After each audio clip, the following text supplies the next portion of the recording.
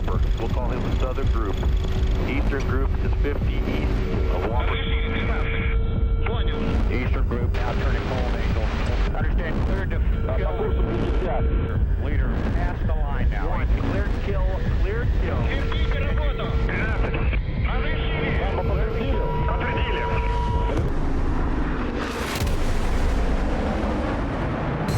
По курсу до цели полсотни 3. Выше 3. Понял. По фронту между целью 2 километра. Одна слева, одна справа, 209. Пошли направо, 209.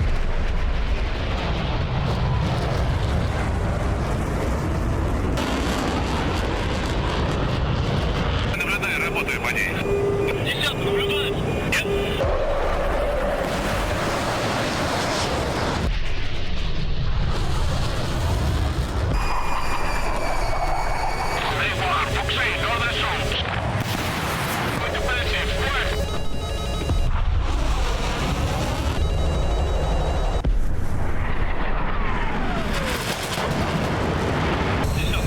Понял. Находят справа.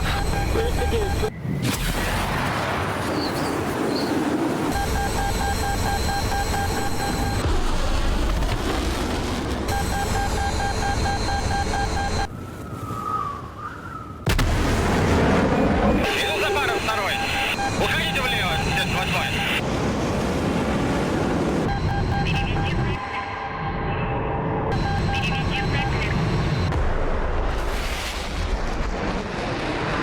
Пошел второй, за нами.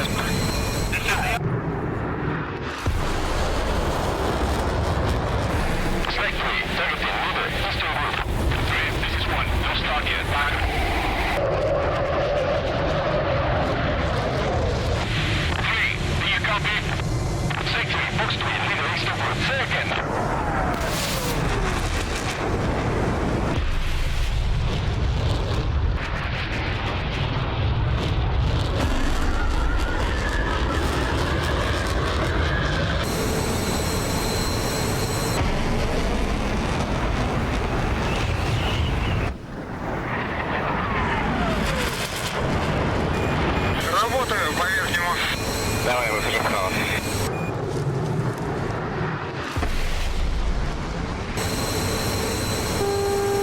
Понял.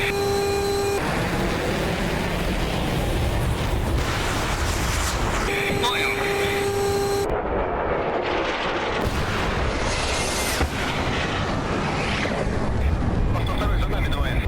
Огонь, огонь! Понял.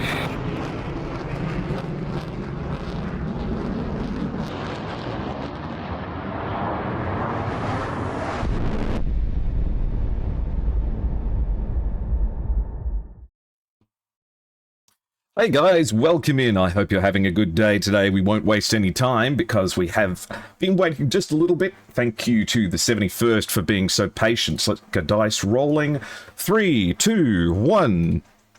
That is map number 2. That is clear midday, Sochi versus Mozdok. Now we need to do 2 coin flips, 1 for starting side and 1 for ECM. ETF has got tails for both. Starting side, 3, 2, 1. ETF picks starting side. 3, 2, 1. The match will be no ECM. Alright, let me switch the map and then we'll get ready for the match to come. Okay. How are you guys going on at the moment? I hope you're having a good day today. Okay, Tbilisi versus... rather, it was Sochi versus Mozdok, number 2. A classic.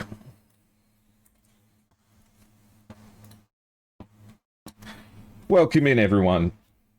No, we haven't. This is the start of the match today. TWS lock on a pedestrian. You know how it is. Welcome in, everyone. Hello, Ace Windhover, Sebastian Riviere, Internet Fail, The Mad Gator, 71st, and Lucas. Welcome in.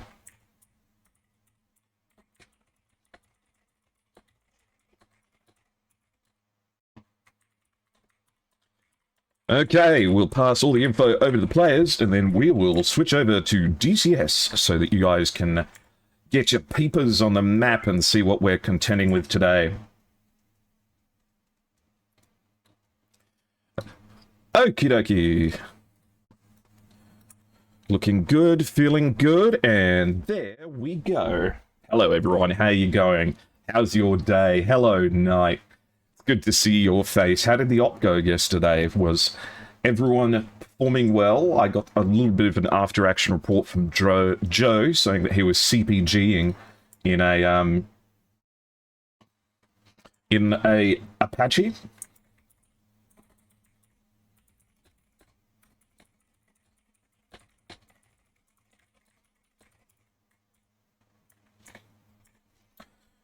Looks like ETF has picked the blue side. ETF brings along their JF-17, their iconic plane of the Eclipse Task Force, I think, if anything could be said for it. And here we have Riker, one of my favorite pilots in the competition, a recognizable face and always a high performer in their wonderful JF-17 livery, with the NCC 1701-E USS Enterprise. Sushi and tournament, you spoil me. I aim to please. What kind of sushi have you got, Ribian? I hope you're having a good day today.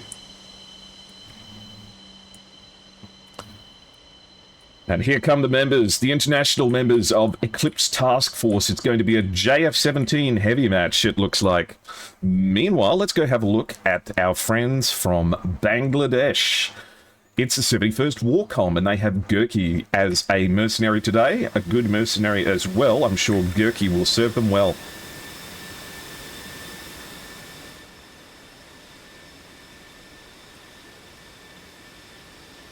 Deep fried sushi as a burrito? I just think it's authentic Japanese cuisine. You know how it is. Hello, Tech. Welcome in. Looks like it's 3 F-16s, 2 F-18s, and an F-15 so far. Joe did great, considering he had only an hour of practice the day before. Well done. But Joe's a smart cookie. I don't think we should ever underestimate his capabilities. On the line, we have Lateralis, Ram, Illusion, Ravager, Gurki, and Private Snow so far, with one more yet to come. Now, is that everyone? 1, 2, 3, 4, 5, 6. Can I count? 1, 2, yeah, okay, never mind. That's the number. You want to see? Sure, chuck me a picture. Meanwhile, on the blue team, we have Riker, Dizzy, Nate Dog, Electro Bull, Askin, and Anko in a fully stacked JF-17 loadout, ladies and gentlemen. Don't say it can't possibly happen, because it's happening right before your very eyes. We have a full team of JF-17 Thunders.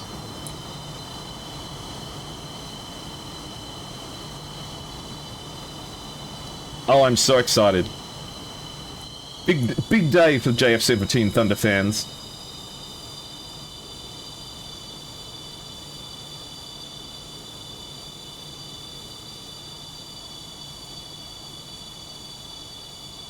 JF-17 with some interesting characteristics, including its PL5 PL52s, I think. You'll have to correct me, it's been a while since I've flown it. Along with a missile warning system, and a nice lady who tells you if you're going to get killed by an explosion.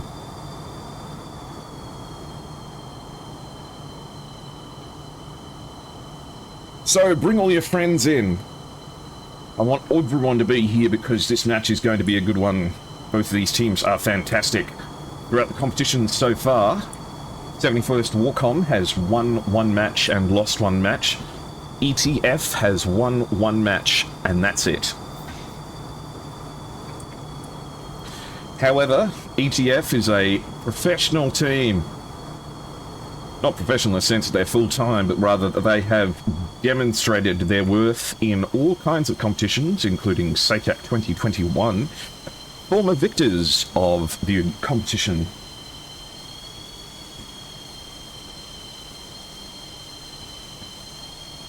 A yakiniku burrito. Jesus.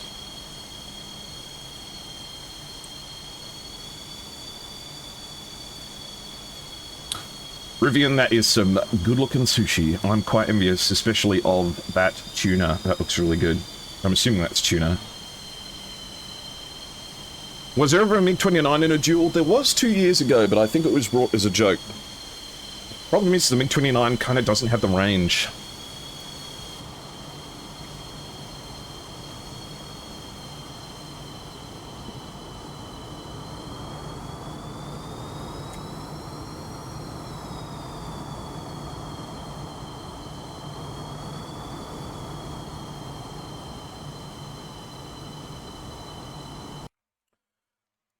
So, it's Riker, Dizzy, Electrobull, Anko, Nate Dogg, and Aspen making their way down to the runway in good order for the 71st WARCOM. Ravager and Lateralis rather, has taken their place at the forefront, along with Ram and Illusion. Gurky coming along in the F-18.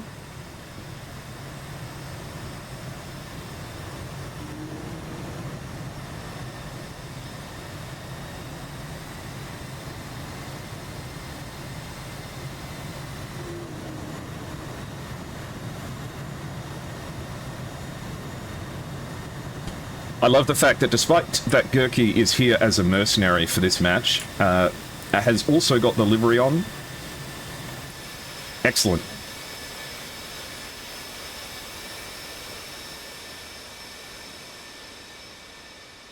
The two F-18s taking the lead with its F-16 brothers behind them.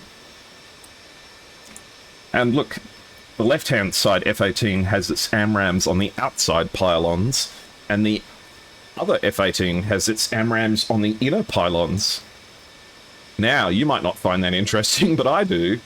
I wonder if there's a drag difference. That must mean that the F-15 is still to go as Private Snow makes their way down in the Ferric scheme.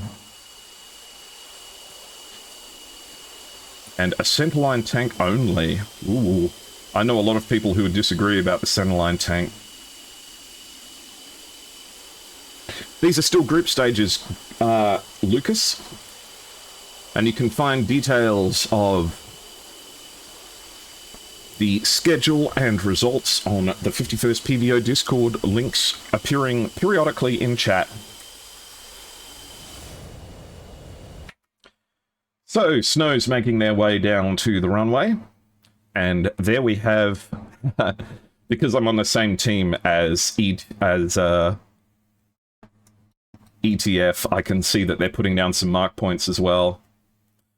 So they'll be pre-planning their mark points and getting everything ready. You'd assume that you get slightly better roll with the AMRAAMs closer in. Well, that's what I'd have thought. But maybe they're draggier because they're closer to the already disturbed air of the fuselage. I don't know anything about aerodynamics. I don't know why I'm pretending I do.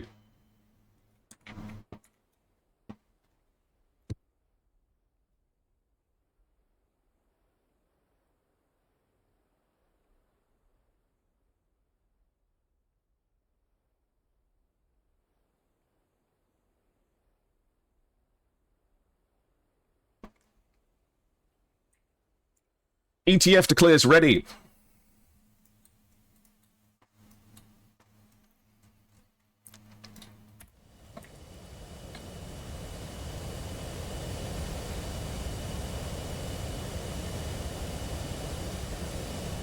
Alright, Private Snow is making their way over to the runway.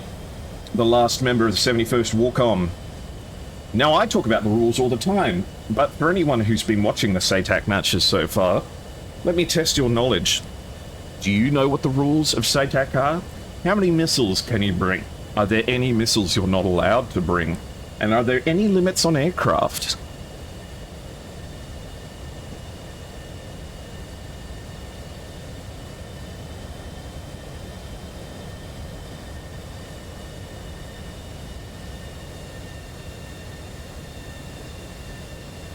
And there we have WARCOM taking position.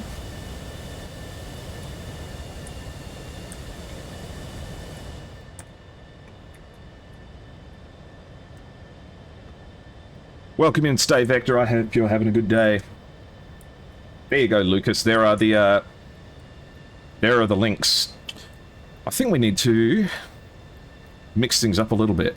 Yeah, that's better.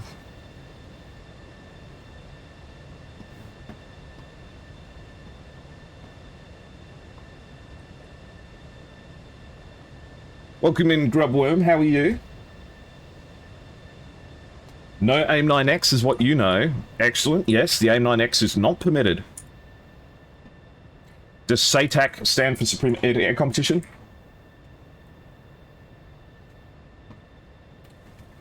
Supreme Air Condition.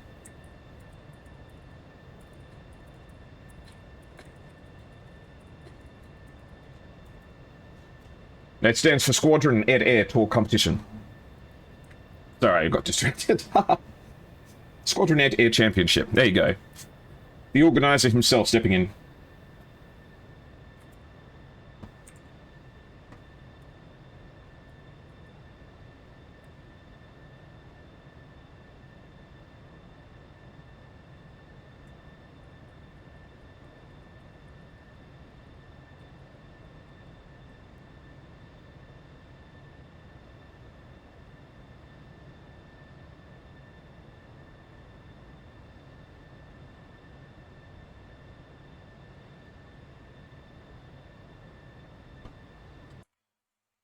So Ravager and Gurkey take the lead. Illusion, Ram, and Lateralus in the middle, and Private Snow at the back. Okay, stand by for the 71st. Let's chuck up a poll while we've got time.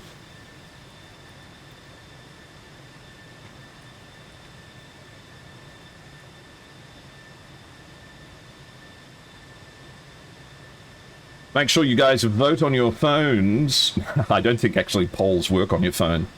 Hey Pixie, welcome in, and thank you for the subscription, Captain, by the way. I hope you're having a good day. It's a pleasure to have you here.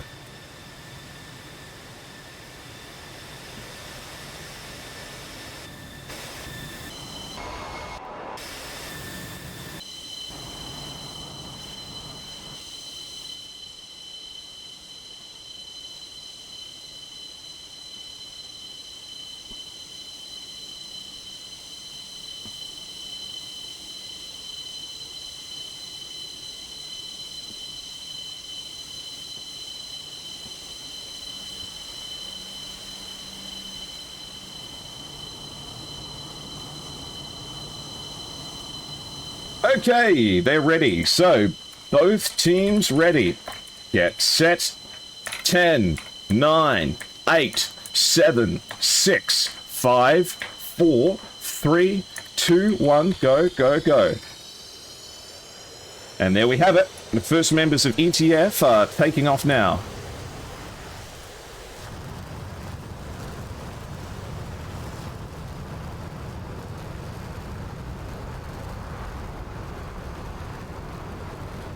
Oh, thank you very much, Tech. Thank you for everything you do. I can tell by the red on the tail that we've got Riker on the left here. As these JF-17 Thunders prepare to enter the Squadron Air Championship. These former champions, expert pilots of the unique airframe, and it will not be the first time that they catch their opponents off guard. Gurkey and Ravager have taken off in the F-18s and are beginning to head north and south, respectively. Let's see if they take off the F-16s all in a row.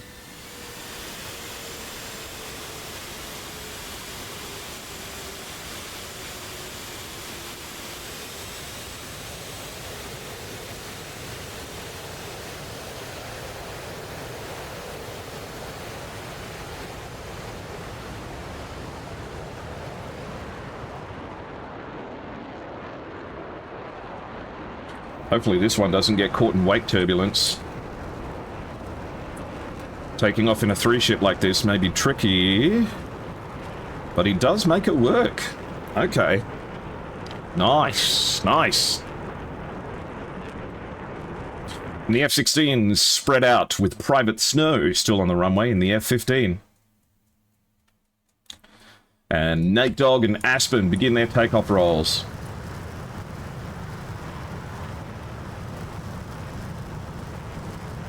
Hey Lucas, there are a maximum of 4 AMRAAMs that you can bring. So even though the F-15 could carry more missiles, it can only carry a maximum of 4 AIM-120s, meaning the other missiles are Sparrows and AIM-9Ms, depending on what they want.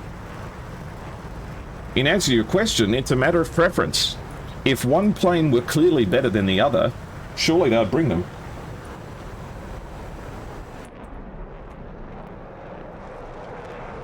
Here we have ETF.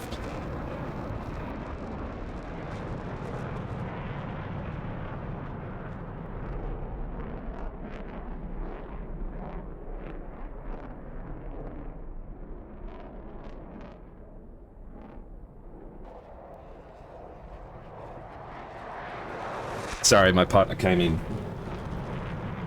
in. To continue my train of thought, look at ETF.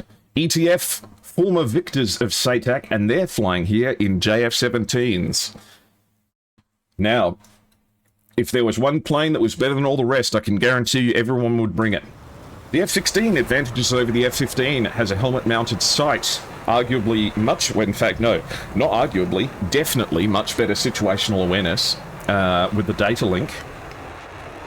Plus quite impressive high and low altitude performance, not necessarily that much worse than the F-15. Hello Diesel Husky, you're not supposed to mention my other job in my Twitch chat. You promised you wouldn't. You gave me $5 extra. Centerline fuel tank comes off for Lateralus. As Gurkey and Ravager progress towards the circle, Anko and Electro Bull posted up next to each other.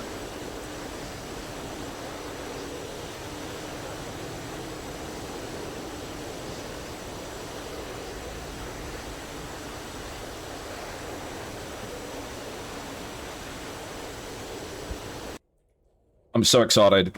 I'm so excited to see whether or not the Thunders can come out on top here, because I love the JF-17, especially in SATAC. Ravager is currently the highest altitude pilot in the sky at the moment. Look at that livery, by the way. How fun is this? Hopefully that doesn't hurt your rear wind's visibility. No doubt it's cool though.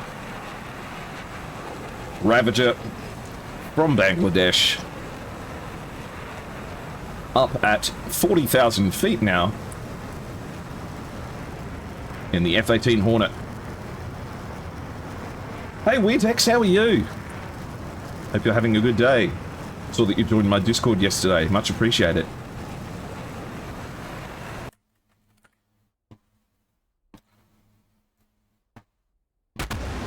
Kaboom!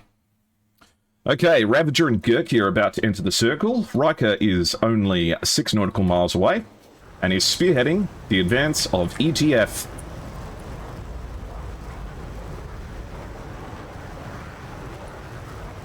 Anti-USA much?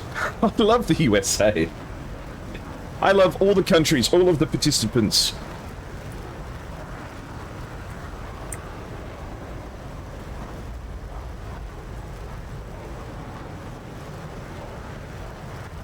Hello, Rumrunner. How are you?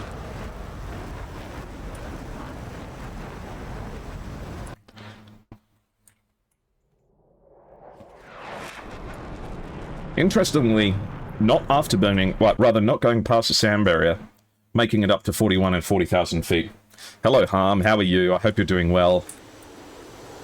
Good to see you, good to see you, good to see you. Electro Bull about to enter the circle as well. So, Gurkey and Ravager quite a long way far forward of their friendlies. About 90 nautical miles away from Riker at the moment, and all pilots hovering around about 38 to 45,000 feet. Gurkey actually going all the way up to 46 here. Good, how are you? I'm doing well. In SATAC, we hate all as much. Nah, I love everyone all the same. Except for the Dutch. They know what they did.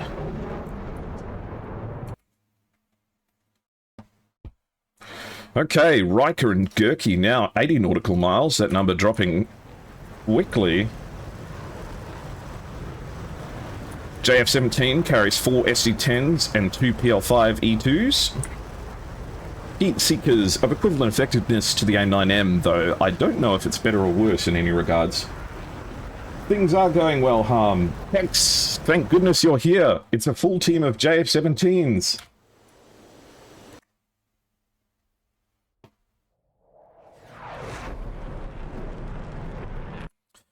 ETF, Gurkey and Riker. 66 nautical miles away from each other.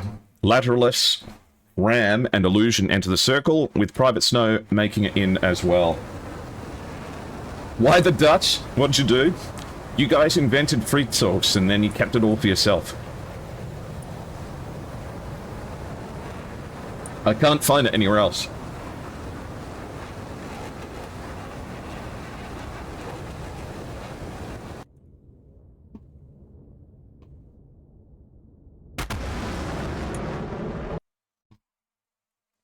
Gurkey fires off the first AIM 120 of the match, cresting up to 46,000 feet. Dipping down now, this missile going all the way up to 63,000 feet, 65,000 feet. This thing's going intercontinental. Ravager launches also. Missile goes up to 50,000 feet and climbing.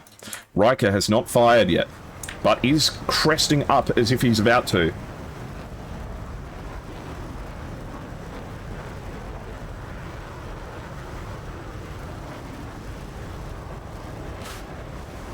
Off goes the SD-10. Hopefully we'll start defending pretty quickly. One missile out towards Anko and one towards Riker. And it looks like the 71st WARCOM and ETF are equal favourites for the first round, with a 50-50 vote. Tomcat isn't real popular to use, but there are some people who make tremendous use of the Tomcat. Checklist STT competed in SATAC, and I believe is competing in SATAC at the moment. I'm not sure if he's in this one. It's like this SD-10 did not find its target. The seeker head goes down. You can just see over the left, just over the tip of the missile, the contrail of its target.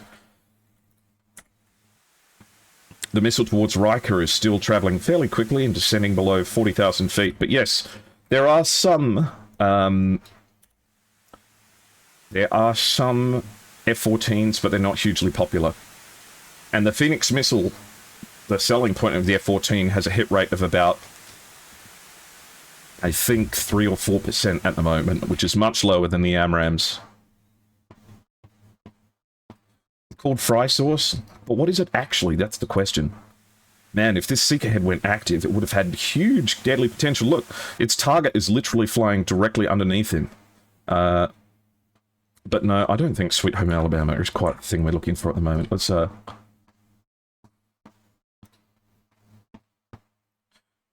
Joan Jet.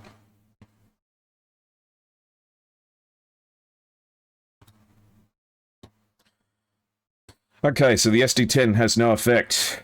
Dizzy crests up and fires an SD-10 again. Lateralis moves up to fire an AIM-120, the first of the match, and begins defending. The AIM-120s from Gurkey and Ravager, no effect.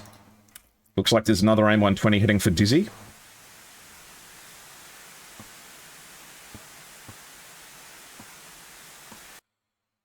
This one is going right for him. Hopefully Dizzy hasn't been caught out of position here. Should have time to turn away from it. And the terrain to work with. He isn't going very fast. This SD-10 that looks like it's heading for Lateralis is slowing down to 900 knots. That'll hurt its PK pretty badly. Riker crests up to fire an SD-10 at Private Snow. Gets up to 30,000 feet, travelling at 1,700 knots. Dizzy manages to get away from the AIM-120 that was chasing them down. Snow might be flying right into this one. Still traveling at 1,300. Oh, he just outspeeds the missile by centimeters. Ooh. Oh, it doesn't get much closer than that. That missile couldn't pull the turn hard enough to pull lead on him. Literally, a couple of digits was what made the difference there. This missile is not tracking. It's fortunately this JF-17 traveling underneath it. It could have killed it. SD-10 over by Ram and Gurkey is all the way down at low altitude, but so is its target, going 600 knots. It's no effect just yet. SD-10's going towards Illusion, who fires an AIM-120. Illusion may be caught out here, though. The SD-10 not as susceptible to ground clutter as its American cousin. But it is susceptible to drag. And drag. It has... all of its speed has fallen right out of its arse. What about Riker? Riker manages to get Private Snow. So Private Snow dodges the first missile, but does not dodge Riker's second missile. The first loss is the F-15 from the 71st. Ram proceeds to the attack. Fires off their second AIM-120. This one looks like it's heading towards, hopefully, Aspen.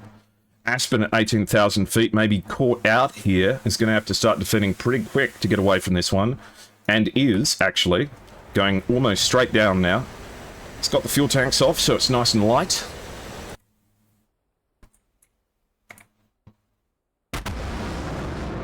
Going defensive. SD-10's going towards Gurkey. And Nate Dogg crests up just high enough to fire one as well.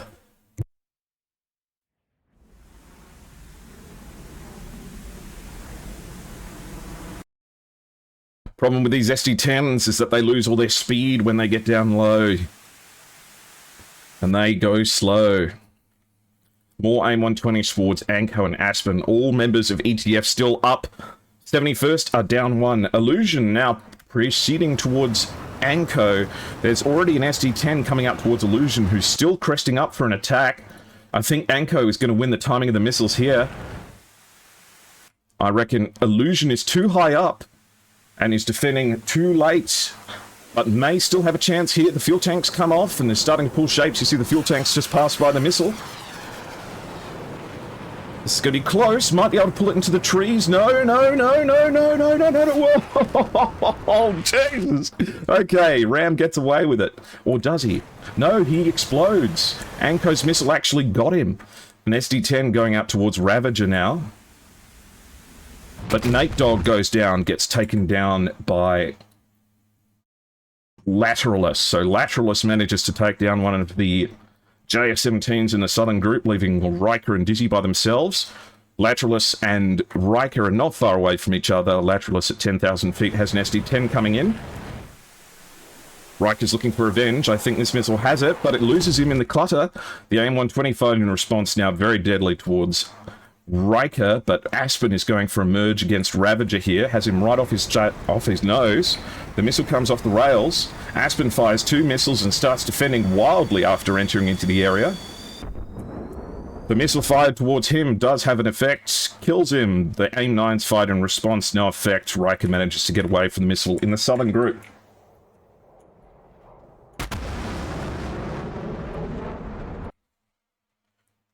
So, it's a 5v3 at the moment, as Ram fires another AIM-120, the last remaining member of the northern group.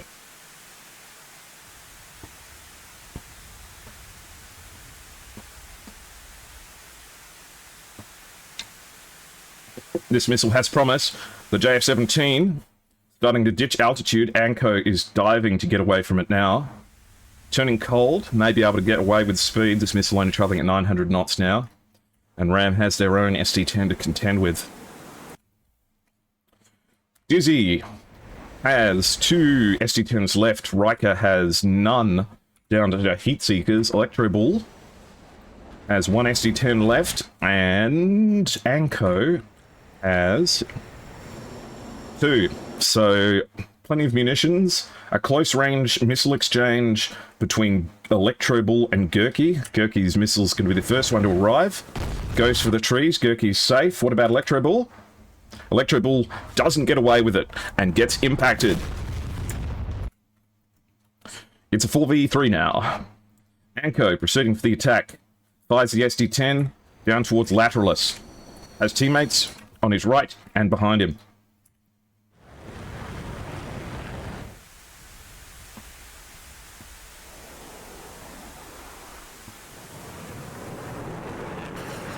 The SD-10's making it.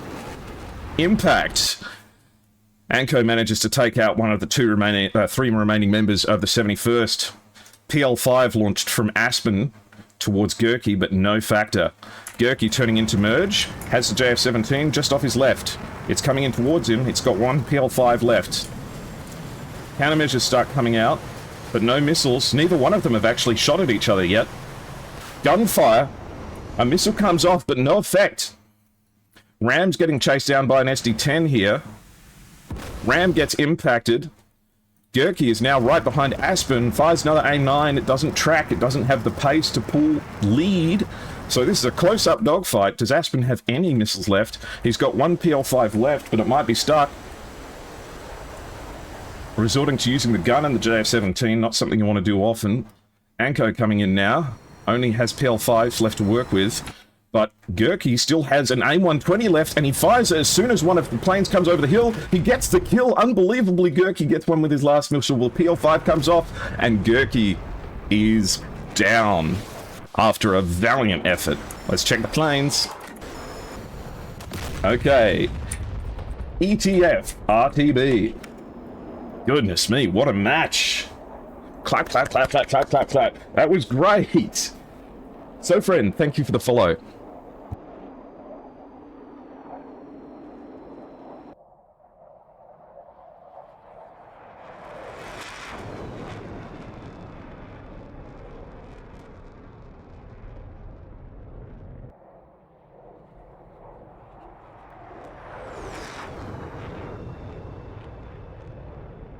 Oh, sorry, I just had to have a drink of water. I got so excited.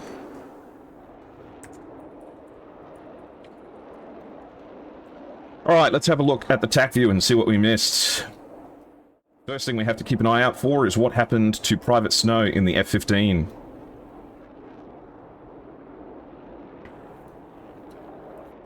Hey Skylar, this is a lot more fun than you expected. I'm glad. I hope that you I'm very happy that you have taken the opportunity to enjoy something that might not necessarily be to your interest. So, Riker takes the shot here. It was not at long range. Snow, I think, getting caught out here, with Riker only 9 nautical miles away, and with Private Snow at 30,000 feet. The SD-10 has a really good rocket booster that will take it up to altitude quickly.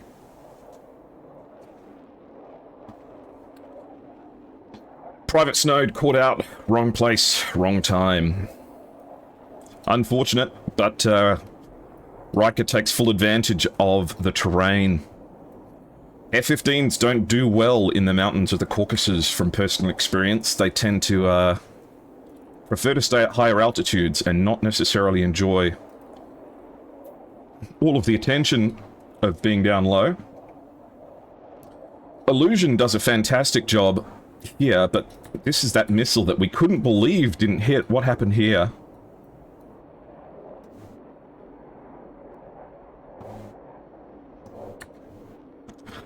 I think that this missile exploded and destroyed Illusion's plane. I think the explosion against the tree... How far away is he? Yeah, he's less than 200 feet. And it gets within 67 feet of him, so...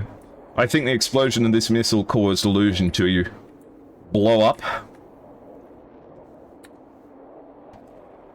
A good shot, nonetheless.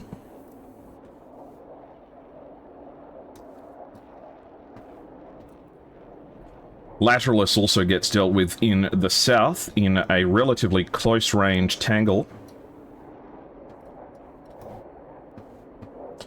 Gets caught out by Anku at 7 nautical miles in amongst the terrain. Thank you for the follow, iCodeI. The SD-10s do better than the AIM-120s, just from my personal opinion when it comes to handling the trees and valleys. Their notch is a little bit stricter. However, Ram does come in here with a quick effort to try and take down someone. Gurky gets into a magnificent tangle here with Aspen. Aspen firing the gun on the JF-17 and Gurky firing an AIM-9 at ultra close range.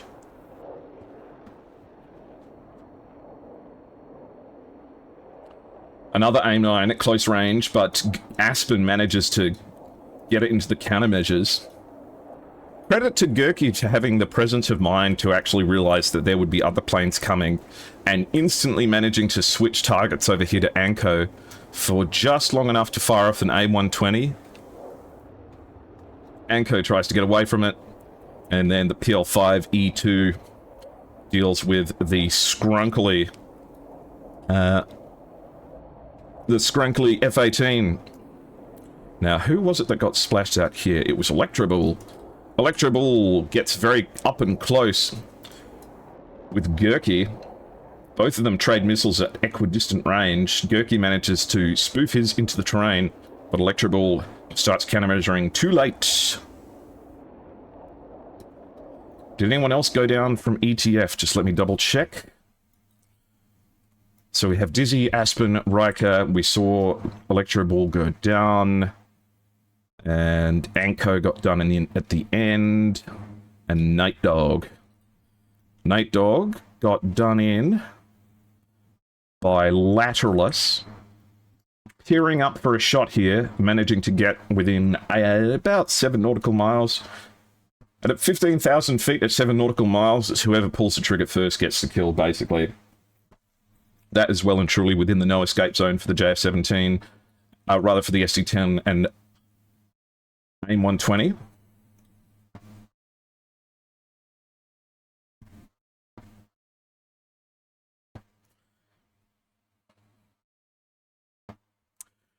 Ah, yes, of course.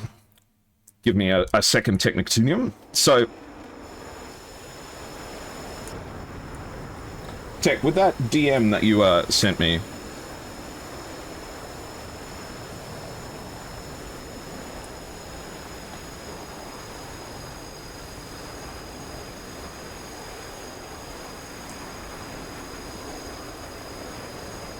ETF skins part of the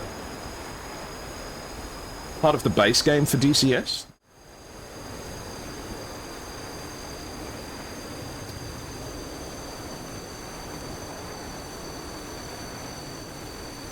And I will turn up the music as requested, Tech. Don't worry, you can always write in chat if you want me to mention something too.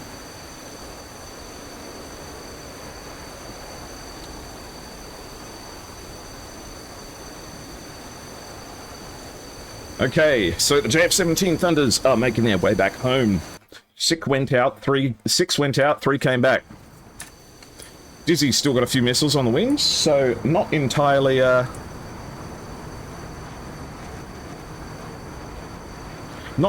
of options. And it's worth mentioning that as a result of their victories in SATAC, ETF, along with InSky, thanks to our beloved partners at DECA,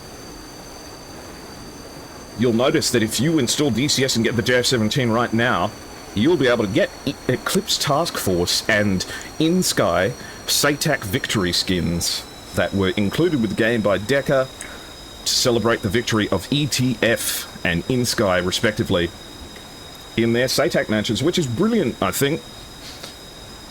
I would love to have everyone's liveries folders be full of liveries that come with the game that celebrate a little bit of its competitive aspect.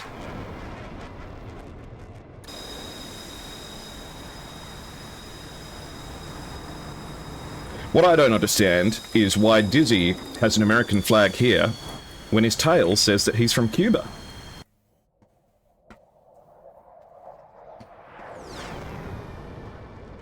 I should really stop making that joke every time. Alright, Sochi Airfield is directly ahead.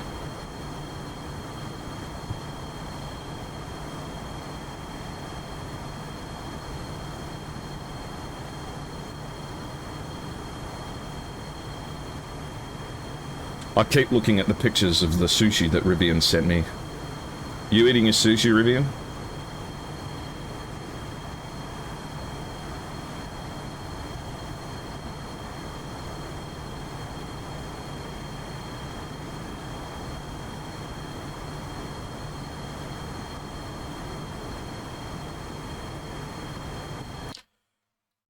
Looks like Dizzy has around about 18 nautical miles left to go, as Aspen begins the descent as well. You mean she? Oh, that's right. Fuck, yeah. Dizzy is... That's right, I get this. I remember this every time. Dizzy is a female pilot. And is one of the women that are participating in SATAC. A little bit of a trailblazer. You finished quite a while ago? Yeah, yeah, it wouldn't have lasted for me. But yes, Dizzy. A wonderful example of the fact that SATAC is for everyone. Making it back home after scoring some kills on the world stage. Thank you for reminding me, Ekman Jones. It's one of those things where you want to celebrate things like that, but you also want to normalize it, so you don't want to run the risk of making someone uncomfortable just by going, blah, blah, blah, isn't it great?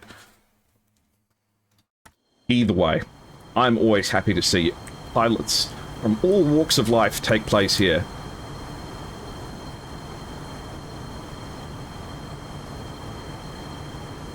Where else in the world could a woman pilot from America be facing off against a team of Bangladeshi enthusiasts in JF-17s facing off against American jets, and the Americans are flying Pakistani jets and the Bangladeshis are flying American jets? I mean, isn't it just beautiful? Isn't it just a wonderful thing?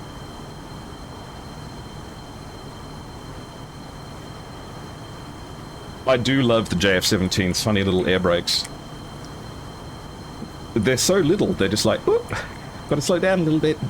Gotta put out the air brakes. Shh. They're probably really effective, though.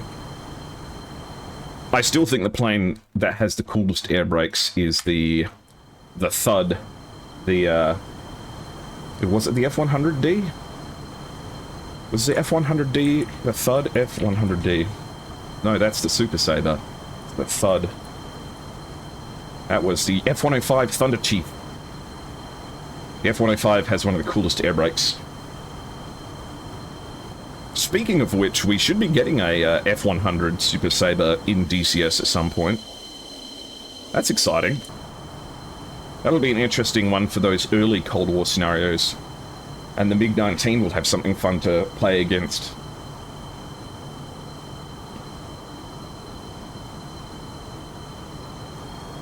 What do you think, Tech? Should we do SATAC second generation?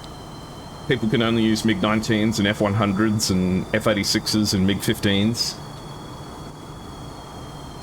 I feel like some of those matches would end because everyone's run out of ammo. We'd also have to make the circle a lot closer. Or else everyone would just run out of fuel before they even make it there.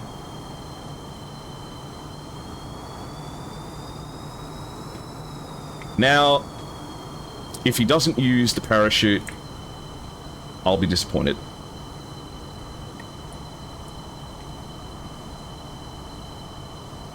Oh, that's no fun. But that secures round one for Eclipse Task Force. Please use the parachute. I like it. Eventually? Excellent, Tech. Count me in.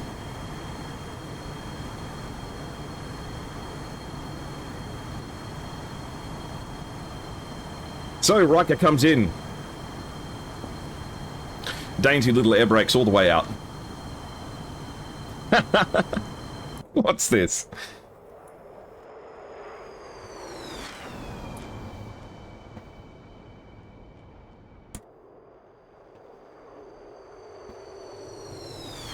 Kerbal SATAC. Super 530s on their F8E Crusaders.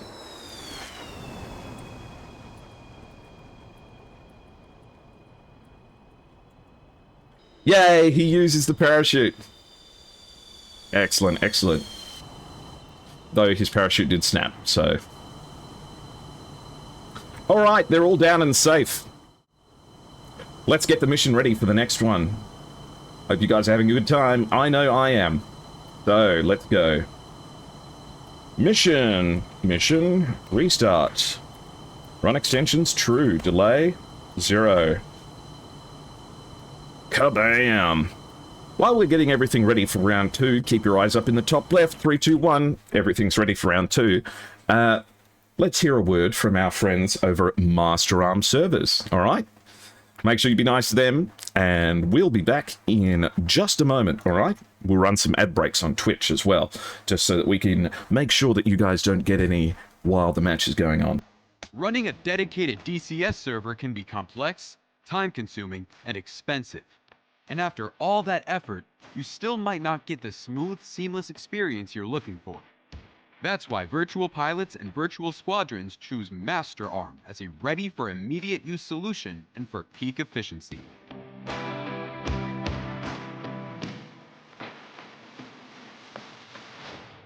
With low latency, high stability, and uncompromising performance, Master Arm ensures that every maneuver, every decision, and every shot counts. Stay mission ready. Fly with confidence. Master Arm has your 6. Get your server at www.masterarm.de.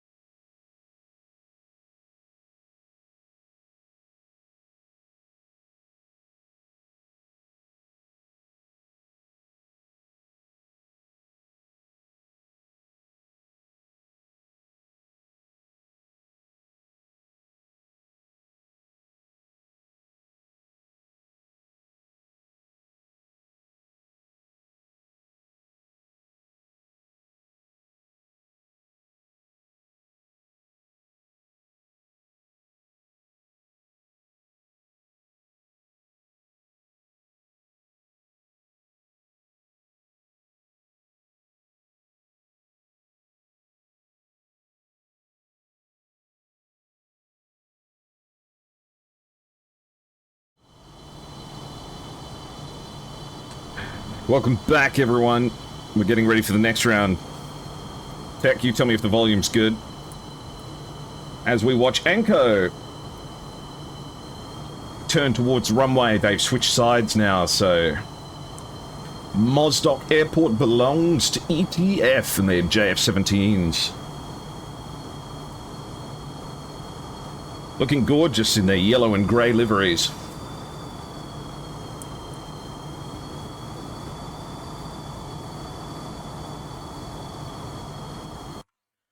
So we have Dizzy, Riker, Electro Ball, Anko, and Aspen so far. One more to come for ETF. And for the 71st, we have Ravager, Bose, Ram, Lateralis, Illusion, and Gurky. Gurky did a great job in the first round, managing to score a couple of kills. Bringing along some extra Sparrows, anticipating this fight to get close, I'd imagine.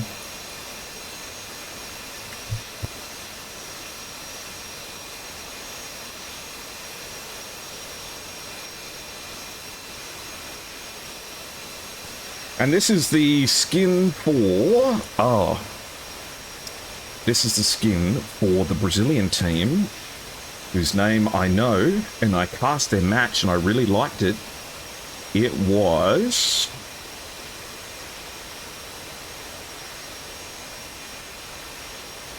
one of the early ones. I will get this, just give me a second. Harpia. There's Harpia's skin. So Gurky is... oh, of course, because Gurky's got from Harpia. Which I know Harpia's skins are based off the P-47s that they used in Italy during the Second World War.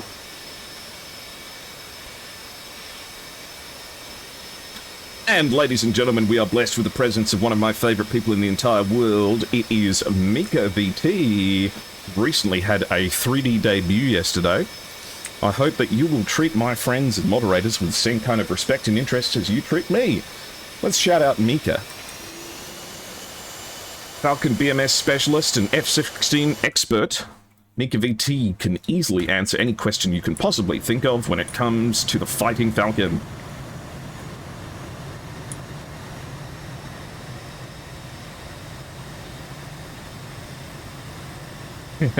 Welcome in, Mika.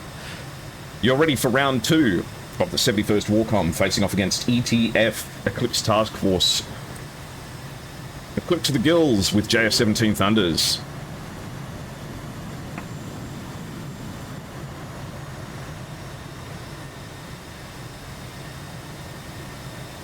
What's an MLU upgrade? An MLU upgrade? Let me make sure I get it right.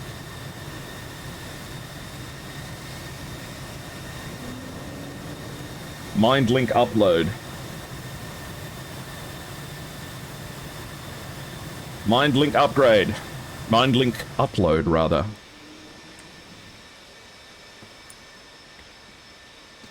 So, it is 4 F-16s. They've ditched the F-15. And 2 F-18s.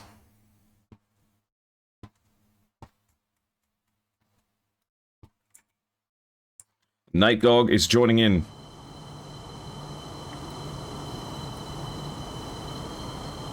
So yes, those of you not familiar, from next weekend I will be away in Japan for a month. Please do not forget who I am. I'm very insecure about everyone forgetting who I am. And of course, the moment I get back from Japan, I will get back to casting SATAC matches. And you will get your Airshow 2.0. The Airshow 2.0 MLU upgrade. Mind link upload.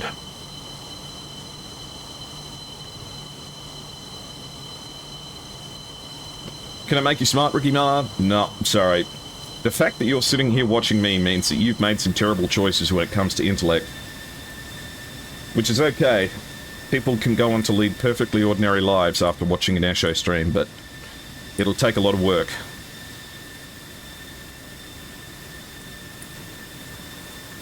'71st WARCOM. Looking gorgeous. Look at this helmet. This is great. I love that.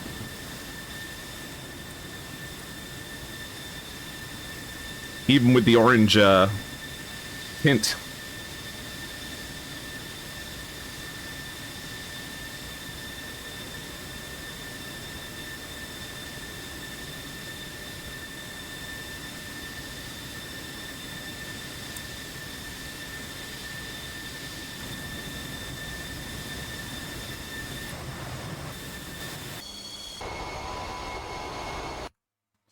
Okay, looks like we're getting a Night Dog heading down on the runway now.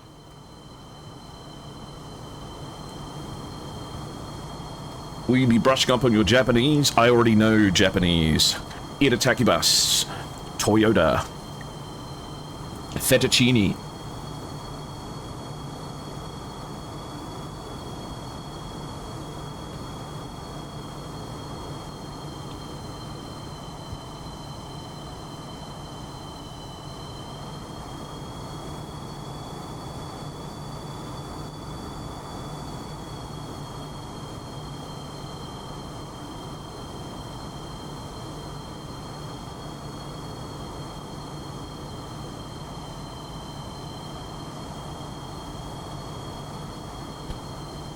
I reckon I should release merch that has the JF-17 no-touch symbol on it. Kenichi, what's up? Oh, not much. Kenichi, what's up with you? ETF solos.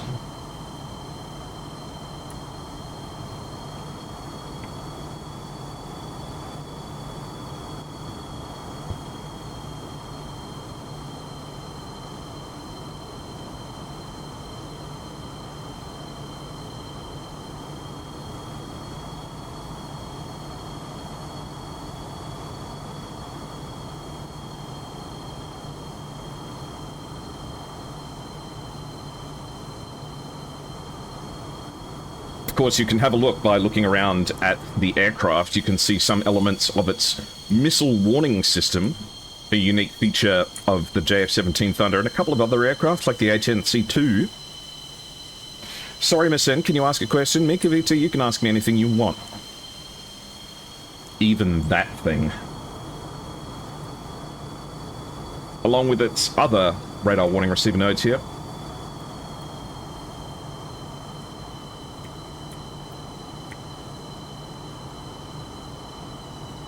And I am reliably informed by Dizzy that Night Dog no longer smells like leaded benzene.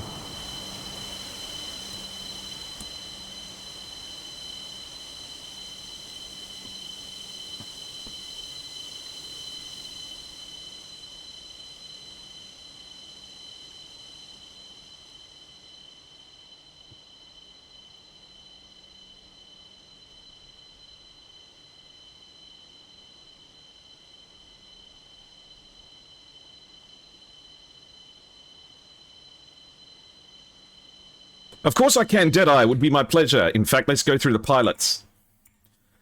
We have Dizzy, Riker, Anko, Electrobull, and Aspen, along with Night Dog for ETF. Meanwhile, for the 71st WARCOM, we have Gurky from Harpier as a mercenary, along with Ravager, Ram, Lateralis, Illusion, and Lieutenant Bose.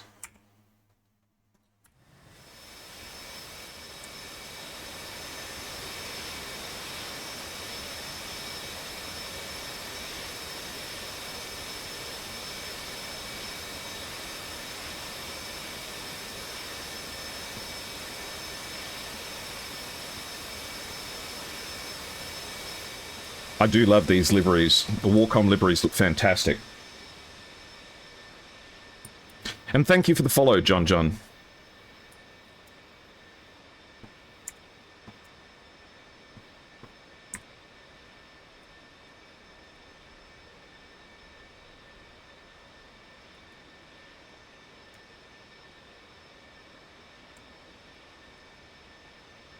I'm bantering too much for the players.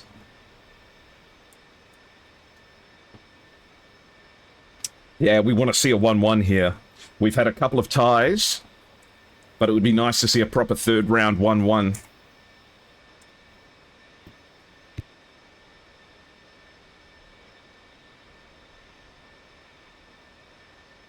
All right.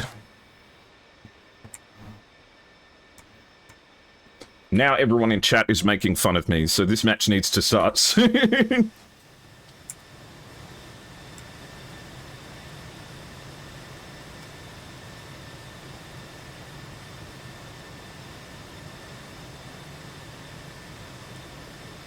The match.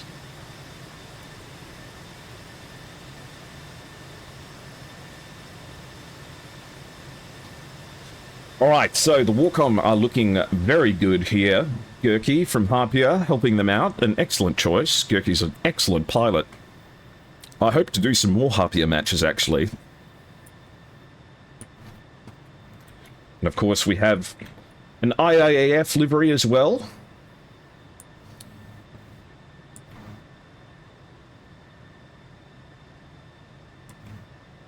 And a 71st WARCOM livery for the F-16.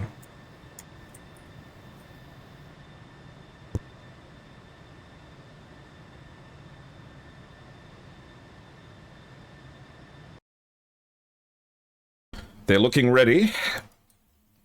ETF is probably just seeing some waypoints. Okay, they report ready. Both teams ready. Get set. 10, 9, 8, 7, 6, 5, 4, 3, 2, 1, go, go, go. I even managed to type go, go, go without missing out on the space between go, go.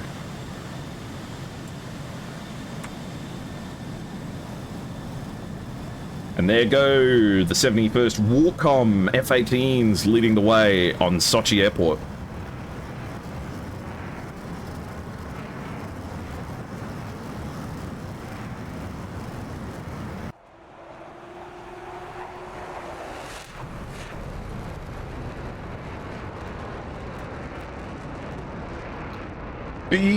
Beautiful as they take off and begin their journeys southbound. You hope Airshow does not get food poisoning or attacked by any birds today. Well, now I'm worried I'm going to get food poisoning and attacked by birds. I wasn't worrying about that before.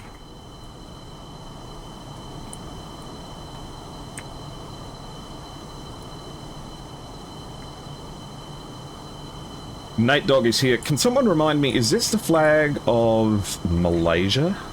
Let me check. No, it's not Malaysia.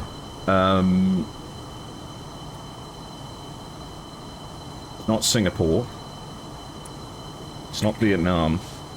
I've forgotten which country this is.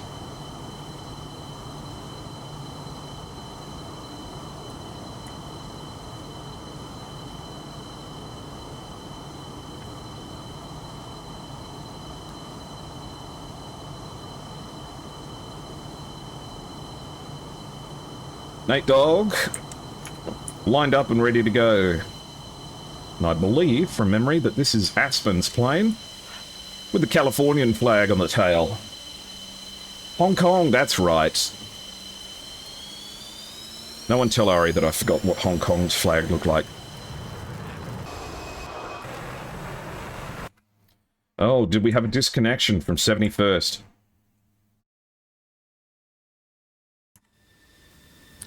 Did Illusion's wheels leave the ground?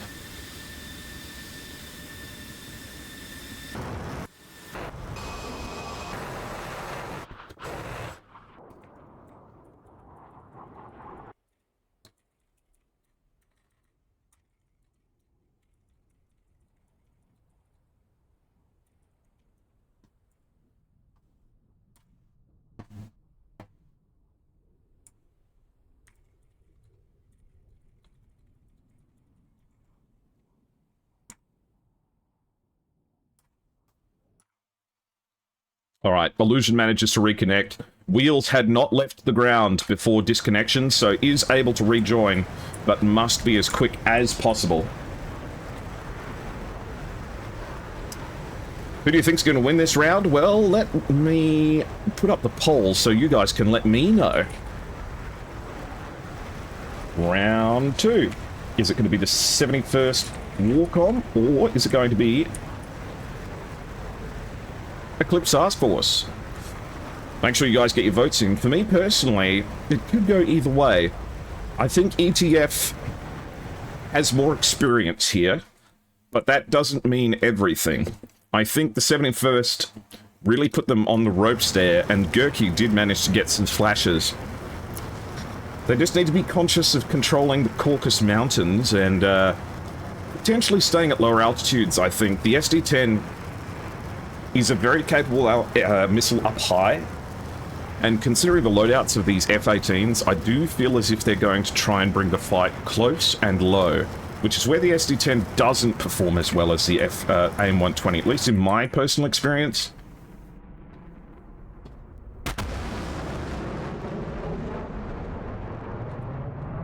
Winter595 and Great Nate, thank you very much for the follows as well. Alright, looks like Illusion's going for it.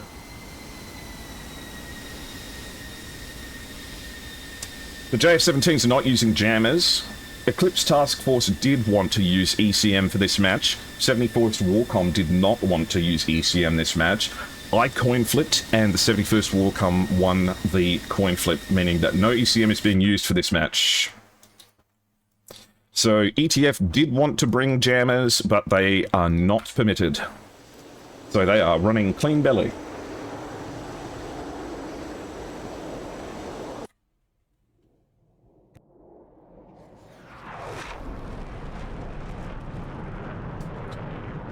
I mean, Tech, you're happy with me doing that. If the teams disagree on ECM usage, then it goes to a coin flip.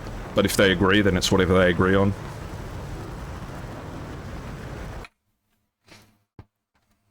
All of the JF-17s getting up to 40,000 feet now. Dizzy, Riker, Anko, and Electroball leading the way, with Aspen and Nate Dog pulling it up behind.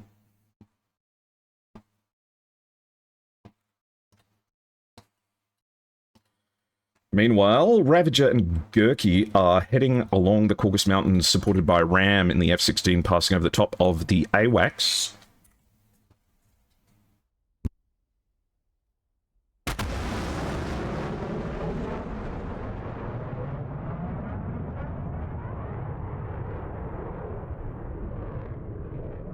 And Blue enters the battle area with Ravager being the first to enter and secure the zone for 71st. You haven't seen a lot of JF versus 18 fistfights where the JF came out on top. The F-18 definitely has a situational awareness advantage with the HMD in the low altitude fight. But that being said, I have had good luck with the JF-17's vertical scan modes. I think the JF-17 has one of the better vertical scan modes out of all of the aircraft that I've flown. And if you're good at using vertical scan, and I use vertical scan a lot in the Su-27, so it felt kind of natural to me. The only problem was, I remember back when I was first learning DCS, in the Su-27, you have to actually press the lock button to attempt a lock even in dogfight modes, whereas in American planes, the moment you look at something, then it locks it. The moment it comes into view, the radar instantly grabs it.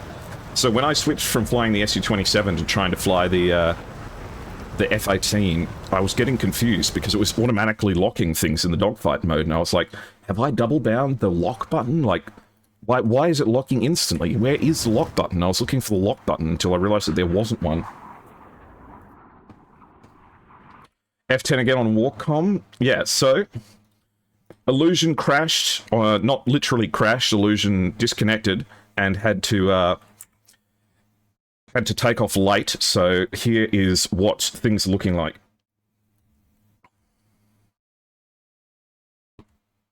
So if we turn off the labels, oh, in fact, we can get them. We've got Dizzy, Riker, Anko, and Electroball. And then we have Ravager, Ram, Gurkey, Lateralus. And Illusion and Bose only just recently took off. Currently, Ravager is 73 nautical miles away from the closest JF-17s.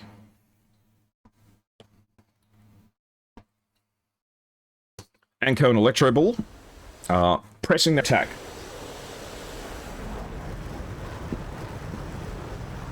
It's been a long time since I've flown the JF-17 generic, so maybe I'm just misremembering. But every plane can do BFM to some degree.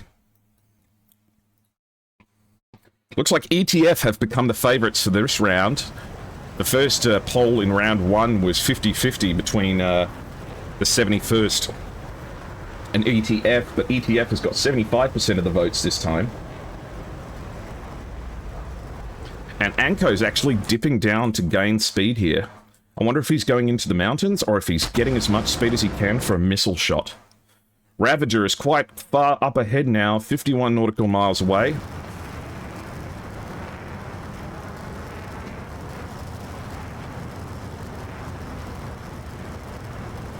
$40,000 feet. And JC Sparta, thank you for the follow as well. Missile comes off the rails. It's a Sparrow. So, active radar homing Sparrow goes out.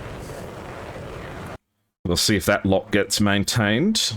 SD-10s launched by Anko and Riker.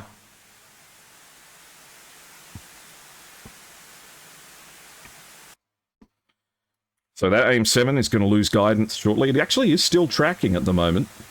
Unbelievably. He's managing to keep him in the seek ahead. And this is actually effectively forcing Anko to go down. Anko dropping below 13,000 feet just in case that missile is a threat. 2 SD-10s going out towards Ravager. Both of these shots have over 30 nautical miles to cross. This missile slowing down to 1,500 knots. You can just see over the top fin of the missile the contrail of its target. Ravager just appearing in the far distance there. Looks like the seeker head's just gone active, so Ravager is probably going to start defending quite enthusiastically now, and sure enough.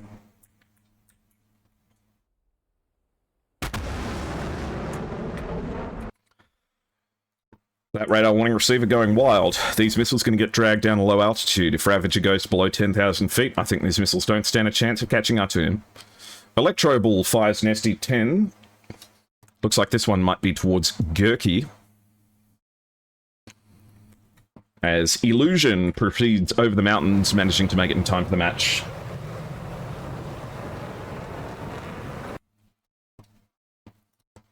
Ravager's SD-10s are going into the mountains now.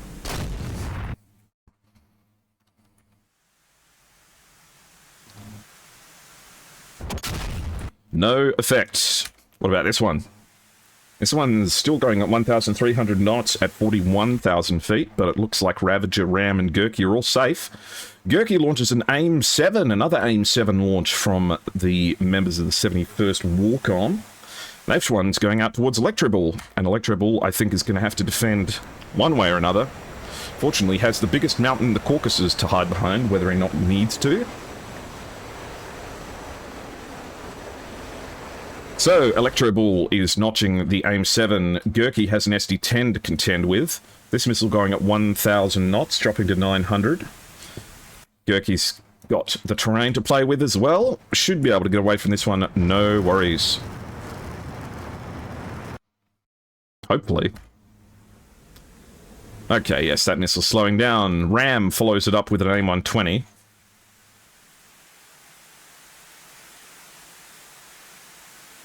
Do these rounds last long enough to go BFM? Absolutely. The last round was settled with a PL-5E2 shot as Gurkey, the last survivor, the last surviving pilot, got into a gunfight. So, sometimes, not all the times. Illusion fires an AIM-120 and starts diving down to terrain. And Aspen may have been caught out by this missile here. This missile's still traveling at 1,100 knots. And Aspen's at 40,000 feet. This missile's coming in, but it's a bit slow. Aspen's going to have to defend really hard, though. This missile has potential. Aspen may be in trouble.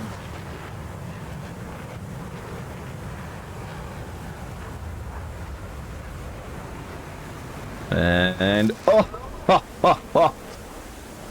How many times is it going to happen in this match? Aspen gets lucky. The AIM-120 gives up. SD-10 heading out towards Illusion, Ram, and Gurkey. And AIM-120 heading towards Electro Ball.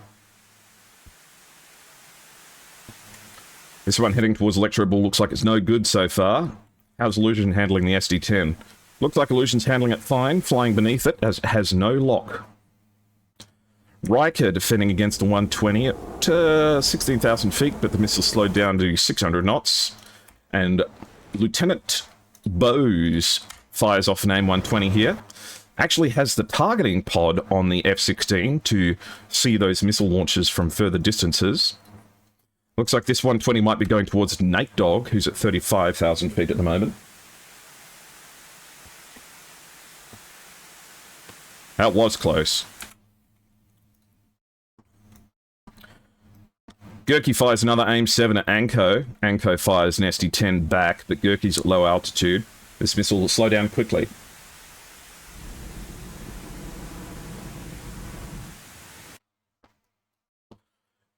Nate Dogg has his AIM-120 to contend with now. This missile traveling at 1,100 knots, which is exactly the speed that it was traveling when it just narrowly missed. But this missile, oh man, it would have had so much potential if it actually caught something in the seeker head. Looks like it's going for lateralus though. If the seeker head activates on lateralus, then he'll be in trouble, but... Jesus, SD-10 seeker head, what are you looking for, man? Lock onto something. It keeps doing that. Flying with a targeting pod is so base. It used to be a more common, I feel like. I feel like in my first SATAC, every F-16 would have, or at least every team would have at least one targeting pod-equipped F-16. And welcome in vehicle, I hope you're doing well. Electro Bull, facing the wrath of an AIM-120 fired at 14 nautical miles by Ravager.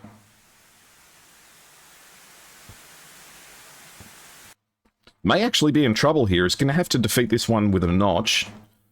Meanwhile, Lieutenant Bose is pushing pretty hard here.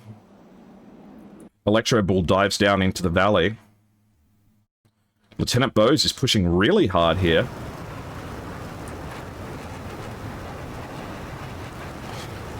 Definitely within visual range of 3 separate targets here. Riker fires an SD-10 at him. Bose fires an AIM-120.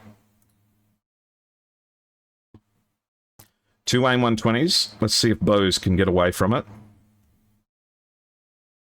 I think Nate Dogg may be in trouble, actually.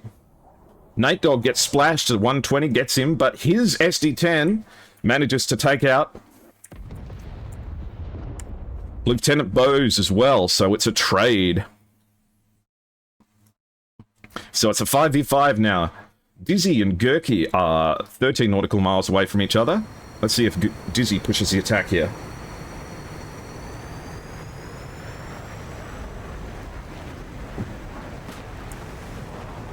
Missile comes off the rails, launched at around about 8 nautical miles. Gurkey fires an AIM-7 back. Gurkey's going to have to try and notch this missile though, so that AIM-7's going to not get guidance shortly enough. However, the SC-10 goes straight into the terrain. An awful attempt at guidance there. Dizzy gets nothing for that AIM-120. Lateralus is now pushing another targeting pod-equipped F-16. Fires off another AIM-120. This one has 7 nautical miles to cross, and Riker is up at 13,000 feet. Riker is too high. He's going to have to get tricky to get away with this one. He's got a bit of terrain to play with. He might be able to pull it into it. Should have turned left there as opposed to right, but that's okay. Looks like he might be getting away with it. Oh no! Okay, he gets away with it. What about the SC-10 fight in response? It doesn't catch Lateralus, but Gurkey's got one to contend with now, as Electro Bull is defending busily against 2 missiles as well.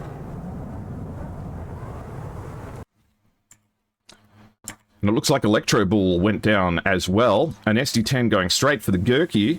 Flies directly over the top of him. Who is it going for? It takes about the plane behind him. Who did that hit? Who's going down? Ram goes down. Ram gets splashed by an SD-10. And it's Illusion and Aspen in close range fighting. They're merged with each other practically with nothing but a mountain separating the two of them. I'm actually sitting forwards in my chair as Gurkey has an SD-10 to contend with, but he can't get it. Dizzy has an AIM-120 to defend against. Doesn't get away from it. Dizzy gets splashed. Illusion and Aspen are less than 5 nautical miles away from each other, but they are just blocked by mountains here. Anko and Lateralus within visual range. Lateralus should be able to see him just off his left shoulder shortly here. Actually, they're just keeping into the terrain. They may just run straight into each other. Fires off the missile at his opponent dead ahead. It impacts, successfully gets one with the PL5E-2.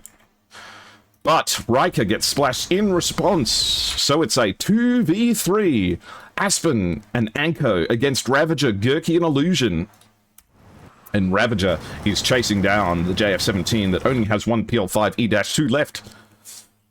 Anko turning in to try and make something happen with it.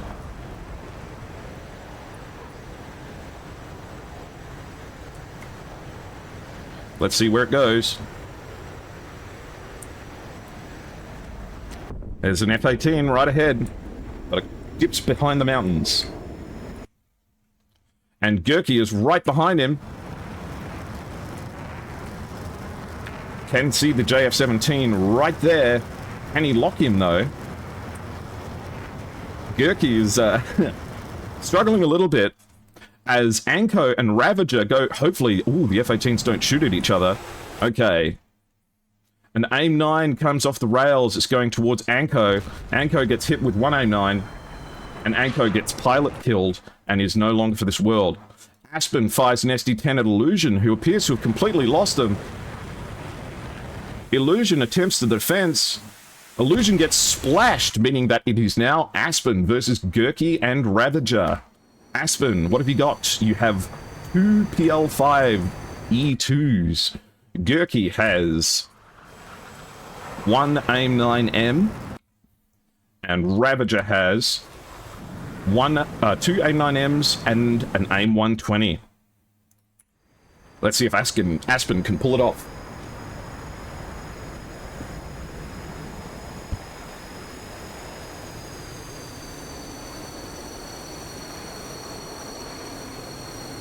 Okay, Aspen knows that the best chance they've got is in amongst the mountains.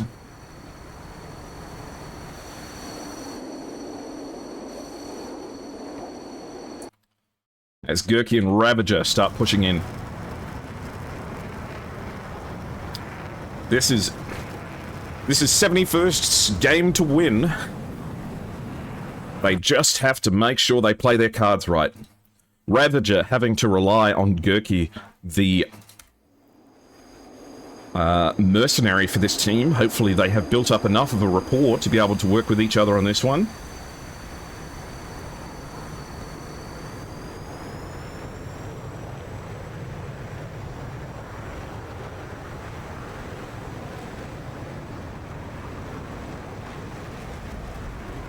Okay, and Aspen lights the burners as Gurky is now 7 nautical miles away.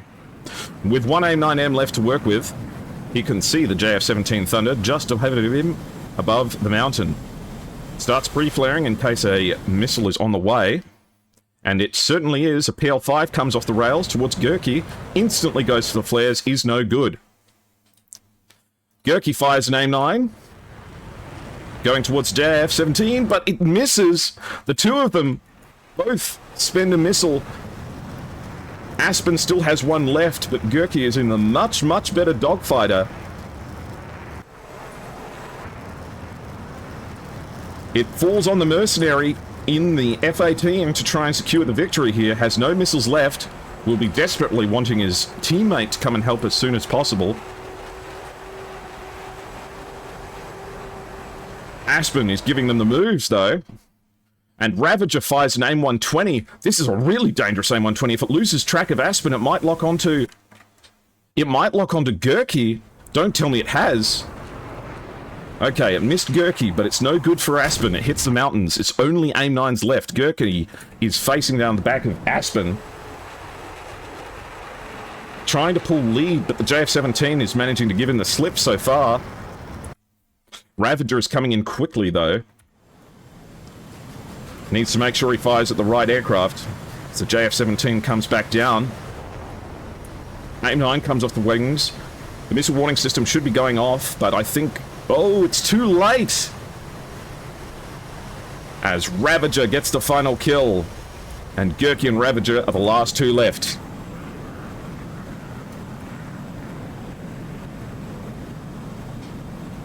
And there you have it.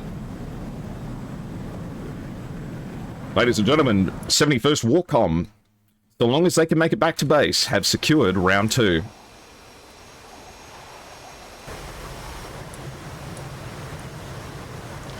Oh boy. Hopefully they've got the fuel to make it back.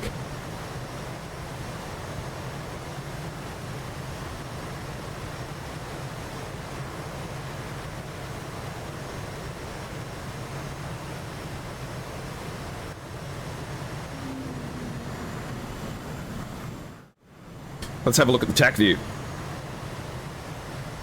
Early shots out from Anko and Riker.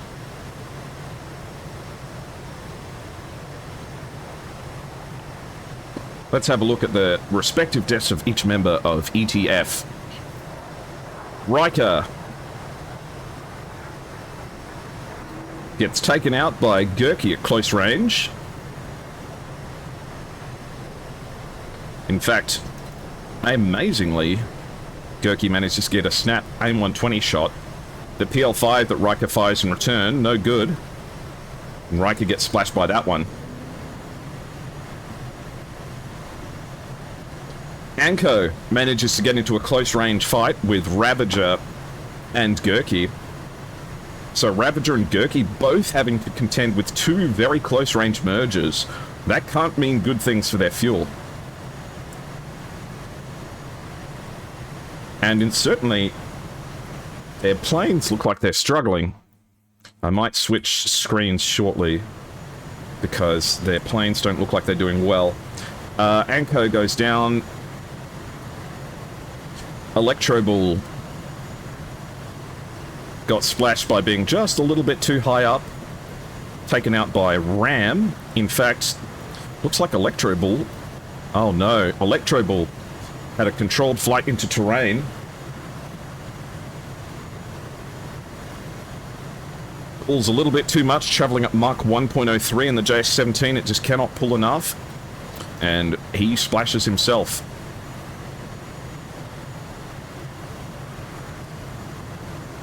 Dizzy gets taken out after getting chased by Lateralus at close range. Tries to use the terrain to her advantage, but no dice. And that just left Aspen, who was busy dealing with Illusion for a long time before getting into a very close range fight. Gurky almost managing to get the guns kill, but the AIM-9 coming off from Ravager and securing the victory. And the flares a little bit too late. Ravager says that his time has come.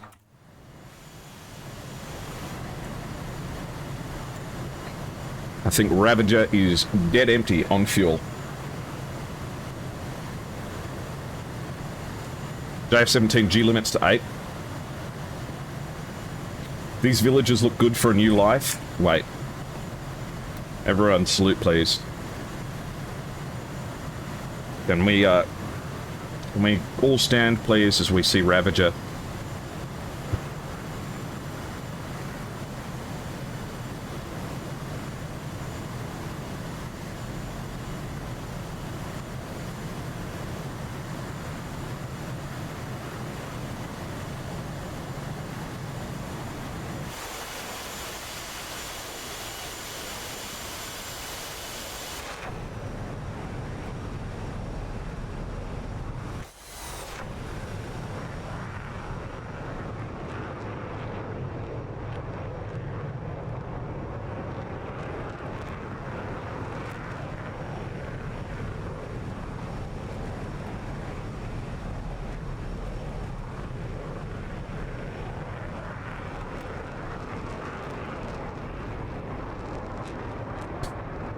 He said in chat that these villages down here look like the right place to start a new life.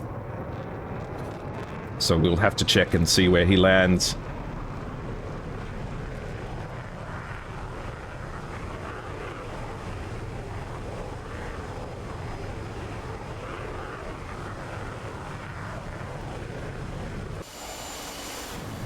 %, RPM.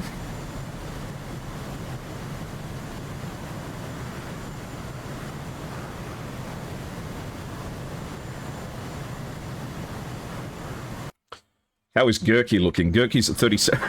Okay. Gurky's fine. Gurky's making it back to base. Needs to know how much fuel is in his tanks, so he's just flying upside down so we can see. And Ravager's engines have turned off.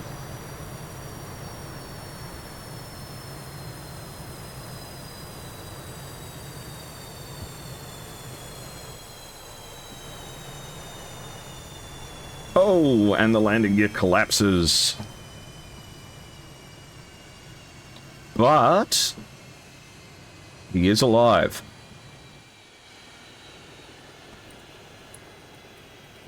Missed the runway by this much. How's Gurky going? Gurky's still upside down.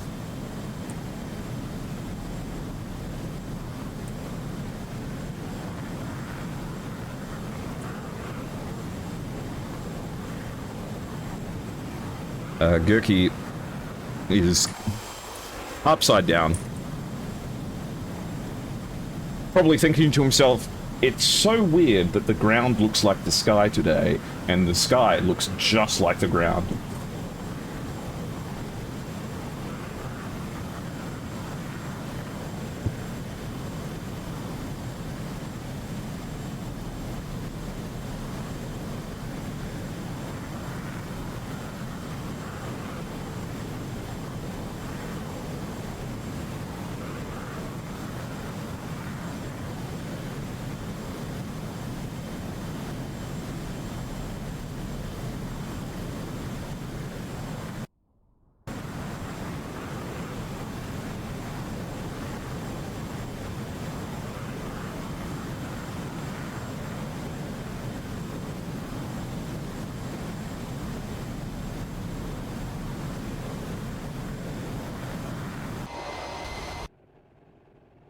How's Ravager going?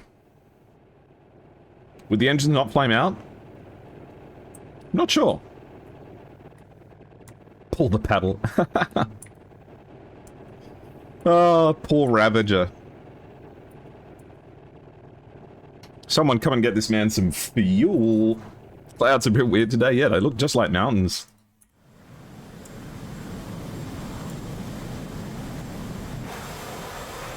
He's doing this because I'm an Australian. He's making me feel comfortable.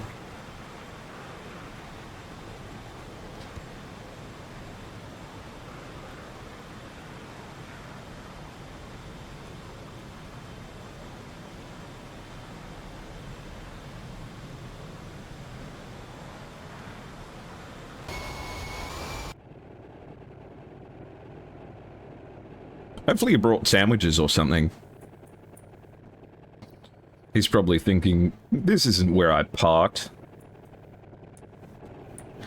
I know what's wrong with it. Ain't got no gas in it.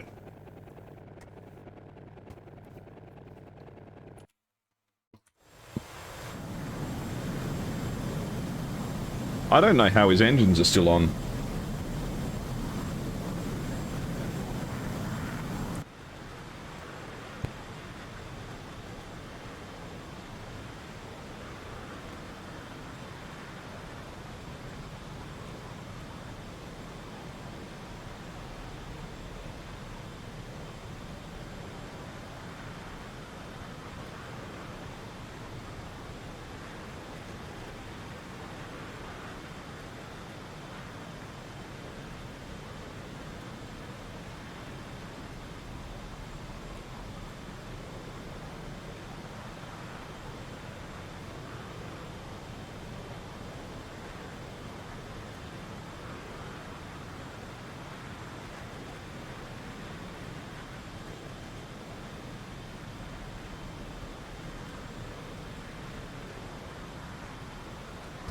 He's getting there. I mean, you can't ask too much of him.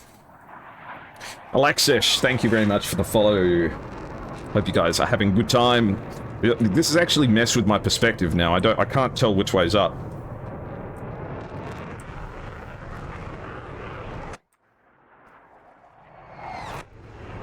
Wonder if is he flying upside down for a reason?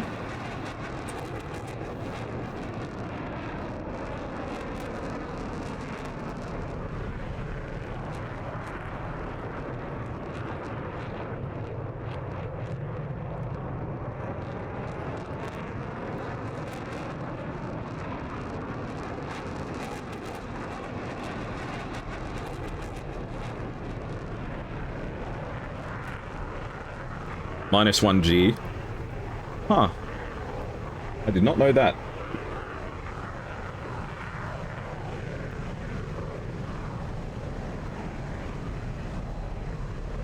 It's starting to get warm over here. And it's quite warm and quite humid in my room now.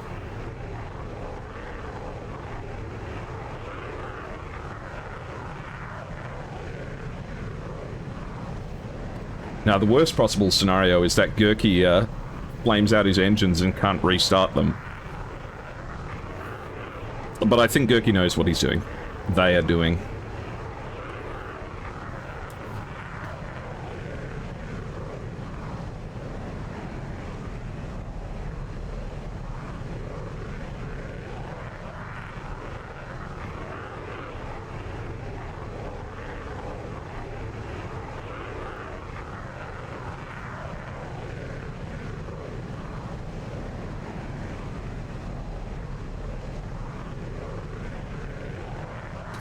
He's nearly home.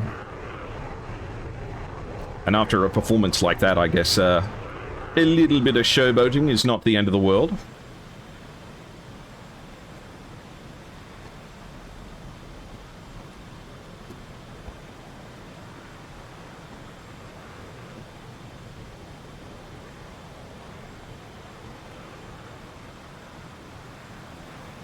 And there he goes. Everything right way up again as Gurky begins their descent.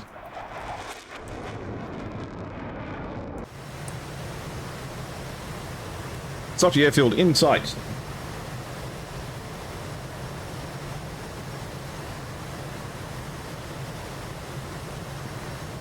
Hello, Nemesis. How are you?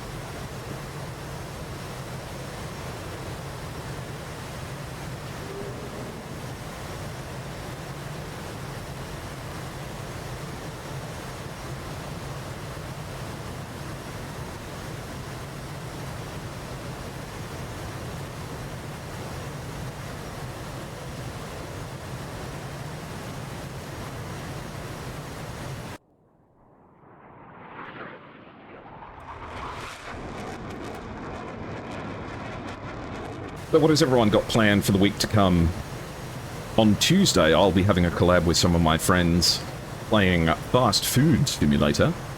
On Monday, Wednesday, and Friday, I'll be flying, probably DCS, maybe some nuclear option. What about you guys? You got work? You got a job? You got stuff on?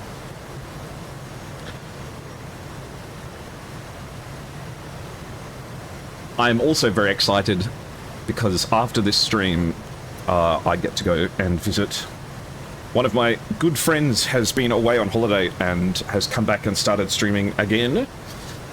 So I'm looking forward to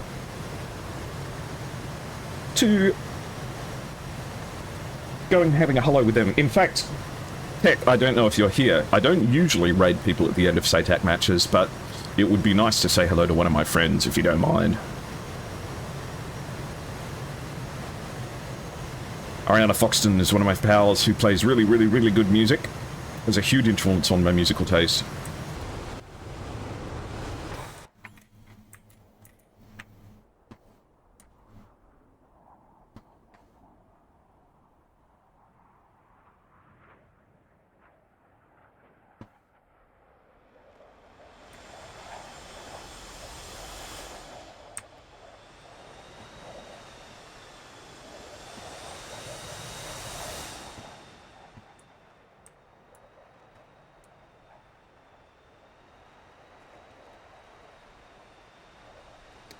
Hey, Singland. VS, how are you?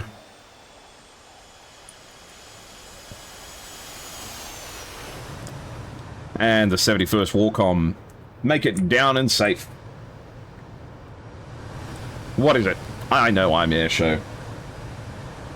Shows is Ari? Ari Show? Air Show? Ari Show? Show us Ari. Okay, I will. Just want him to come to a full stop.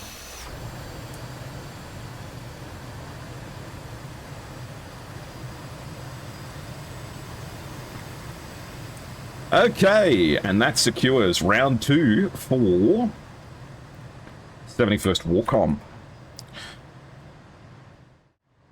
Alright guys, we'll restart the server and we'll get ready for the next one. All fuel was liquid? Nah. Okay, mission, restart, non-extends true, delay, 0. Cool. So, we're just going to take a quick break and play some ads and get ourselves ready for round number 3. Eyes up in the top left-hand corner. Round 3 is coming up soon. We'll be back shortly and get some ads out of the way while we get ready for round 3.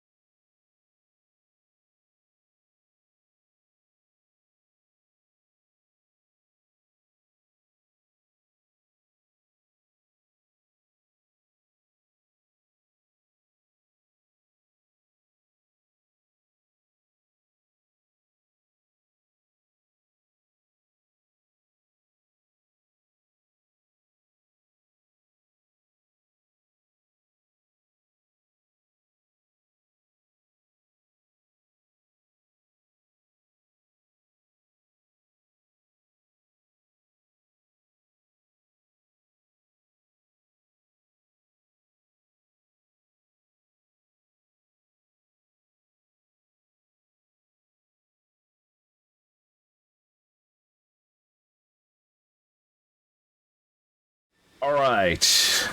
Welcome back, everyone, to 71st WARCOM facing off against Eclipse Task Force.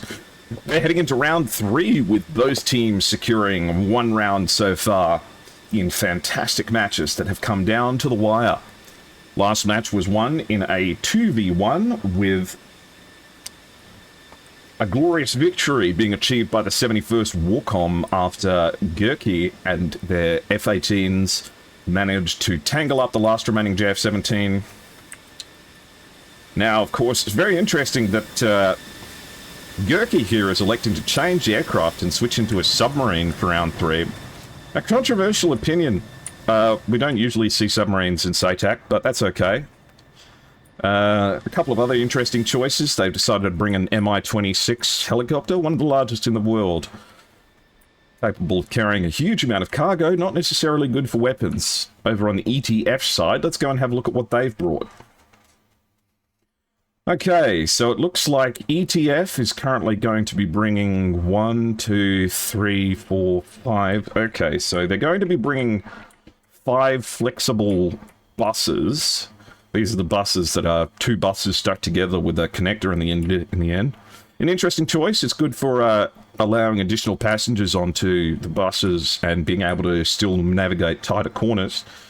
It'll be interesting to see how that serves them in BFM, and they're bringing a KC-135 as their 6th aircraft, which will provide in-flight refueling for all of the buses.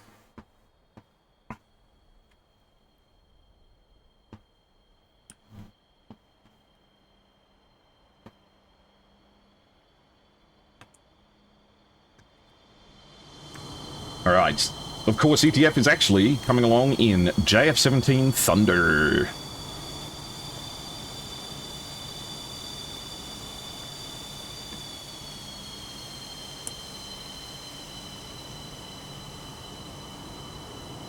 Harpier Hornets are built different, for real. Yeah. You know those buses that flex in the middle, like the flexible buses that I was just looking at then? What do you guys call them in your country? Because Australia has in certain parts of Australia, it has the stupidest name imaginable, which is it's called a banana bus because it bends. I'm like, oh, come on darling, you'll be late to catch the banana bus.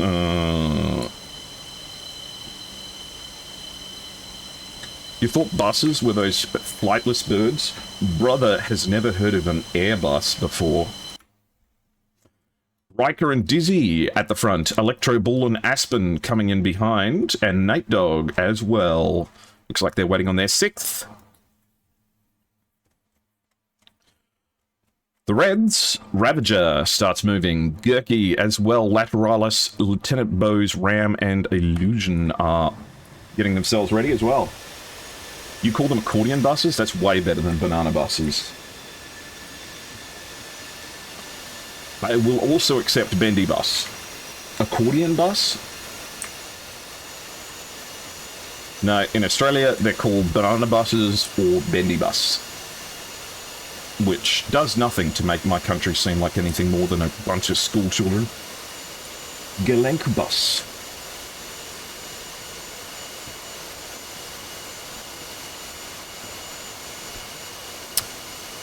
I'd also like to point out the fact that I hate Ravager's loadout.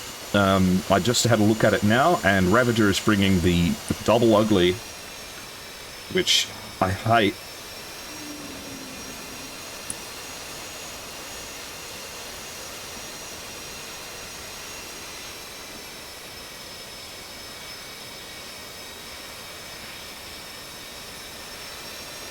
Gimbal bus. Oh, I see.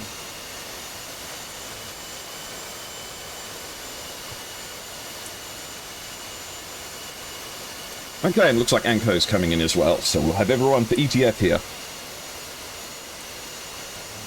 Double buses. Oh, no, you see, a double bus is a two-story bus. Double-decker. I don't know if any of you guys have ever been in London before, but I've lived in London for years, and I've ridden my fair share of double-decker buses around, and the speed at which double-decker bus pilots will go around corners is amazing. And you would think, wow, they must just be really, really good at driving buses to not run into things all the time, until you realise that London buses do run into things all the time. They crash into things a lot.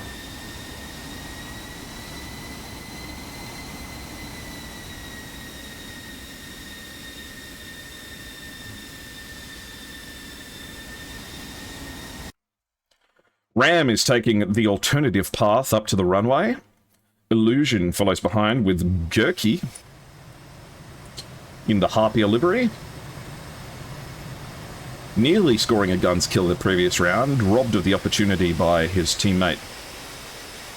Tantarpur.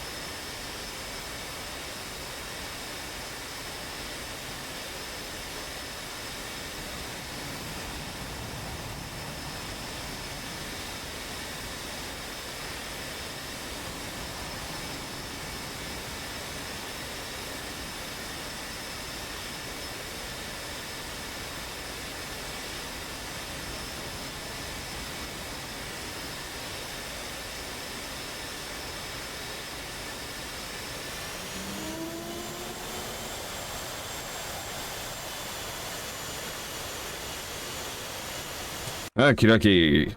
So everyone's making their way down the runway. Let's go check on the ETF side. Sorry, I just had to check a couple of things, make sure everything's hunky-dory, and it is. The JF-17s are almost on program.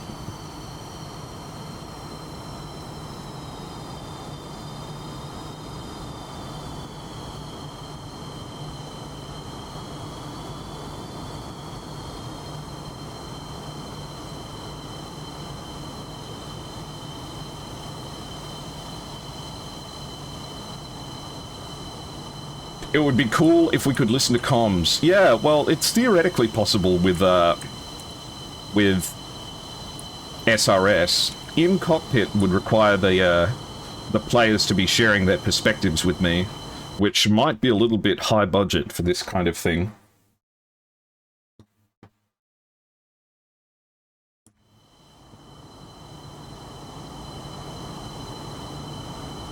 Okay, no doubt we'll hear from ETF shortly that they are good to go.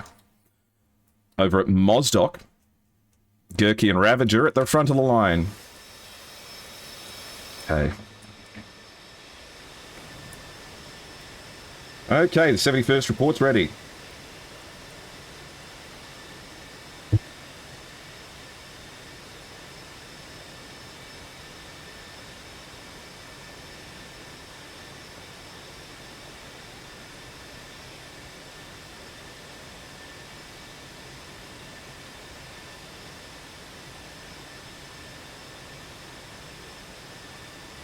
Yes, ETF is international. In fact, we can have a look at the ETF pilots. They have their national flags on their planes, so let's have a look at who we've got. So, we have Dizzy from the USA, Riker from the UK,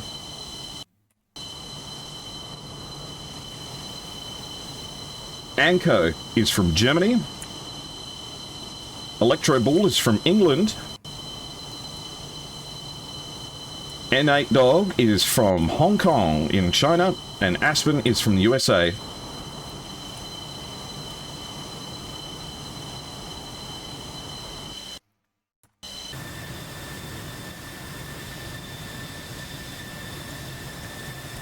Looks like Anko's still having some issues.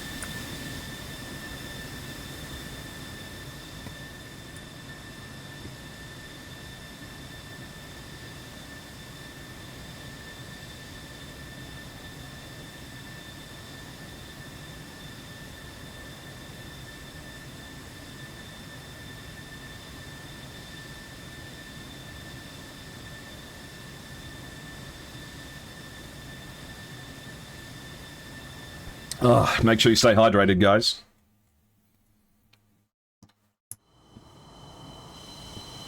And yes, they even have a little bit of extra detail on their tails as well. Like, Aspen is from California.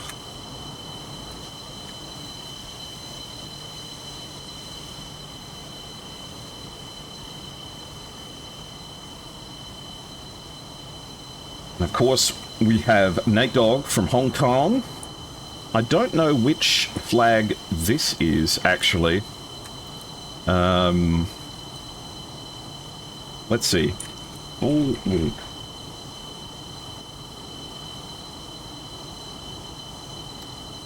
Oh, it's the flag of Hertfordshire. A very lovely part of the UK.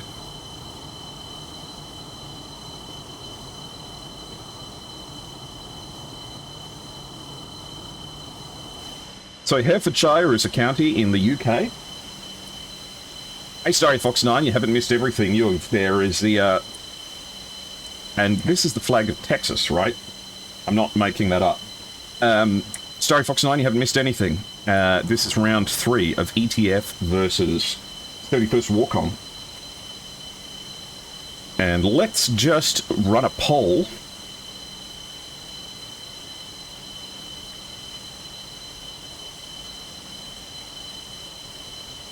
We'll run this one for 10 minutes.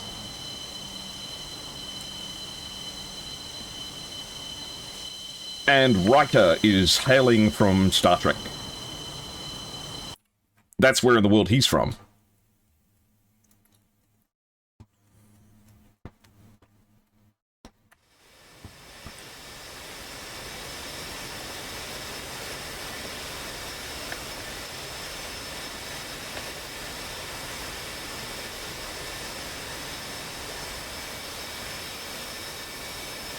Just going to cancel the ready for 71st.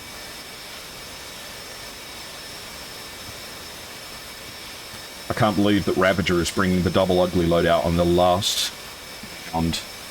That is Texas, yes. Oh, thank you very much. A 1-1 match. How exciting. I know.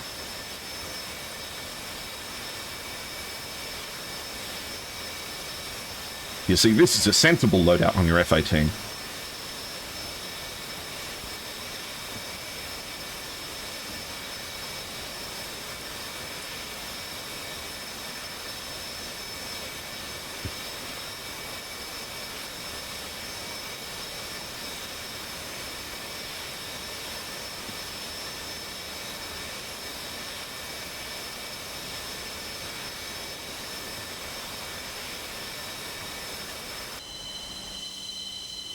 Hopefully we can get Anko in here shortly.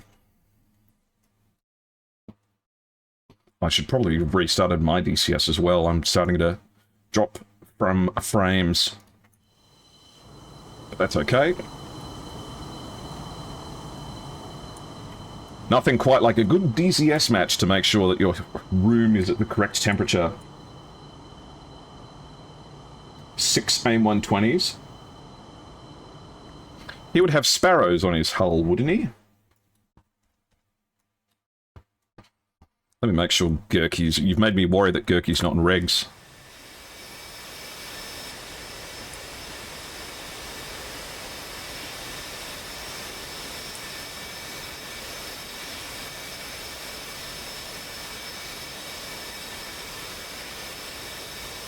An AMRAM, isn't it?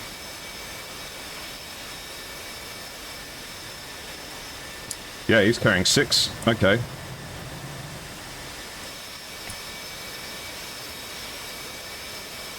Alright.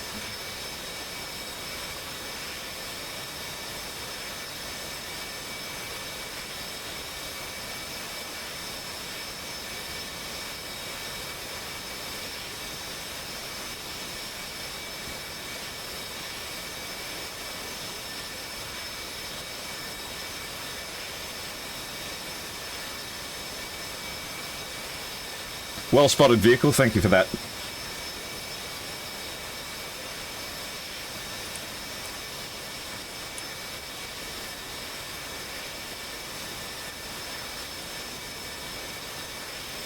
Okay. But it looks like the other pilot is okay.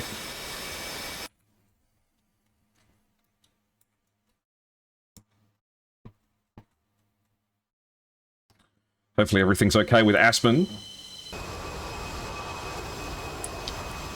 As we have a look at this beautiful day of flying up here in the sky in our Sochi versus Modoc match.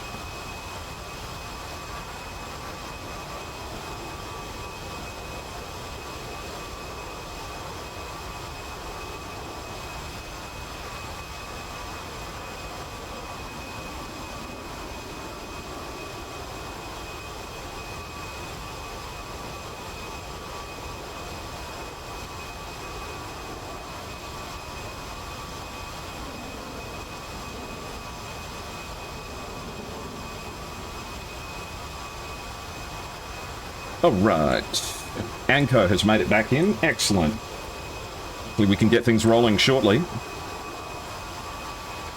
A big thank you to the US Air Force for lending us some Boeing E-3 Sentries to take advantage of during today's SATAC match. In fact, is this one US Air Force and the other one NATO? I wonder. In fact, I shouldn't touch them. I could have sworn they were NATO back in the day. Anyway, doesn't matter. That radar dish is huge. Have you ever seen one in real life, Ricky Morrow? I got to see a Boeing E3 in real life, and it did catch me off guard a little bit, because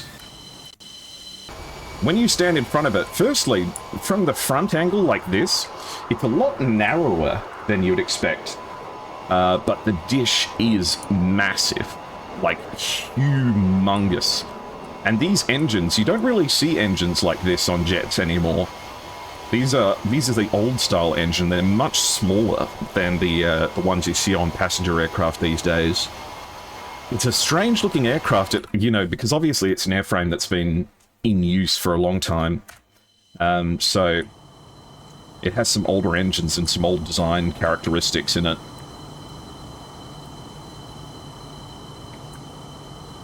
Well, Tech, I don't know if you want to share any information about upcoming SATAC events. I'll leave that stage for you.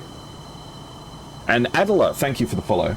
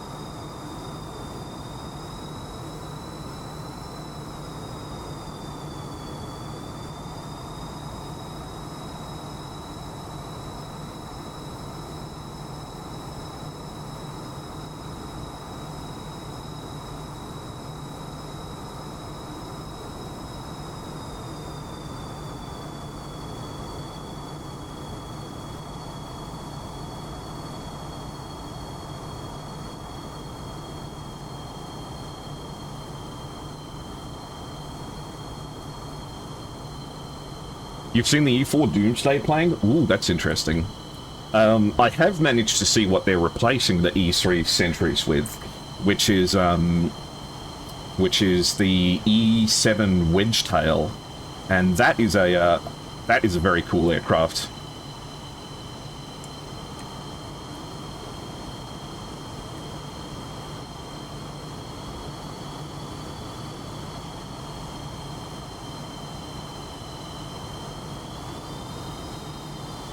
Never did understand why the KC-135 got the newer engines in the E3 and the E8. Still got the newer version of the old engines. Probably because the ones that they took off the KC-135s would give them the parts they would need for the rest of the lifespan of, or the rest of the lifespan of the E3. An RC-134.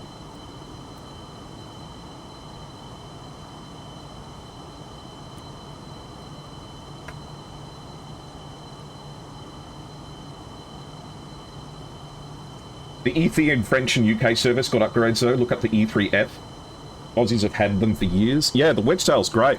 I remember I first saw a Wedgetail in real life when MH370 disappeared, because I lived in Perth at the time, which is the Australian city on the west coast, and was the closest Australian city to where MH370 was presumed to go down, and they sent out the Wedgetails to go and look for them, and I went down to the airport and I had a look at some of the Wedgetails taking them off. The RC-135, is that the rivet joint? Australia got the first E-7. Well, that's why it's called the Wedgetail, is because the Wedgetail Eagle... One mic, please, one of us got in trouble. Mum walked in. That is... Okay. Tell... to talk to me if there is trouble. That's why it's called the wedge-tail, because one of Australia's national birds is the wedge-tail eagle. And I have also seen a wedge-tail eagle in real life, and they are massive. The E7 was designed for RAAF surface. USAF couldn't justify keeping the E3As anymore. Exactly. And the E7s will end up being cheaper in the long run. They'll be much easier to maintain. They've got ASA radars as well. And I think... I don't know what kind of radar is in the E3 Sentry, but... Okay. Yeah, set 10, 9, 8, 7, 6, 5, 4, 3, 2, 1, go, go, go. And I messed up that go, go, go. And it looks like ETF are the favourites for this round. Let's go see if that does pay off. No way we are delayed because his mum walked in and got mad at him. Hey, look. We've all been there. Cobra Ball, Rivet Joint, Combat Cent. Oh, I see. One plane that I've always thought was really cool was the P8 Poseidon. I think the Poseidon is just gorgeous, you know? Okay, the JF-17s take off quick fast with Riker, Dizzy, Anko, and Electroball heading off down the runway. Gurky and Ravager are the first two to take off, with Ram and his wingman about to follow.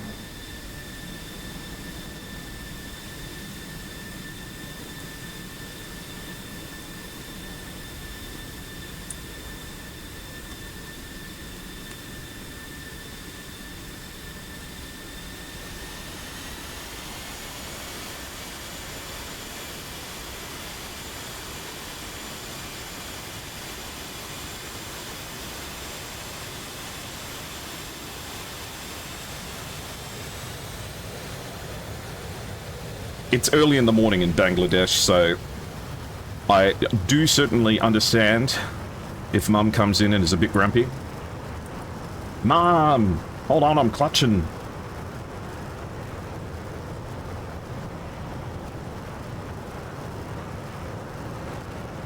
In fact, I wonder if I can show that video.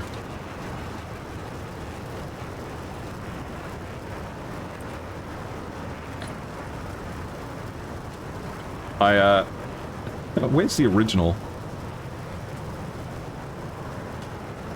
An Australian guy going, hold on, Mum, I'm clutching. Oh, I can't find it, damn.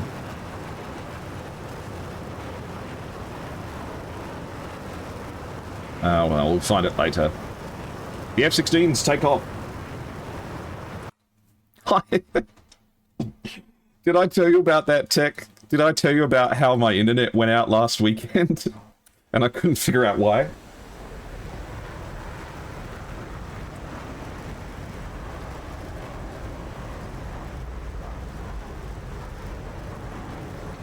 Airshow just making up places? I don't know.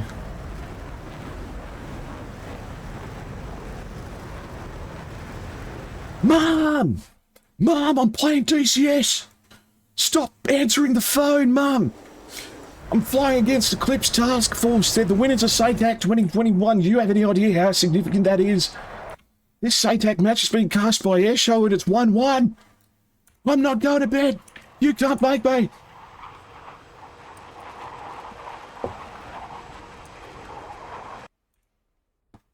They're not from Pakistan. They're from Bangladesh. What was the issue? Okay, so Sunday morning, or rather, last week on Sunday, in fact it was on, what day was it? It was Thursday. Thursday last week, I am browsing the web, looking at Japanese cartoons, and suddenly my internet gets really slow, and I almost can't use the internet at all. And I'm like, what the hell? And I reset the router, and I go and do everything. I'm ready to get on the phone with the company. I'm like, oh, what the hell's going on? I'm going through all the troubleshooting steps. I'm sending IP tests. I'm pinging networks. I'm pinging servers. Everything seems to be working fine. I'm checking everything. Fuck it. I'm going to ring up the telecom company. I get on the phone to the telecom company. It takes like 40 minutes to get in contact with someone who doesn't speak English very well. And he's like, hello, sir, can I help you with your internet? And I'm like, yes, my internet is running like shit. Can you explain why? And he says, okay, give me your account number. And I'm like, okay, please, I need to sort this out quickly. I have streaming is like what I do. I need to have streams. I need to have this fixed as soon as possible. And he says, excuse me, sir, your card has been declined because it is expired. And I'm like, oh, the reason my internet isn't working is because I didn't pay for it. And then I kind of put on the phone, I kind of hesitate on the phone. I'm like, oh, okay, that makes sense. Never mind. I'll pay for it.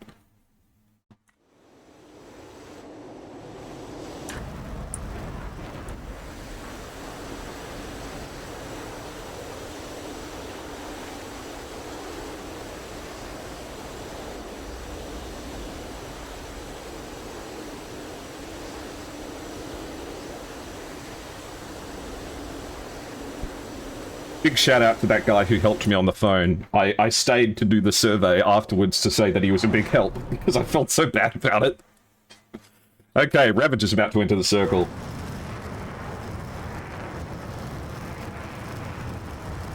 So sometimes, if your internet isn't running as well as you had hoped, it's because you forgot to pay for it.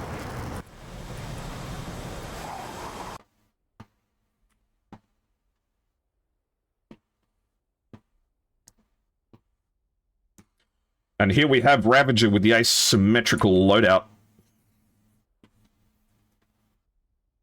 The tone of admission. Yeah, I'm just like, yeah, man.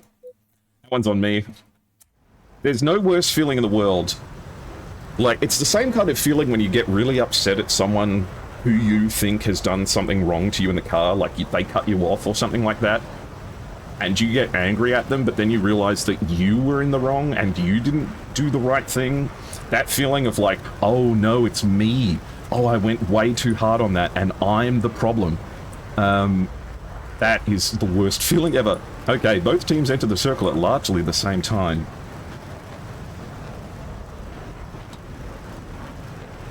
Okay.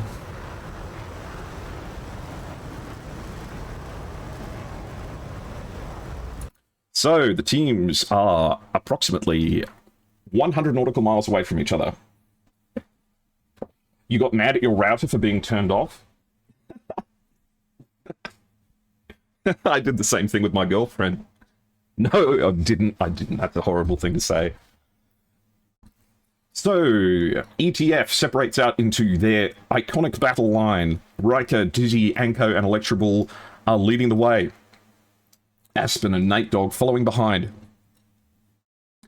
Ravager and Gurky in the F-18s are the vanguard for the 71st.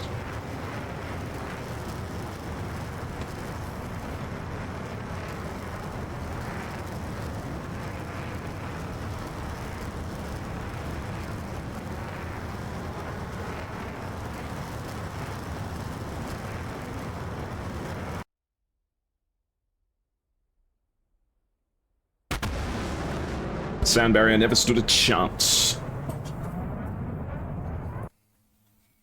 So Ravager is quite a far distance ahead of all of his teammates. Fired out quite a lot of AIM 7s and led with an AIM 7 during the second round, so we may see that again.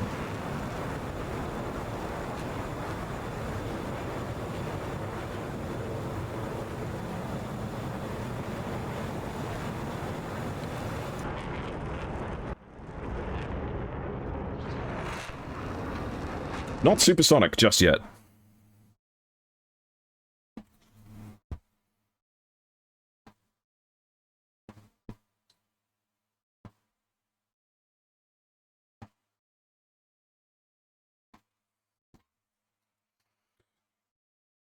Current separation is about 60 nautical miles.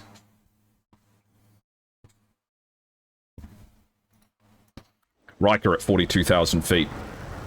After burning in the JF-17.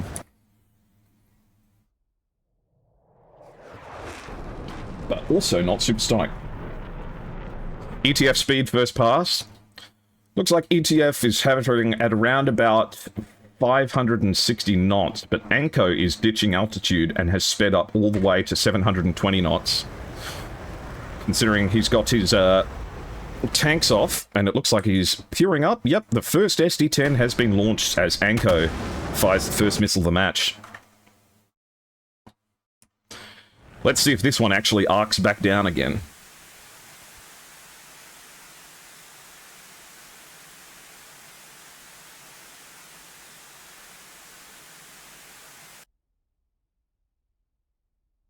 Does anyone know what those orange panels on the side of the SD-10 are? Wonder if they do anything. Okay, the SD-10 has started its downward arc, and it looks like it's going for Ravager. Ravager is ditching altitude here, but he's still flying towards the SD-10. He might be able to dip underneath its seeker head if he's lucky, but it does seem to have had him.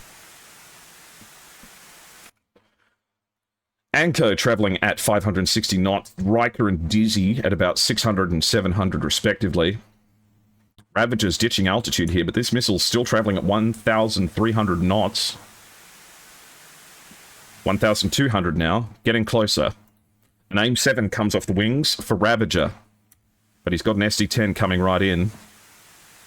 This missile travelling at 1,000 knots. It's not particularly fast, 900 knots now.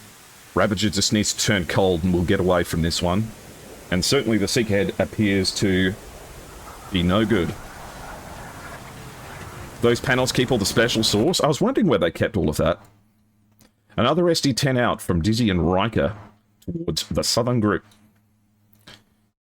Electro Bull fires a SD-10 towards Lieutenant Bose in the F-16. Fuse sensors? Ah.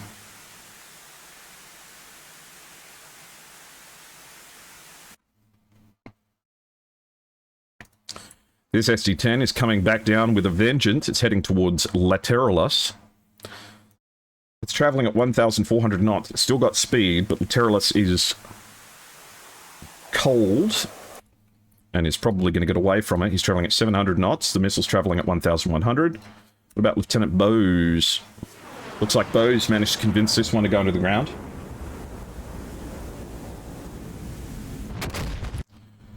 Nice day for a white wedding.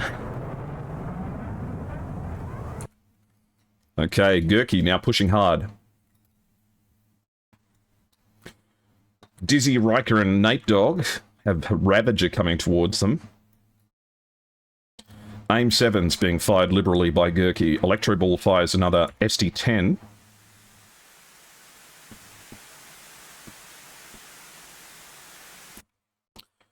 Seekerhead doesn't appear to have found anything just yet. Ooh, it reacquires, actually. It's heading for the low target here. It's getting a get close to Illusion, actually. Illusion's got to be careful here. Nice day. White wedding. And it looks like the Seekerhead completely lost him. Yep, didn't even try it. That one's for the trees. An SD-10 fired towards Gurkey, thoroughly encouraging him to go away.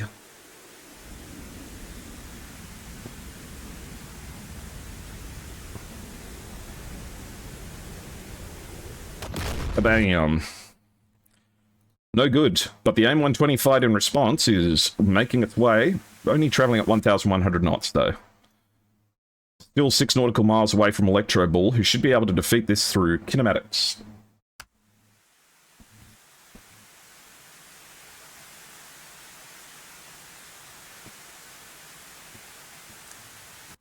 Okay, Electro Bull handily defeats that one. An AIM-7 crossing past Aspen, but it's not being guided. Another SD-10 fired. This one's going high. Looks like it might be for Laterius again. An SD-10 going for Lieutenant Bose. This one has speed and potential, but it has no lock. The Seekerhead's not doing them any favours with the SD-10 at the moment. AIM-120s and AIM-7s fight in all directions. Riker has one to contend with. This one also isn't tracking. The SD-10's awful tracking at the moment. Seekerhead's doing them no favours at all. Riker's got to contend with this 120, but it's not going too fast. Only 800 knots should be available. Just turn on the burner and get away. Riker's travelling at 600 knots and is safe. Aspen and Electro Bull fire off SD-10s.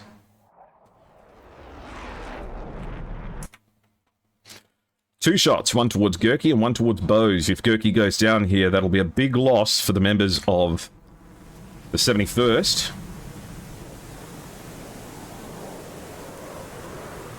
The Seeker head. Oh, man. AMRAM shaker. That SD10, no bingo. But Aspen's got something to handle here. An AIM-120 coming in, but it flies straight over the top of him. Where was that going? It had no speed. Aspen just flew underneath this missile that was going at 0 knots. SD10's been looking really weak. The Seeker heads just aren't seeking. They're just not catching the, they're not going active. And when they are going active, they're behaving strangely.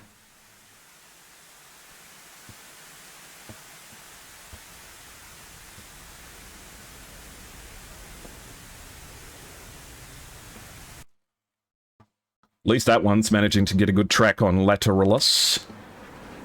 We'll see if they get away from it. Sounds like they might. Yeah, they've flown away from that one. SD10's evaded. So this will have interesting implications for the stats. Okay, Dizzy manages to notch this one cleanly. As the SD10 did have a hit rate of 22% compared to the AMRAM's 19%, but I suspect that that will change. Hey Warbird, I'm doing great. Hope you are too. Lieutenant Bose is pushing towards Anko, who's got a AMRAM coming for them. It's travelling at speed, so Anko's going to have to pull some shapes to get away from this one. Thank you for the follow, Jumpy HD.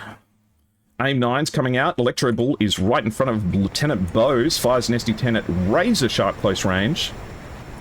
But it doesn't track. These SD-10s are doing nothing. Electro Bull fires one. He's flying in formation with an with a F-16. AIM-120's going everywhere. Riker might be in trouble here. He's getting one coming straight for him. Gets taken out. Illusion also managed to take out Riker, and Anko go down. Dizzy now merging with Lateralis. The two of them trade missiles in both directions. Dizzy gets splashed. The SD-10 fired in response. No good. Nate Dogg is pushing in with SD-10s and PL-5s coming towards the aggressors. It doesn't go for the first one. It's chasing down the second. Come on, SD-10. Do us a favor. He evades it by squirreling over the terrain. And Riker gets splashed as well. ETF is just collapsing here. Electro Bull and Aspen, the only two pilots remaining. Another SD-10 comes off. This one's for Ram. Ram's going to have to defend this one. Doesn't manage it. Ram gets splashed, but Electro Bull only down to PL-5s. So it's a 3v2. Aspen and Electro Bull against Gurky and Illusion. Aspen, have you got any SD-10s left? No SD-10s left for ETF at all. Illusion has only AIM-9Ms as they prepare for the merge. Looks like Aspen sees him first. The PL-5 is in the air. Flares come out, and it gets evaded by centimeters. An AIM-9 going towards Aspen along with an AIM-120. Countermeasures go out, but both missiles connect. No dice. Electro Bull does successfully manage to take down one of the members of the 71st with a PL-5, has Gurky appear over his left-hand shoulder. As Electro Bull looks directly at his newest opponent, merging directly with him, managing to fly underneath, going to slip past the attention of Illusion.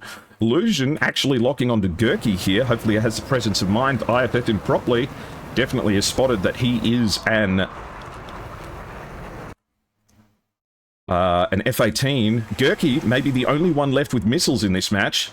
Gurky still has an AMRAM, a Sparrow, and two AIM-9Ms. He's got a Sparrow and an AMRAM. Electro Bull needs to use his PL-5 on Gurky, or else he's going to be left with trying to gunfight Illusion. I think Gurky's making the right choice here, though. Climbing to altitude. Electro Bull with one last PL-5 to try and grab this back for ETF. Thank you, Grey Wolf, for the raid. You're here just in time for the end of the third round of the 71st WARCOM facing off against ETF.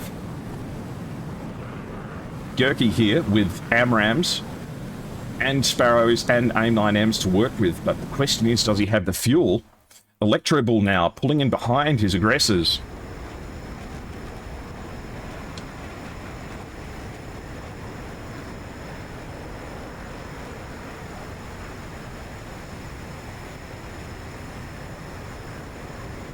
Thank you, Grey Wolf. Make sure you support the people who support me, who support SATAC. Ooh, careful the trees, Electro Bull, please. Do Gurky and Illusion have any idea where this JF-17 is? The only problem is that if Electro Bull uses his PL-5 on Illusion, then Gurky, with all the missiles, becomes the threat. So Electro Bull needs to splash Gurky here, but then somehow defeat an F-16 in guns. Looks like they might have had some kind of glimpse about where he was, but he couldn't be flying lower. This would be enough to get your blood pumping, wouldn't it?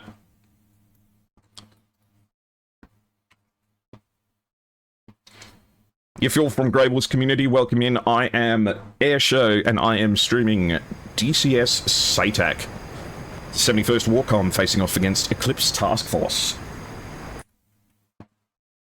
Oh, and this is looking like there might be a chance for Electro Bull and Gurky here. Who's going to tech through first? Gurky might be able to catch him just straight ahead. If he does, this will be an unbelievable moment. He's just above you, Electro Bull. He's right there, man. He's right there. Oh, I'm sweating, I'm sweating, I'm so stressed. He's right there, man. Are you tracking him? Please tell me you're tracking him. Please tell me you're tracking him. He's right ahead of you. Okay, the afterburner comes on.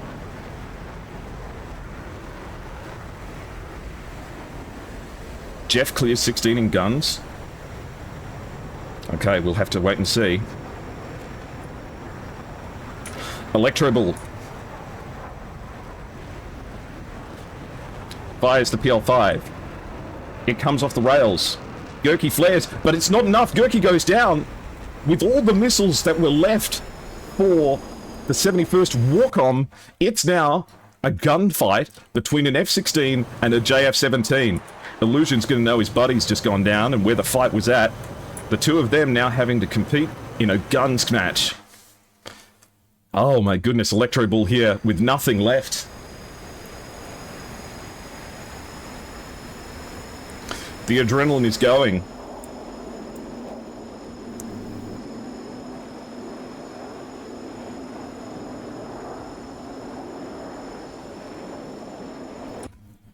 The challenge is set, but neither pilot appears to be flying towards the other.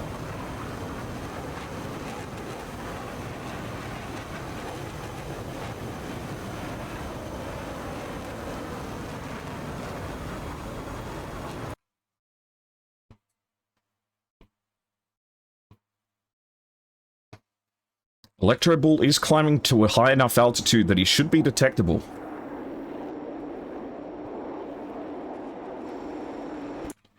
One must wonder what the plan is. Illusion is evading as if he's out of fuel. I think Illusion thinks that Electro Bull must have missiles left. In fact, the two of them probably assume that both of them have missiles left. I almost want to tell them. I almost want to say in the chat, none of you have missiles left. This might go down to a fuel fight. And even if they do get into a guns fight, will either of them have enough fuel to get away and back home again with a guns fight?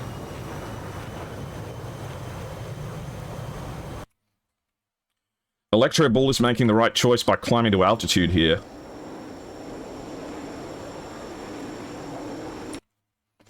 Whereas Illusion is down low and is probably spending a lot of fuel here.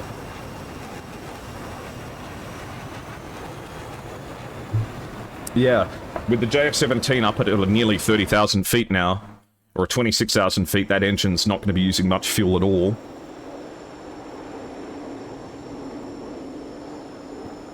No, I can't tell them who's got missiles left. That would be a massive abuse of my power.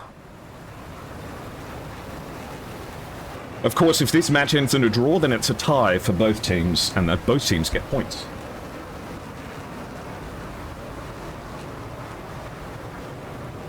No, I'm not going to tell anyone where anyone is. That's not the rules. That's not how the game's played.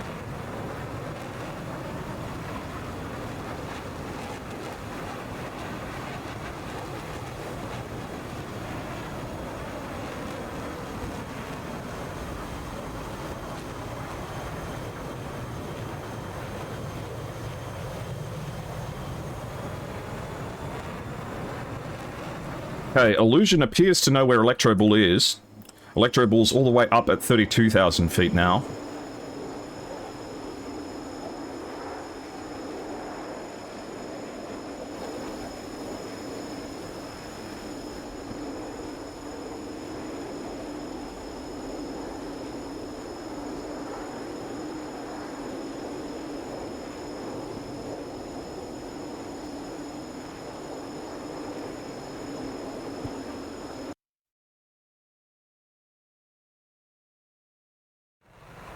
It is 5 o'clock in the morning in Bangladesh. The worst case scenario is that Illusion is the one that has his mum being mad at him. Imagine if it's Illusion is the one that has got the grumpy mum, and you're the last pilot. Imagine if his mum comes in right now.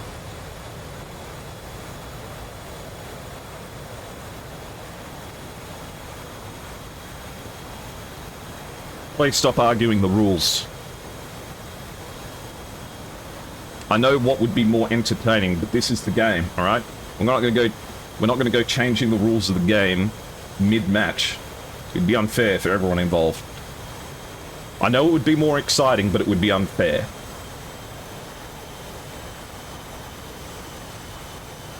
I want no more talk about it, please.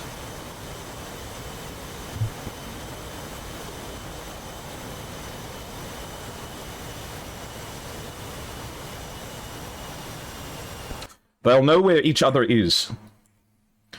Electro Bull has got all the way up to 30,000 feet. This is a fuel fight.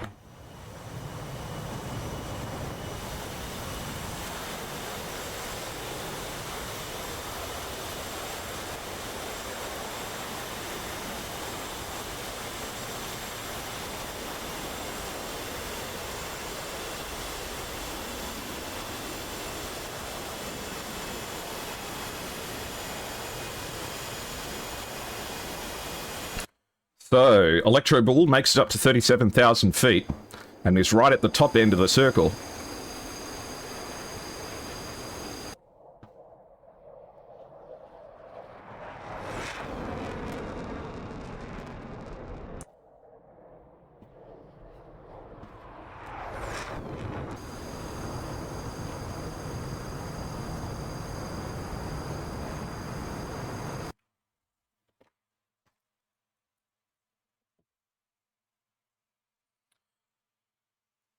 Illusion's up at 31,000 feet at 77 RPM.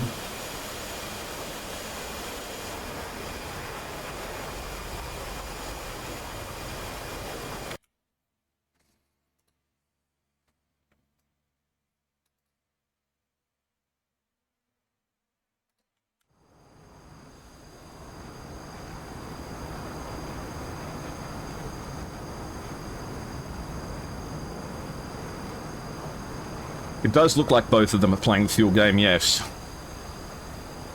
And we'll have to see how it pans out. And yes, there is no point in vectoring them towards each other, because they both know where each other is. Both of these planes have data link, and both of these planes know where the other is now. F-16 will win that game. Do you think Illusion spent a lot more time at low altitude than Electro Bull did? So it would all depend on who's got, yeah, well, the cruise page for sure, but the JF-17 has a cruise page as well, I think. The JF-17 has a fuel efficiency page that tells you the profile you should be flying for best range.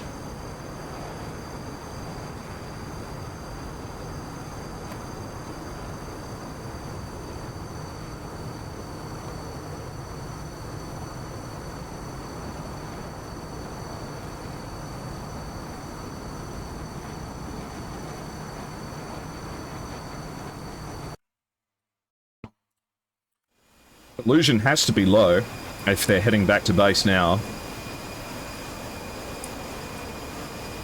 In that frantic fight that happened earlier, it's all going to fall down on who had the best fuel discipline.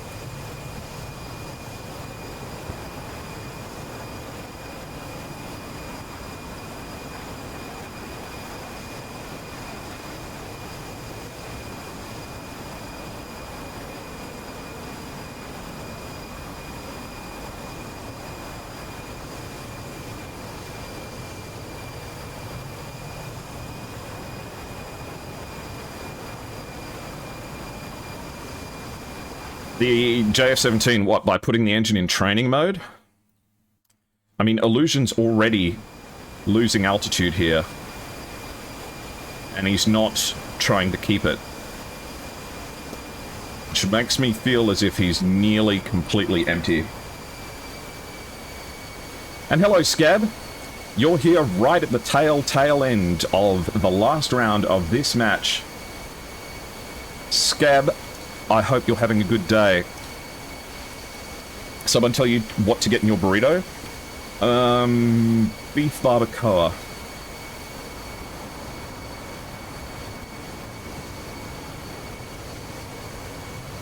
Make sure you go and check out Scab if you guys are interested in all things tactical.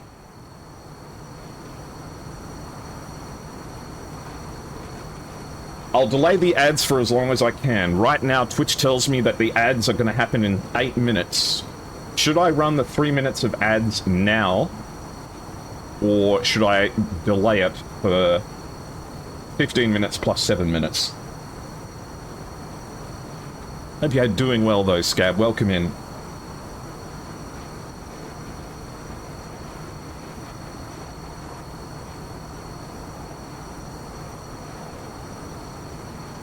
Always a lovely day when Airshow's on. Always a lovely day when Scab is around.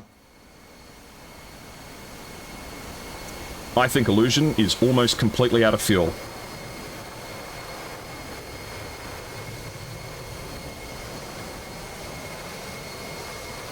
She beef my barbacoa till I burrito. Now? Okay, run ads now.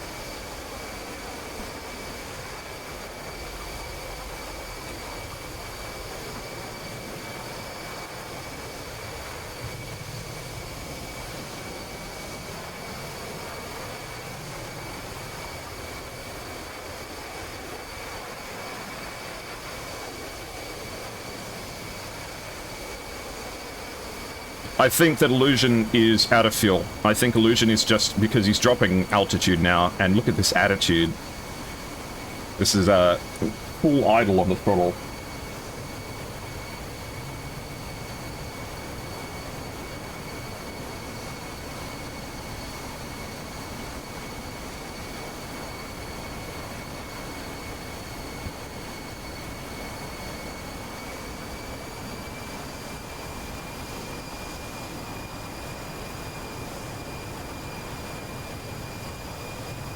JF-17 doesn't have a cruise page, but I think it has a fuel efficiency page. I'm going to reply to this.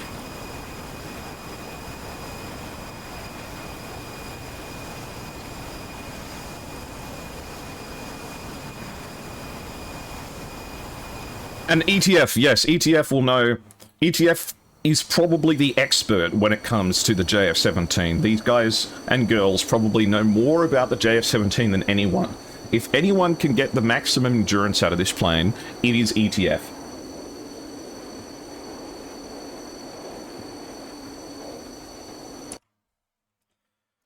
At present, Illusion has gone from 28,000 feet to 26,000 feet, and he's got 79 nautical miles left to go. If he's struggling this badly for fuel right now, I think he's in bad shape.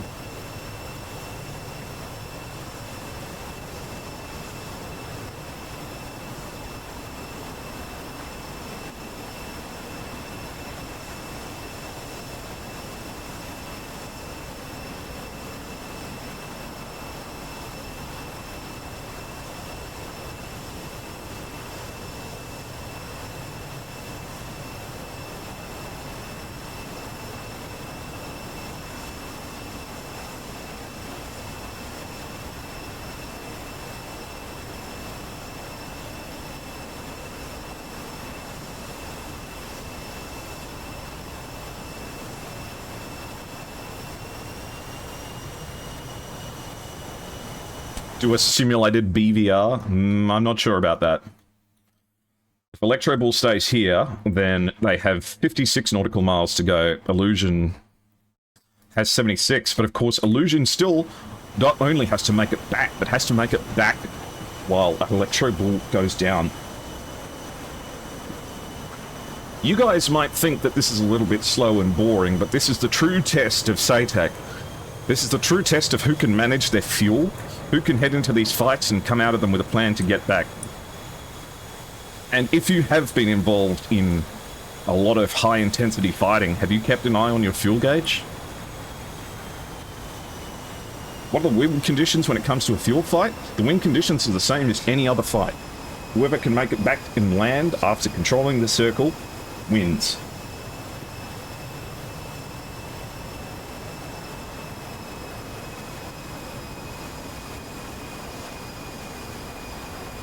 If neither one of them make it back, it's a tie. And that will make this match a tie, with both teams getting 1 point. I thought my game had frozen because I didn't see his plane moving. Look at how slowly he's going. Let's go have a look at his fuel gauge. Let's see. Oh, that's not good. His fuel gauge isn't even on. Did we miss a kill? Negative. Both Electro Ball and Illusion are still up in the air. Electro Ball at 87 RPM and 37,000 feet. This JF-17 going to be using no fuel. What happens if one of the players just RTBs and they'll lose control of the circle and the other team will take control of the circle and be able to win?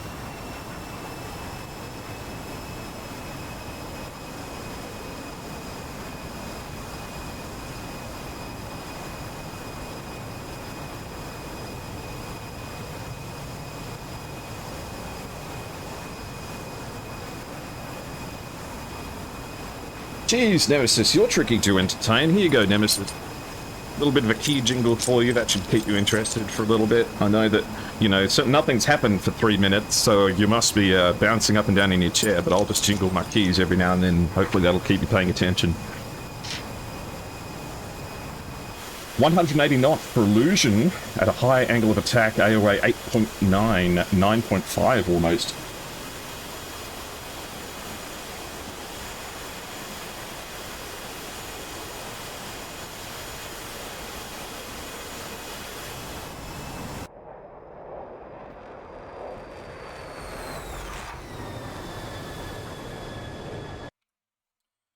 Okay, so Electro Ball is sitting pretty.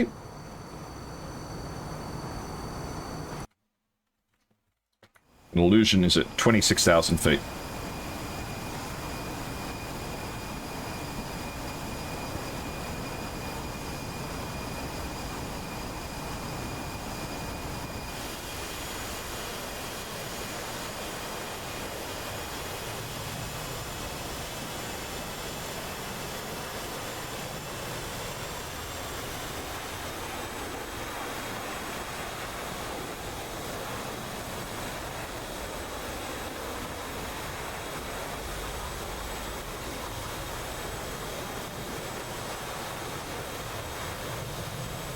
Point redeemed key jingle.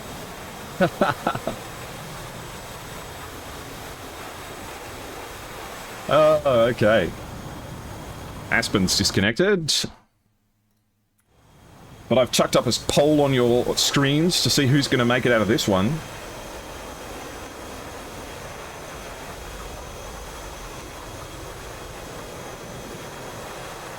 I personally find this fascinating. This, even though on the surface this is boring and is going to take a long time, it's interesting to think about what this represents. I think that this is an excellent test of discipline, because you may be all well and good when it comes to the intensity of the high action fight that takes place down low, but this is a test of your mastery of your airplane. Do you know how much fuel you need? Do you know how much fuel you've got? Do you know how much fuel you've got to fight with? The funniest possible outcome is that Illusion is the guy whose mum is mad at him.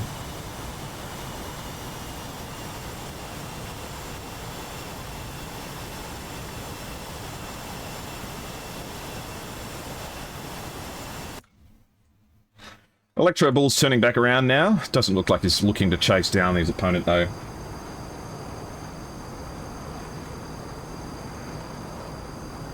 This is interesting to me, too.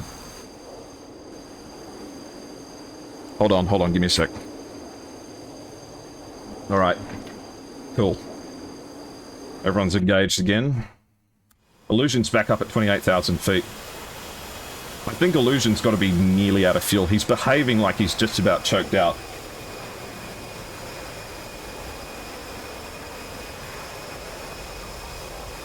Only one person has to land for the team to Witten Diesel Husky.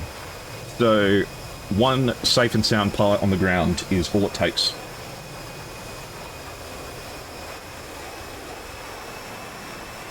Because this is a fight all the same. I'm not bored. I'm having the time of my life, you joking? I love SATAC. You think I host SATAC matches and I don't enjoy them the whole way through?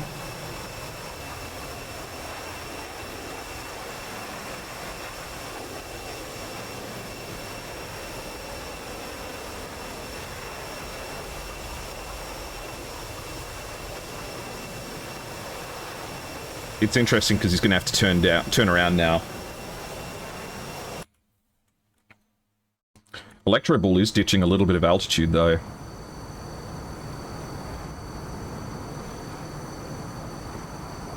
Do you guys need me to get, like, subway surfers down in the bottom?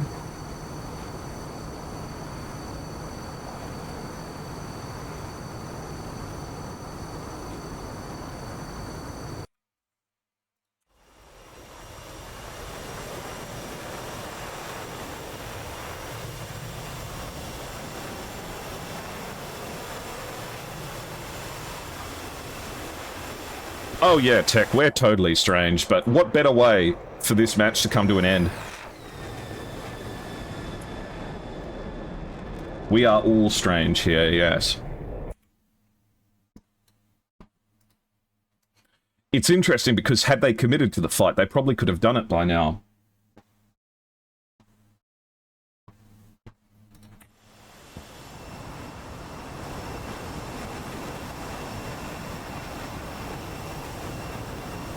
Okay, no, wait, give me a second.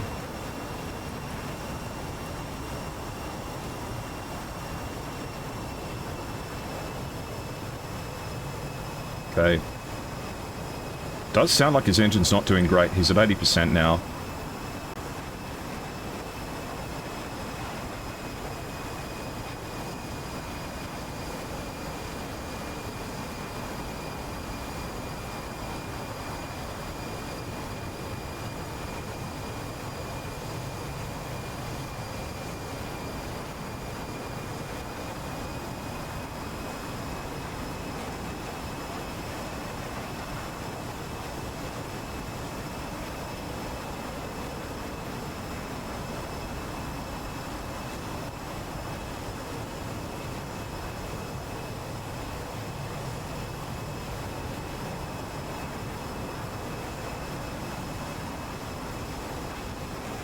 Whoops, that's not what I meant to do.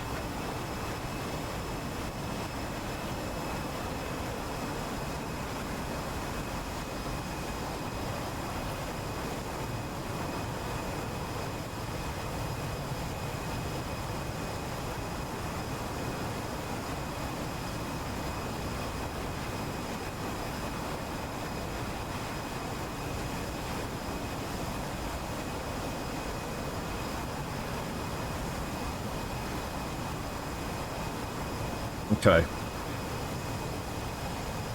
Do that, and then we'll do this. This is for, just give me a second.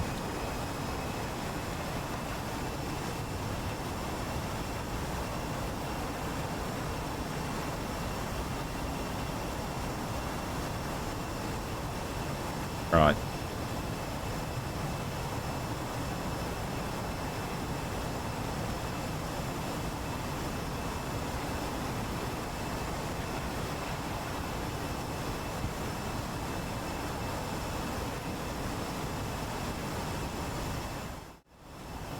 There you go. Now Nemesis can enjoy it too.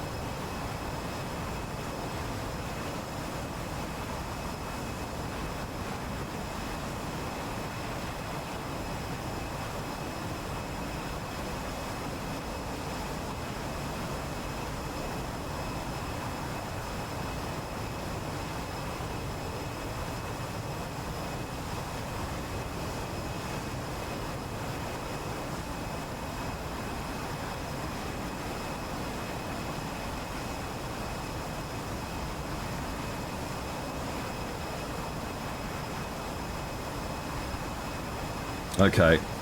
Anything happen? Not yet. Needs to be bigger, doesn't it? There we go.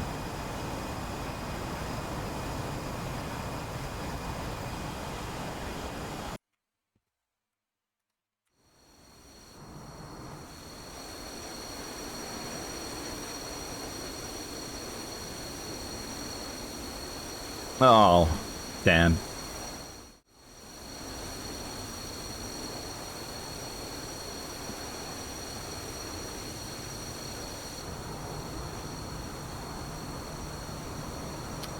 Alright, how's everyone looking?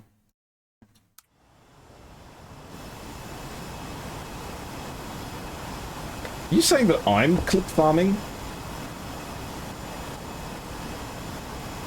Illusion's still on the draggy side of his envelope? I would have thought he would have been going faster than this if he was trying to save fuel.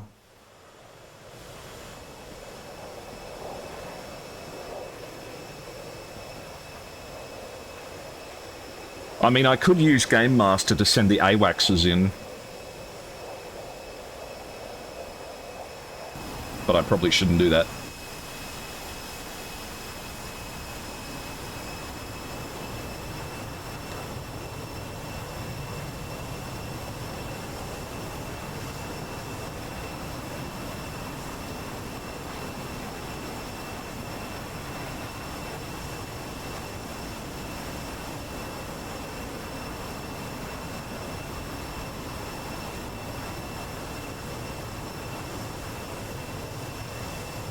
Here we go. This should keep you interested. What's the flag on Electrobull's tail wing? So Electrobull is from the UK, and this flag that he has on the tail is for the county of Hertfordshire. There's Hertfordshire in the UK, and there's Herefordshire, which does not have the Hertfordshire. So this is Herefordshire. Herefordshire.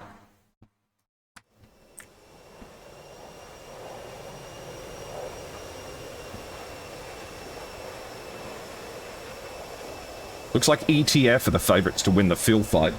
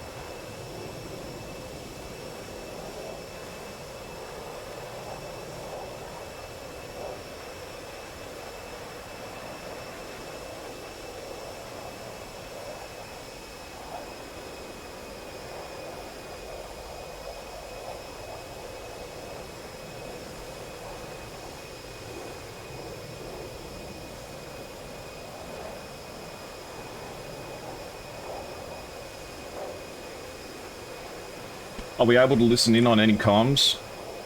Yeah, actually, just let me tune into,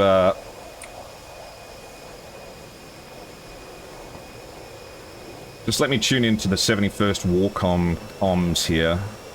Let me just check something.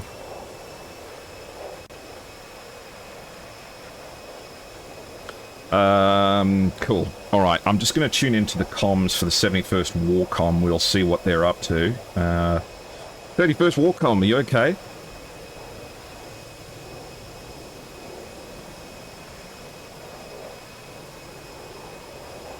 Okay. And how are you feeling about the fight so far?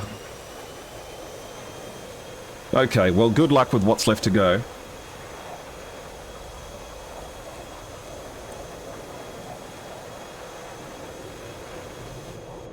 Why commit to a draw when someone is going to win?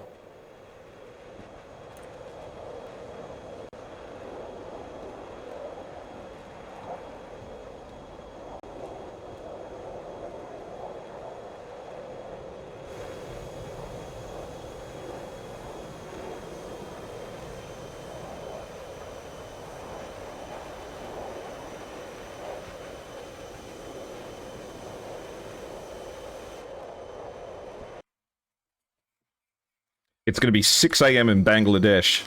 I can't believe that ETF has resorted to using time zones.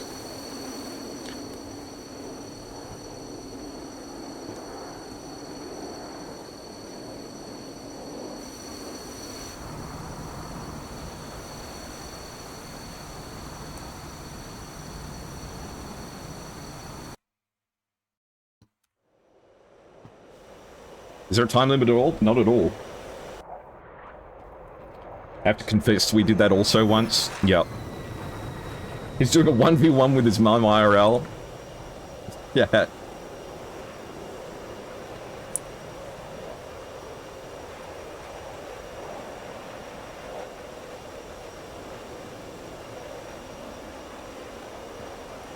Yeah, let me just tune into the comms for the one Bangladeshi guy who had his mum come in. Things going, is everything okay with mum?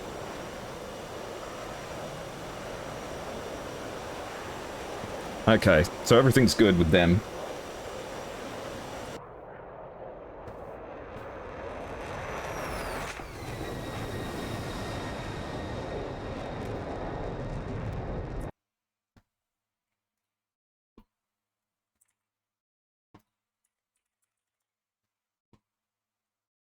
You just got here, have you missed everything? You've missed everything, sir. We're in the middle of a really, really long fuel fight. And we're struggling a little bit with keeping things going on. BFM, the Jeff would lose hard? I'm not sure.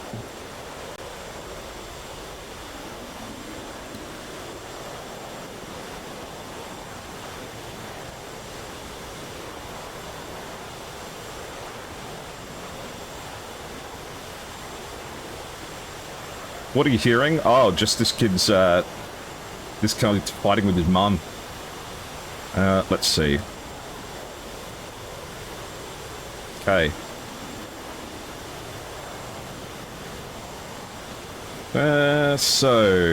I think Crane is the best one to start with.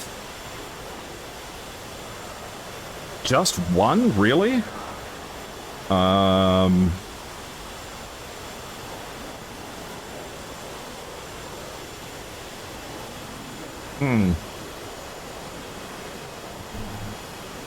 Thank you for the follow, Tebus. I don't know, what are we thinking?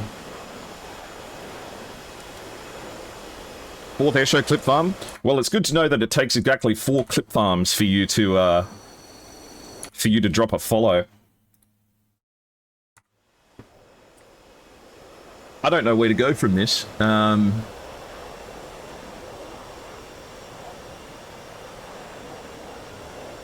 Okay, it's not long enough.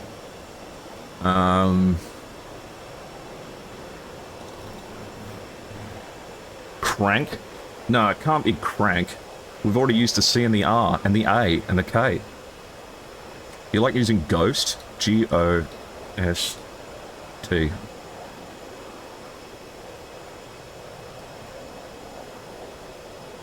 None of these letters? Really? How the hell? What? No, because the E isn't in the right place. The E isn't where it's supposed to be.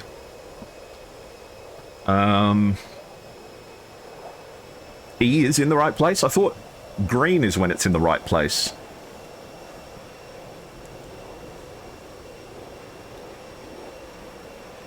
Oh, Viper's not enough letters, though.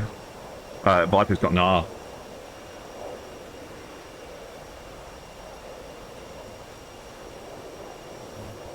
How's everyone going?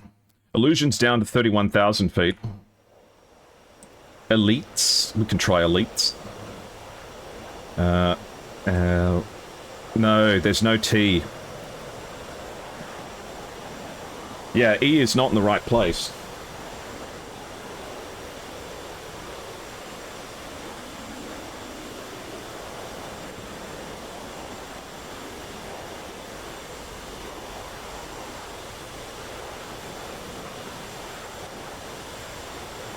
E is in the word, but it's in the wrong place. Yeah, exactly. This is the funniest SATAC stream you've ever watched. It's great, isn't it? Hey, Night Rose, how are you?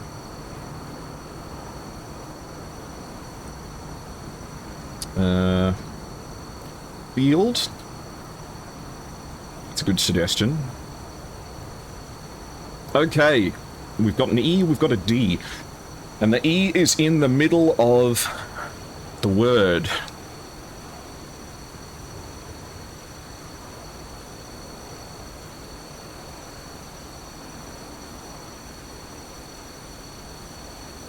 Bendy? Gleam? No, good. There could be two E's, I guess. No G, you did G.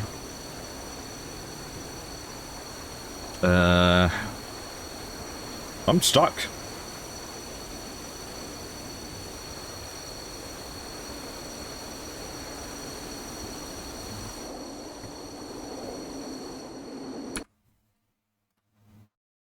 Oh, thank you, B-Spars. Thank you very much. Thank you for the 10 subs, B-Spars. I hope you're having a good day. You got a D? Yeah, I've got a D. Dweeb. Could be dweeb. Wouldn't be dweeb, though. Oh, shit! Oh, shit! Thank you very much, B-Spars. That's very kind of you. I'm not ignoring the subs. There's a delay.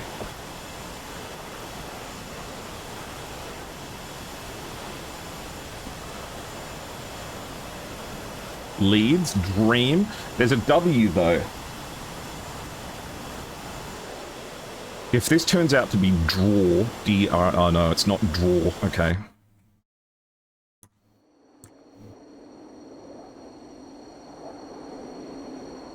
Dream?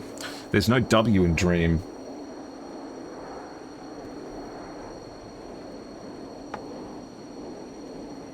But there's got to be two E's. And the E can't be here, so it must be at the start, surely. Weeds? There's no S. There's no S. Weeds? No, we've only got two guesses left. We can't waste them. There's no S. Can't be weeds.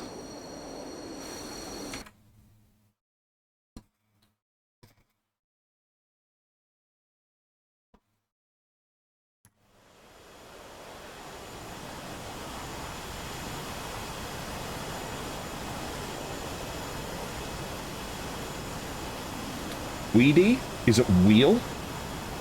There's no D in wheel. Weedy?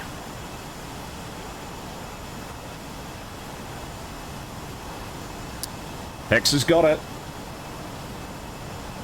X is the big winner today. Oh, thank you very much, Nemesis. I guess it is weedy.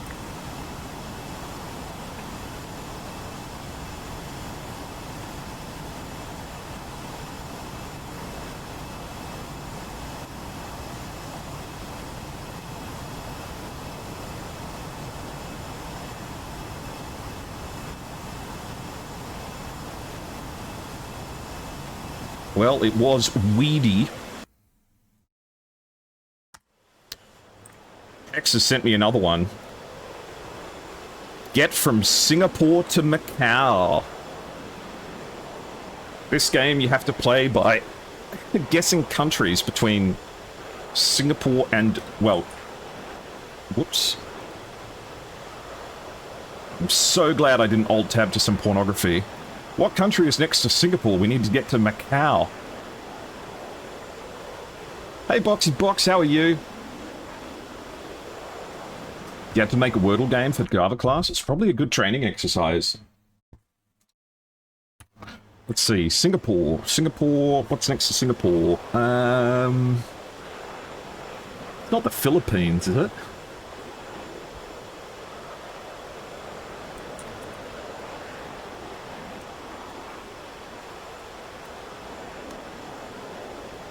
Shit.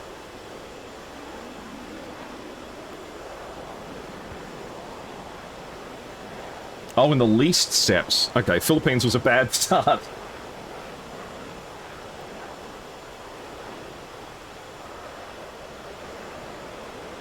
Why'd it have to be Singapore? Why couldn't it be somewhere in Europe? I'd be fine.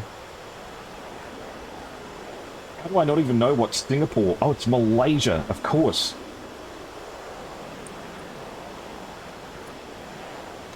There we go. Then what's next? Would it be Vietnam? Or would it be Cambodia? It would be Vietnam, right? You can go both ways? Oh, I see. Looks like Illusion's progressing in for the attack. Sri Lanka? Sri Lanka's more to the left, though, isn't it? I would have thought that Malaysia would connect to... Does Malaysia connect? No. No, because Malaysia connects to... Thailand. Green is the shortest. Let's try Thailand. Nice. Thank you very much for the bits, Nemesis. Much appreciated. And then it would be Vietnam. Oh, Vietnam's not great. Shit. It would be Cambodia then.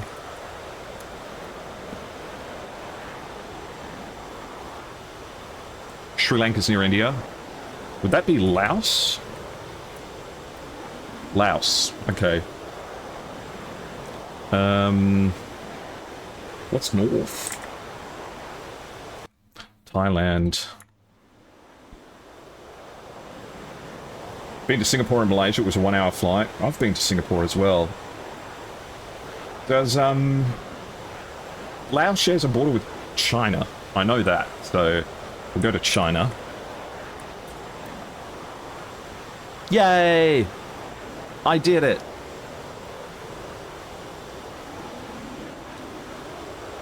Match the flags to the countries. That's... No, that's Malaysia. Shit. That's PRC. Macau is in the right place. I think...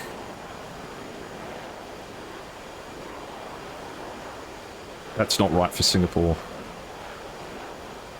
I don't know. 3-3. Oh. Oh, Spaceman, thank you very much. Spaceman, that's very kind of you. Did you give out 20? Oh my god, Spaceman, what are you doing? Thank you very much. There's a sale? Oh, in that case, spend lots. Illusion is coming in.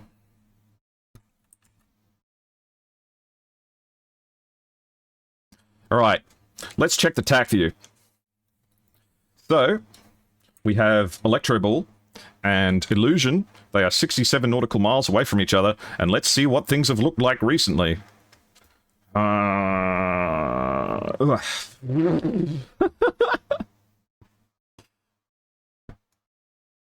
is wrong. Thai is the blue in the center one. Okay. Let's see.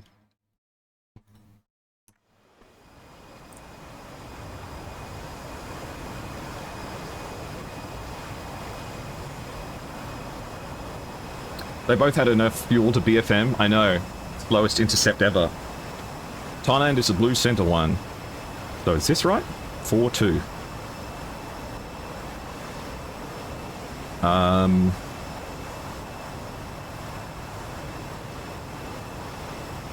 don't know these ones. They always go for the countries I don't know. There's also a weekly on Travelo. Let's see.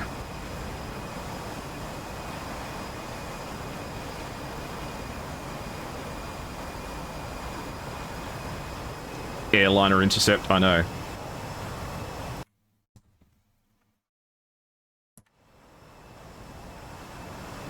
Someone sending a prop plane.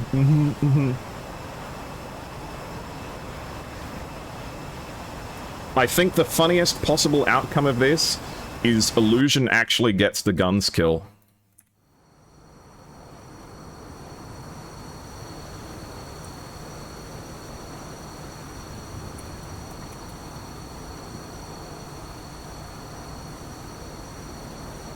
Alright. I've always wanted to do this, but I'll be bad at it, so I need your help, okay? Keep an eye on the map. Okay, so we do Bandle. Let's see if we can get this one. So you have to figure out what the song is. This song is released in 1969, has 90 million YouTube views, and is an easy difficulty part 2. Alright.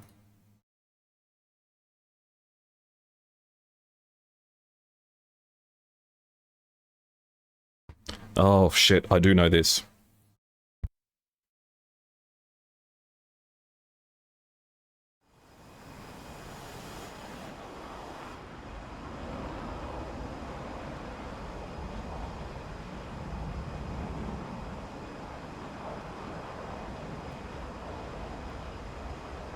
I think the electric guitar is going to cinch it. I don't know what this is. Alright, skip.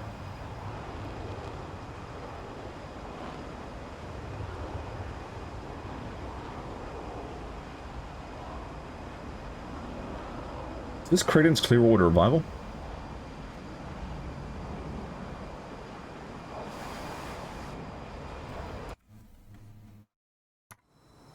Sounds like a Creedence song.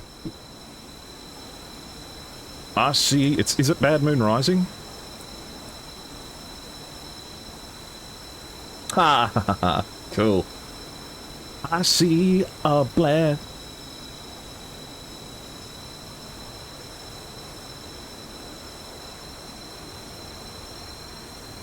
Nice. Got the CCR.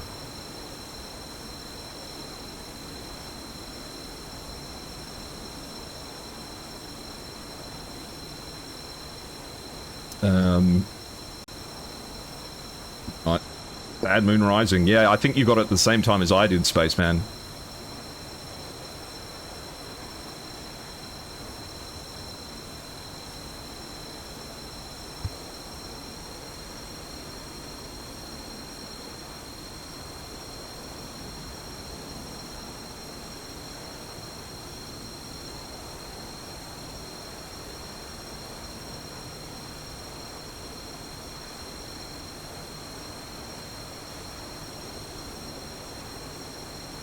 What's the name of the one that's for video game covers? Illusion is still up in the sky.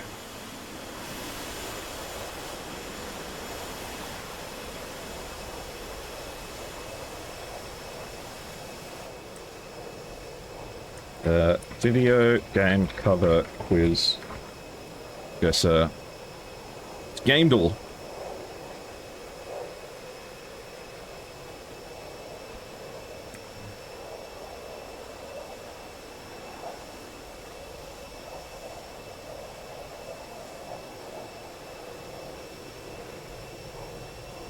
Okay, let's try this one. You have to guess the video game. Send me an impossible quiz. It's airliners, though. I'm bad at airliners. You have to... Oh, fuck, I broke it.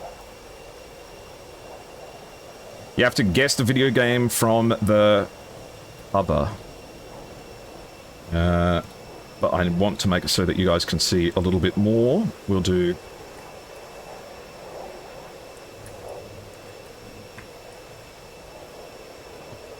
This looks like Rise of Nations to me. I'm gonna guess that.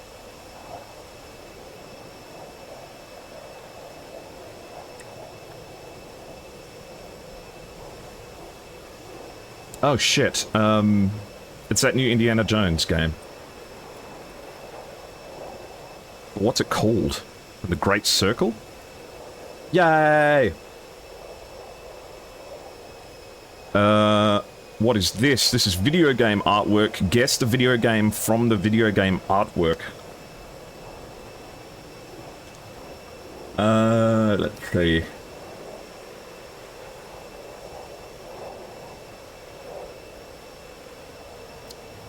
Might be Anno.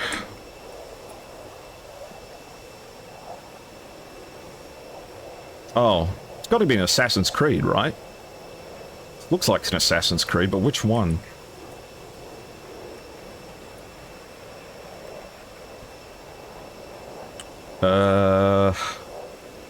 Which was the one that was set in France? Unless it's Black Flag. Correct franchise and saga. Oh, this might be the second one. Which is the one where you meet Leonardo da Vinci? Unity?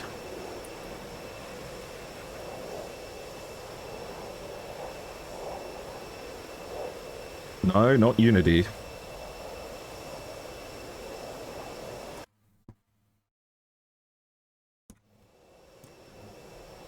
But which one? It's gotta be Assassin's Creed 2.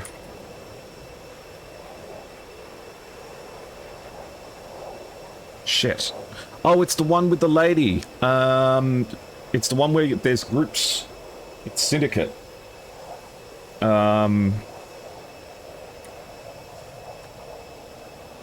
What? Is it Black Flag?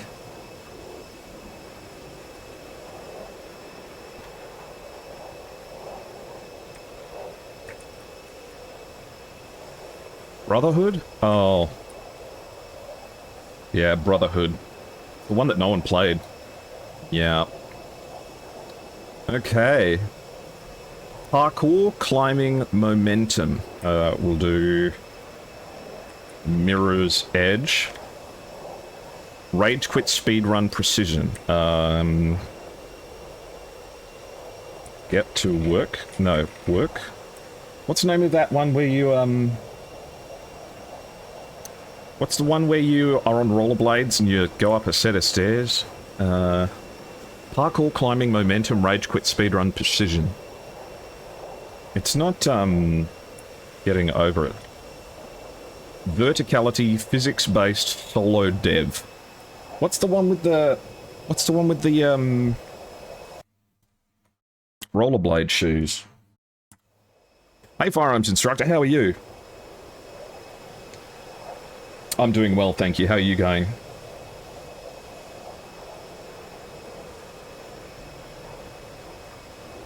Is it called Get to Work? I'm gonna have to Google this now. The guy in the pot with a hammer? No, I tried that one. Yeah, it is called Get to Work. Is it not Get to Work? No, Get to Work's not appearing. I don't know. What's that other one that everyone played about climbing up stuff? That was similar in principle, but not quite the same. I'm forgetting. It was around about the same time as, like, it came out before Get to Work. Get to Work isn't appearing in that thing. Only up. Good guess, Neptune Marg. Well done. Type of video game to begin. Okay, we'll do Half-Life 2. Okay, the game we're looking for was on a load of consoles. Has shooter, science fiction, horror themes. Came out in 2004. Single player and multiplayer. Source Valve is incorrect.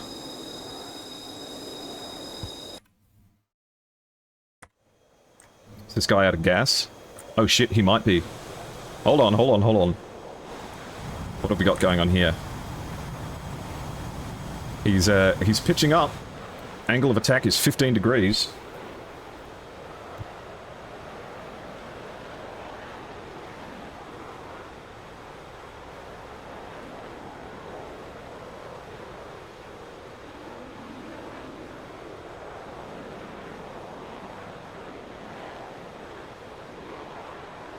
Oh, this Department of Defense quiz is fantastic, Spaceman.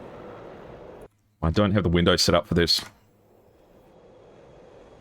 Maybe he pitched up a little bit there because his mum was hitting him in the back of the head.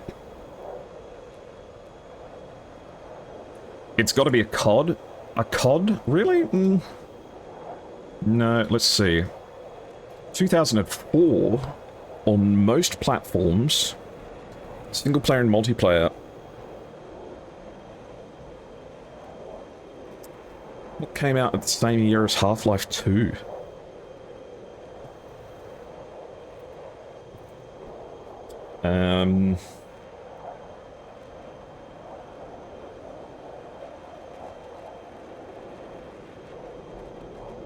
It's not Far Cry, is it? The original. Okay, it's a shooter-adventure game, single-player and multiplayer in 2004. Action, stealth, open-world sandbox. But not on any of these platforms, so what is a PlayStation game? What else came out?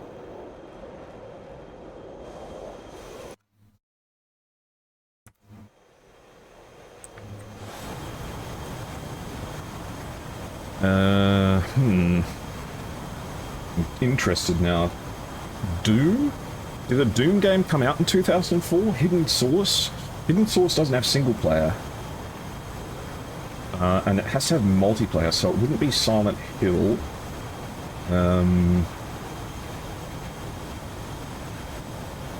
Shooter and adventure. It wasn't around when Prey came out, was it? First one. No, it wouldn't be the right thing. We could try Doom 3, but Doom 3... Okay, Doom 3 is not correct. And we haven't nailed down all the genres yet. God of War? Does God of War have multiplayer? Maybe a Zelda game? Do Zelda games have multiplayer?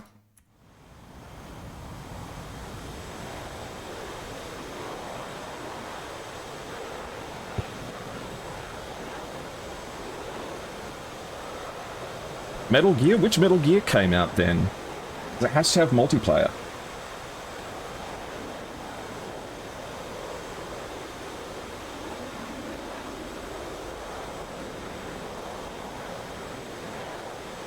It's not Psyops, is it? I remember playing Psyops.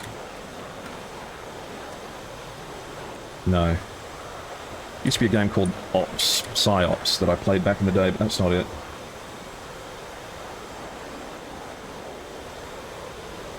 Metal Gear Solid Twin Snakes came out then. Metal Gear Solid.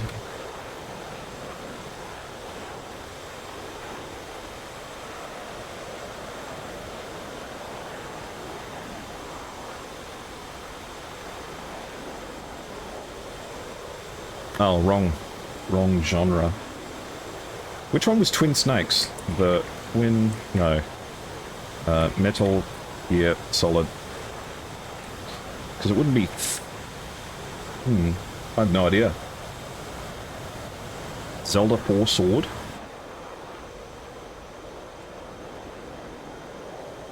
Gears of War. Gears of War didn't come out in 2004 though. Gears of War. First person, third person. Okay, it's a third-person shooter game with multiplayer with shooting and adventure aspects on most consoles. World of Warcraft? That's not a shooter, though.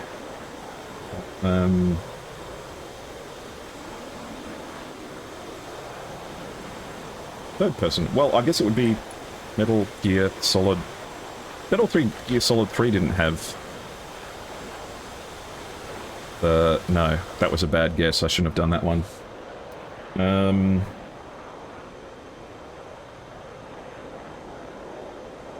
Chronicles of Riddick came out then, but that was not third person. San Andreas?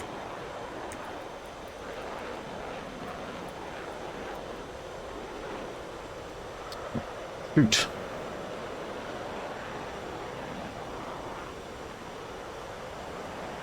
You know, Tech? Tech, I think you're going to have to solve it for us.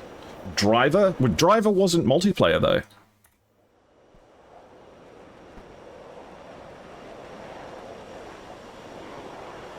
Which fourth generation fighter are you? I don't want to run the risk of outing myself.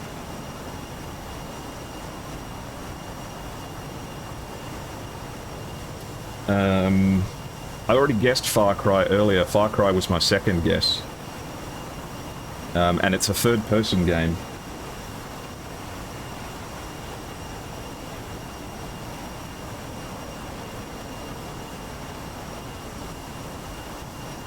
It wouldn't be Call of Duty, because it's not third-person. Not Unreal Tournament. It wouldn't be Fable, because Fable isn't a shooter. Silent Hill 4 isn't multiplayer.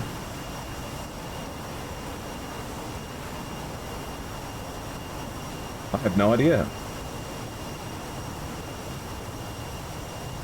I guessed Half-Life 2. My Half-Life 2 is my first guess, then Far Cry, then Doom 3.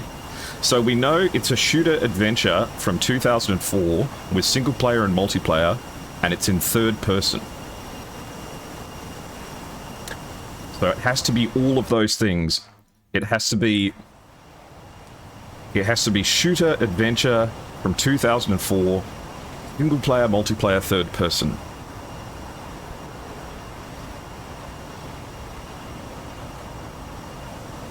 Just Cause? Did Just Cause come out then? And Just Cause isn't multiplayer. I know that Just Cause isn't multiplayer because they made a multiplayer mod. Hitman Contracts? Did Hitman Contracts have... No.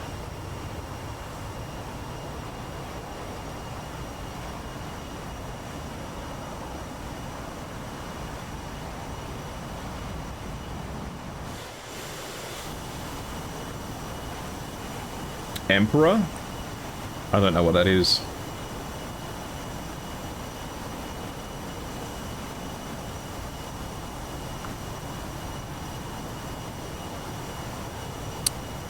But you could go first person in Star Wars Battlefront 1, and this is a third person only game.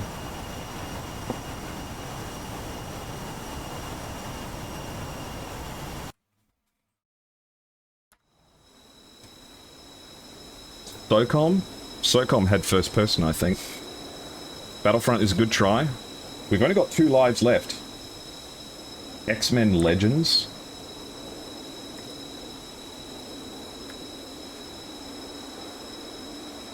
No. We have one more guess. Splinter Cell Pandora tomorrow. I would argue that Splinter Cell... Uh-oh. Hold on. Hold the phone. What's going on here?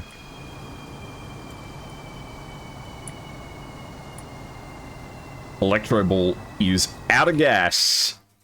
And Illusion is still motoring.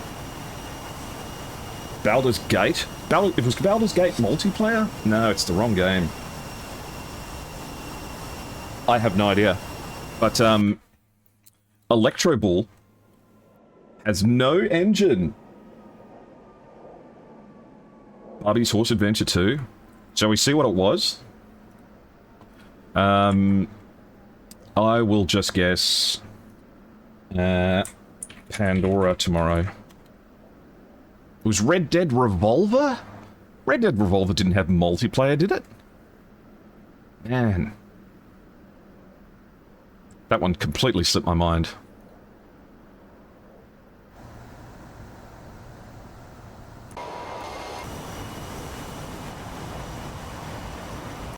If I were Illusion, I'd be making my way all the way back to the edge of the circle, but Electro Ball's still at 29,000 feet.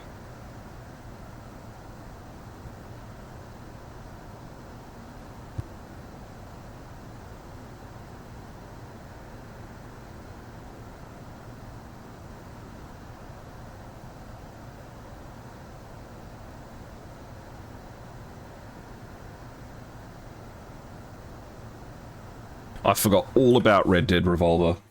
You loved it as a kid? I heard it was good, but I never played it.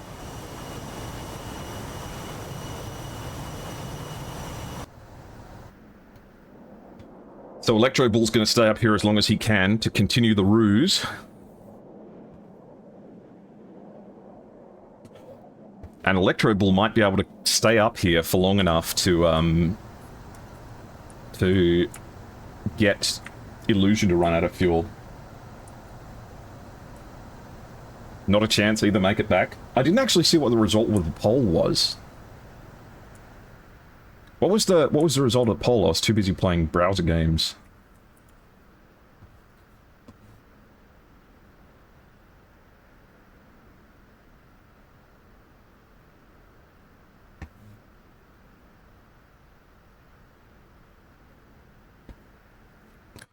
I wouldn't have guessed that Electro Bull would be the first one to go.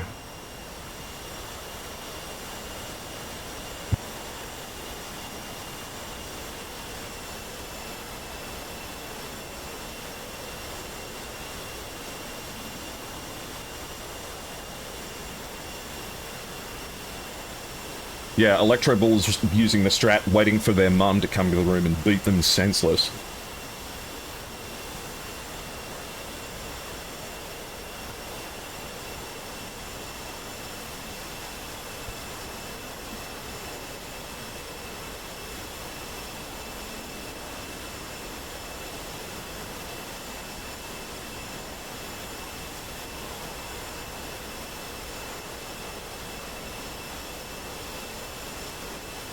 $75%.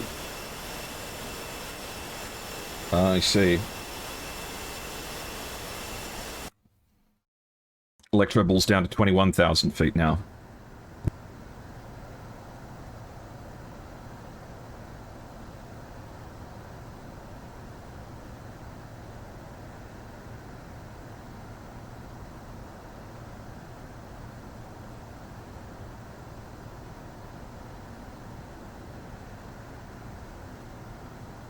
I'm so hungry. I'm so hungry.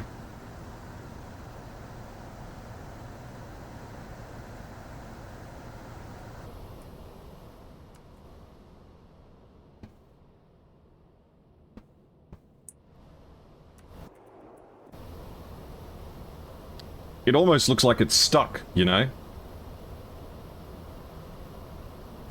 It's almost eerily quiet. Why isn't Electro Bull heading back to base? I think he's just staying in the sky for as long as he can to try and force the tie. Because he's still active right now. He's not crashed. He's still flying. Hi, So Hungry. You're So Hex.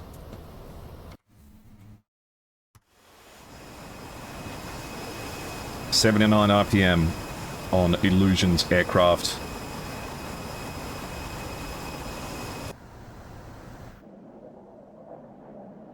Electro Bull's down to 16,000 feet.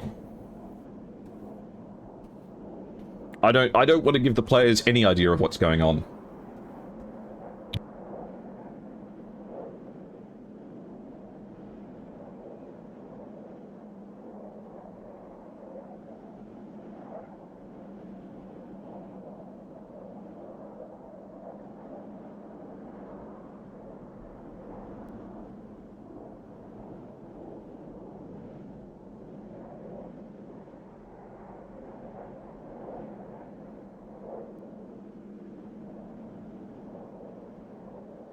And here we see why the JF-17 just doesn't like to lose speed, right?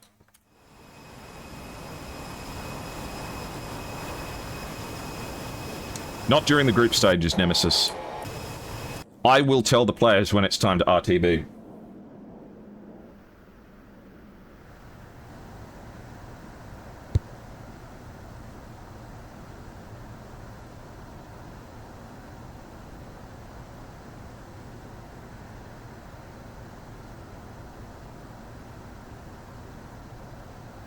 Oh shit, the ads. The ads are gonna happen again. Fuck. Okay, I have to run the ads. I have to run the ads, sorry.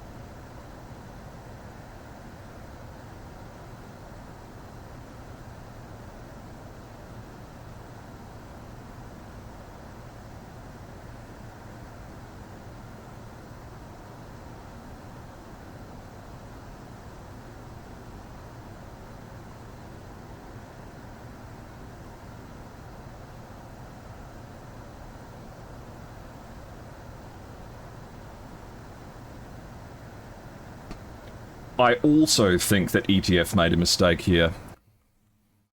Electro Ball is down to 10,000 feet.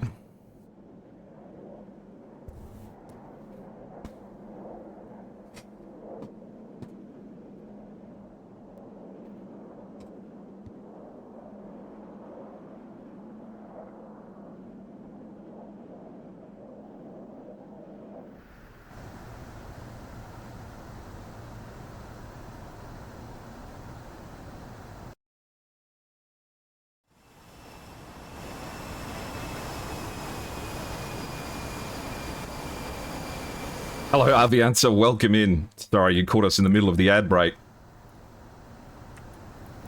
We'll give you a shout out. There we go. How are you going? Welcome in, Avianca. We're just at the tail end of a very, very long round. So, thank you for you coming and sharing your community with me. This match is wild. Watching SATAC? Mm-hmm.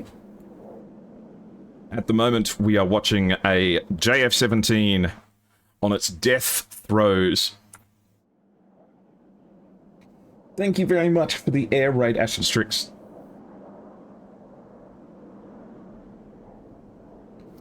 Usually it's me air raiding other people. You're air raiding me today. What a pleasure. Thank you very much, Avianca. I appreciate that.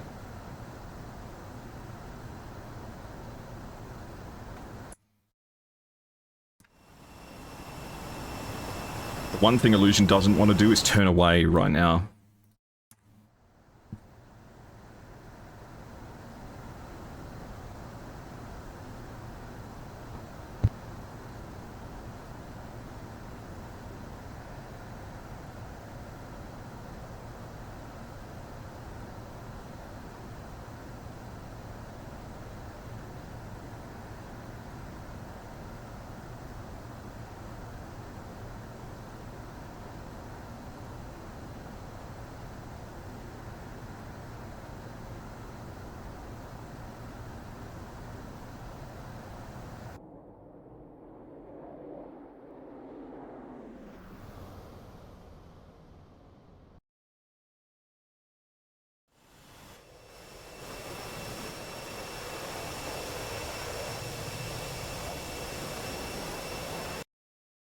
I hope you're doing very well, Avianca.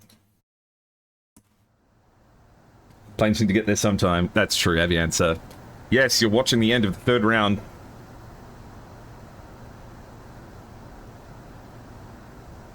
Sully that plane in the lake. Is Electro Ball running off a rat at this point? I don't know what provides power and hydraulics, but one would assume.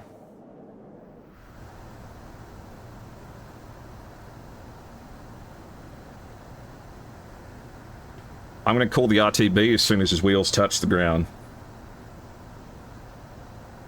Yes, the engine out. This has gone down to a fuel fight, Avianca, which means that both pilots, unwilling to engage with no missiles left, have instead tried to exhaust each other out of fuel.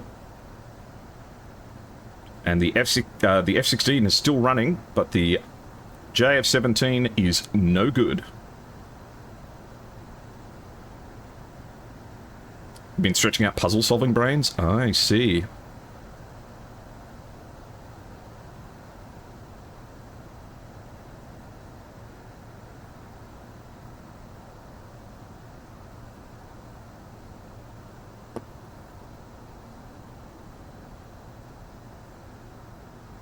Oh my god, he's still airborne. Come on, I'm so ready.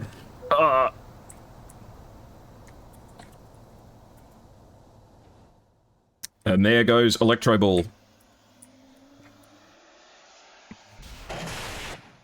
Oh, God. Oh, my goodness. Poor Electro Ball. Poor 71st WARCOM. Now, how's Illusion going? He has to go back to base now. Alright, let's run a poll.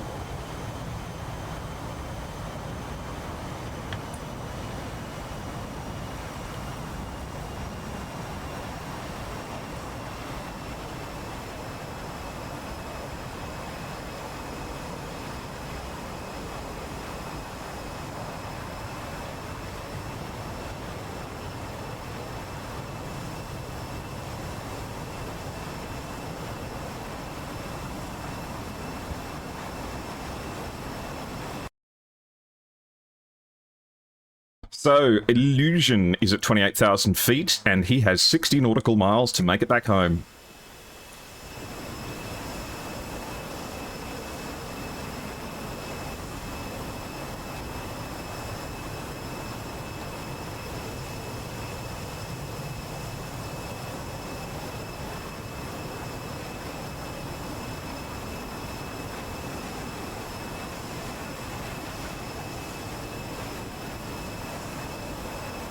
How far to go? He currently has 58 nautical miles to go. Let's roll the Subway Surfers. Nah, this is intense. In fact, let's do super intense tension building music.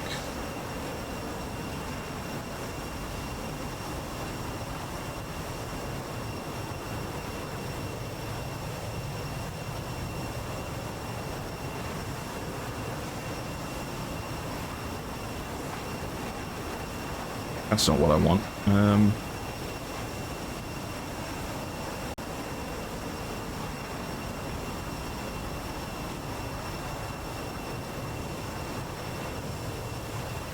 Oh, this isn't anything I want.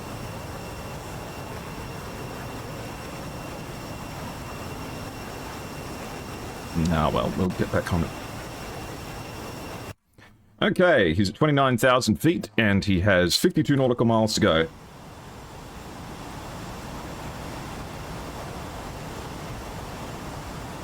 You see, I don't feel that about the F-16. I feel that about the F-18 and the Su-27. When I look at the shape of the F-16, I feel nothing most of the time. To me, it's borderline boring.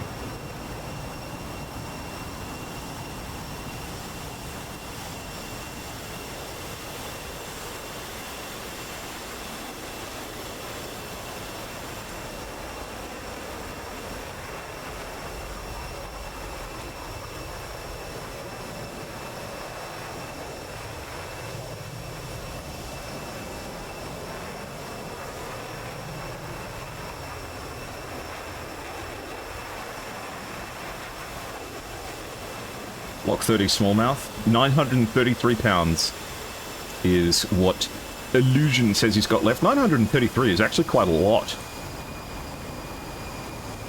He should be able to easily make it back.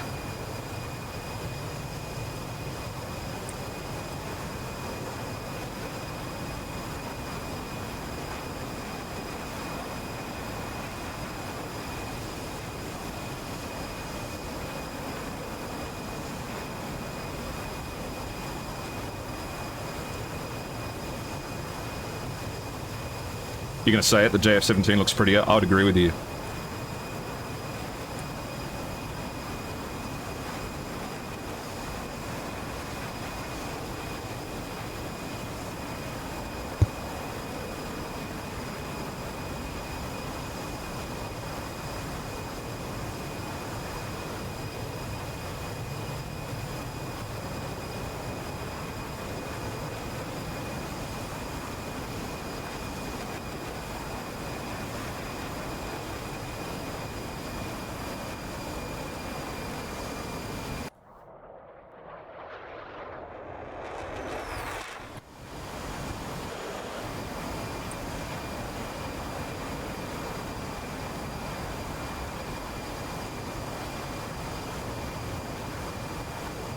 Mudhead looks best. No, look, Mudhead looks fat as hell. Those conformal fuel tanks totally ruin the lines.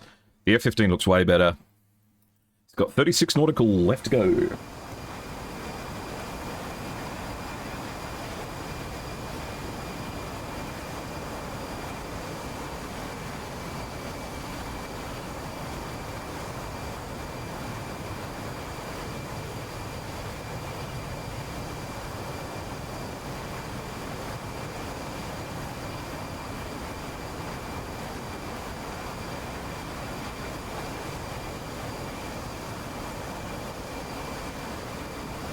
Looks like it's a 50-50 on making it back home.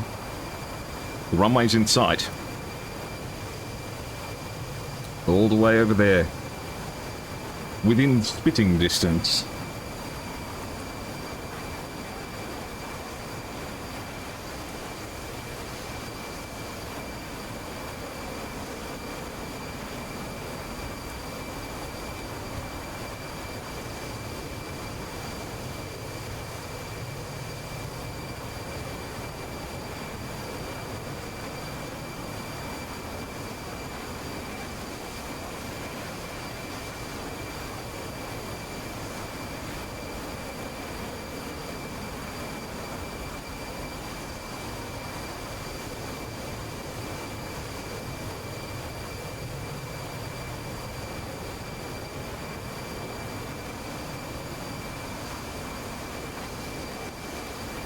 You can build 3 Block 3 JF-17s for the price of a Block 50 F-16. Block 3 has ASA radar. Well, that's clearly a balance issue.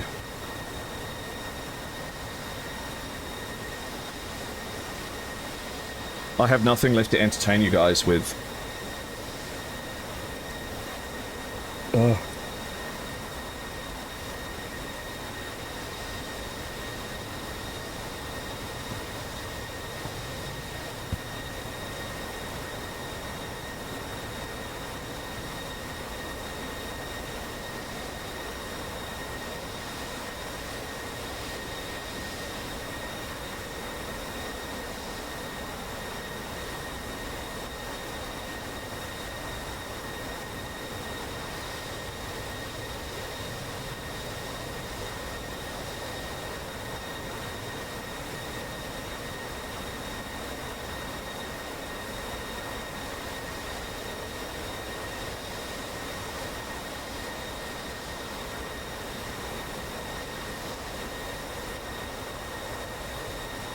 Okay, he's more than halfway home. 21,000 feet, 17 nautical miles to go. He should be able to make this in the glide. Tell us bad puns? Okay.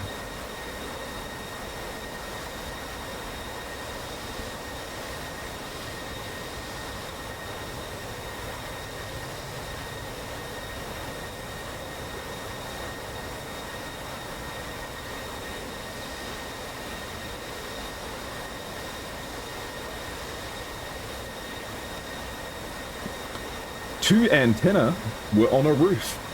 They fell in love and got married. The service wasn't great, but the reception was excellent. Don't piss yourself again. I haven't pissed myself in days.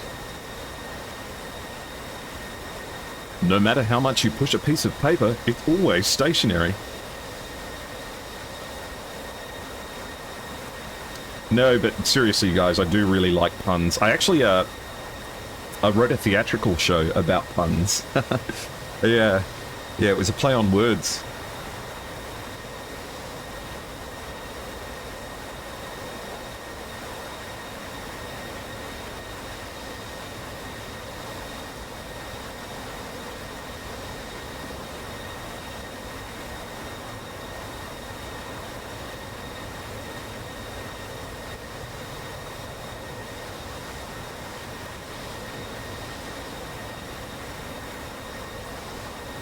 My friend and I went to go see a psychic. I accidentally knocked over the crystal ball and had to buy them a new one. Cost me a fortune.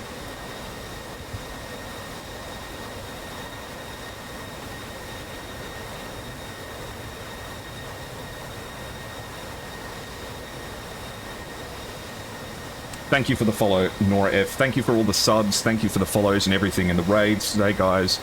Your support has been massive. I appreciate it a lot.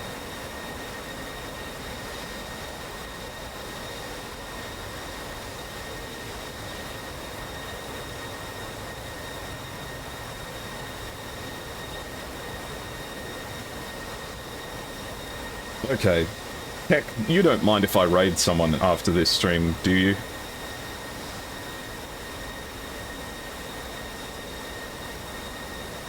Illusion appears to be on the cusp of victory.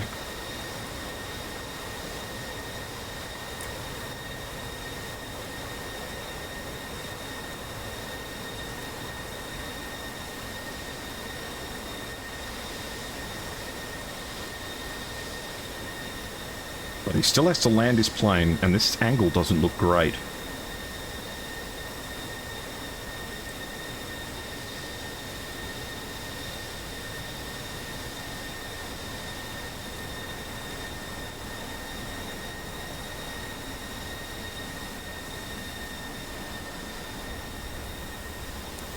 He actually made it back. Unbelievable. Okay, thanks, Tech.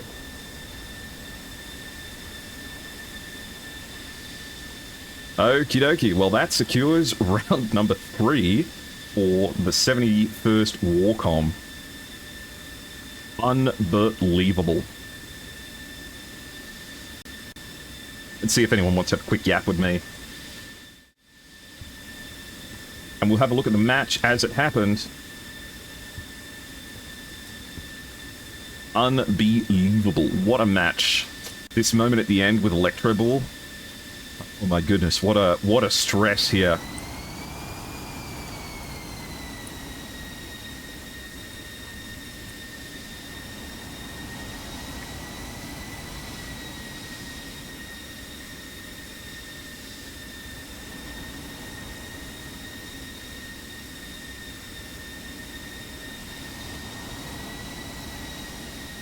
All right. Yeah, I think it might be too late for the Bangladeshi pilots. But this is the moment that that things got really stressful. Gurkhay here with all of the missiles left, managing to not find Electro Ball in time. Can you tell us how long the fuel fight was exactly? I don't know. But I might be able to tell through the playback control bar, so... someone write down in chat, 43 minutes. Hello there. Hello, Ram, how are you? Welcome in. Hello. We are waiting on the rest of the boys to hop in. What a match. I decided to jump and fly a mercenary today that I had time. And I would never believe if you told me the match is going to be 4 hours and 30 minutes long. Yeah, well, I was going to say that round went from 44 minutes to...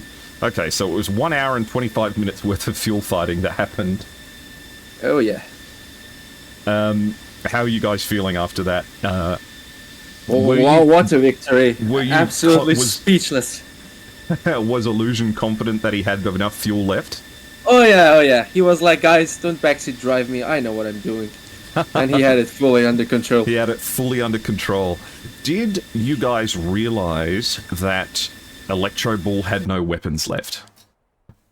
I'm not sure about that actually. Let's ask the boys, the rest of the boys. Hello. So here at the moment we have Bose, Ravager, Ram, and Zayareb.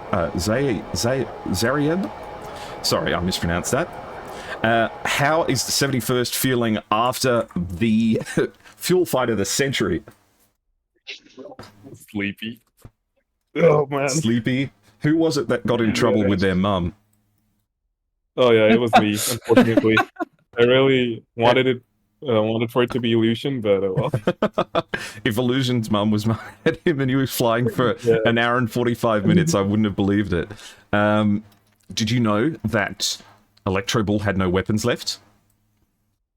Not necessarily, no. He did bail out of the fight, which was a clear indicator that, you know, he's going to prioritize fuel over weapons. But that was the only indicator we got. Yeah. So we also bailed out. Absolutely. And when it came down to the fuel fight, was Illusion confident that he had enough? Yeah, definitely. Illusion was very efficient in his fuel management from the get-go. And when the fuel fight started, he entered with 3,000 pounds of fuel. So Oh, so quite a lot, but consciously not Yeah. making the choice to go in for the BFM fight because it was a bit too risky, I Yeah. guess. yeah, The Because, question wasn't a dogfight. Sorry, I just jumped in there, Ravager. But the question wasn't much the dogfight, but the way back home. He wasn't Yeah, the sure way that back he home, make the way back home. Yeah. Oh, I see, yes. And of course, if you do get into a guns fight, you'd probably have to afterburn during that, and who knows how much fuel you use. Exactly. Yes. Okay, well, heading into this match with ETF, they're an expert team. You guys must have been had plenty of knowledge going into this about you'd be up against JF-17s, and you know they've got an enormous history. Did you do much research on ETF beforehand, or did you know much about them before this match? Well, when I think hopped into the channel with the boys, actually, I'll let Ravager answer this one. Yeah, Ravager, go ahead. I think every smart team that that's participating in a competitive setting likes to know what they're getting into. And ETF, we didn't even have to do a lot of in-depth research on them. They did have a lot of popularity and their play style and everything. It was very well known, well respected in the community. So yeah, we did actually got an idea of how good of a fight we would have against this specific squadron. Absolutely, and it came right down to the wire. I think that this match had just about everything. In the first round, you brought along an F-15. It didn't quite work out for you. Swapped it out for an F-16. What motivated that choice? The F-15 guy, it was his first time playing in SATAC, and at this time of the year, most of our guys are actually on a break, so I had to pull him from the reserves, and he was Okay. willing to actually hit the SATAC arena with us. So Oh, well, congratulations to them for having their first go. yeah, And and I wanted him to have that platform. absolutely. Well, it must be very late for all of you guys. I don't think we've got anyone from ETF to come and join us at the moment, but I know if they were here, they'd be congratulating you on an amazing match, but I'm sure everyone is hungry and wants to go to sleep. So for the 71st WARCOM, I would like to say congratulations on your victory. And if there are any words that you would like to share to the audience and the community, please go ahead. The stage is yours. It's actually kind of hard to think at this hour of the day, but I would definitely start off by congratulating our opponent for putting up, a fight that did not fall short of our expectation. They gave us the challenge. They tested our tactics and everything, and we had to adapt a lot to their strategies. And given their SATAC winners of 22, I believe. Yeah, we expected nothing less from them. And Absolutely. I would like to thank my guys for, saying yes to this match, which was on a Sunday night for us. It's 12 a.m. The match started, and now it's 4:32 in the morning. Yeah, So absolutely. yeah, No, I'd like to be grateful to my community. please pass Yeah, on our I'm going thanks to I'm to going to jump in here. all I of think your the pilots. point of this match was even if you have 3,000 pounds, there is still light at the end of the tunnel, and that's what you should go for. Yeah. Absolutely, Ravager, and please pass on my thanks to all of the pilots from your team for sticking with us for what must have been a late night for them, and we are so grateful for an excellent match to watch. I know the audience was cheering the whole way through. So thank you very much, and I hope you rest comfortably once the adrenaline wears off, and please congratulate all of your teammates for me. Thank you, and good evening. Well, thank you, and thanks for hosting the match. Thank you, sure. My Good pleasure. evening to you, good sir. Thank you very much. All right. Well, that's as far as we go today. Thank you very much, everyone, for being here. Thank you to ETF and the 71st for having such a wonderful competition. I had a wonderful time streaming for you. I'm going to raid over to one of my friends now, Ariana Foxton, who is playing War Thunder. Has just come back from a break, so I haven't seen her yet. So we'll go and say hello to her. Actually, we'll cancel that raid because there is a stream delay, so make sure that I get that correct. Other than that, make sure that you interact with the 51st PVO Discord so that you can keep in touch with all of the matches as they happen. Also, Sanka945, thank you very much for raiding and sharing your community with mine. Make sure you guys go check out Sanka945 as well. Those are the links to the SATAC organization, and you can also join in on my Discord, a welcoming aviation-centric community as well, and you can hit the follow button down below to make sure you don't miss any air show. Alright guys, thank you very much, and I will see you over at Ariana Foxton's stream. Good luck, have fun, have a good weekend, and take good care of yourselves. Big love.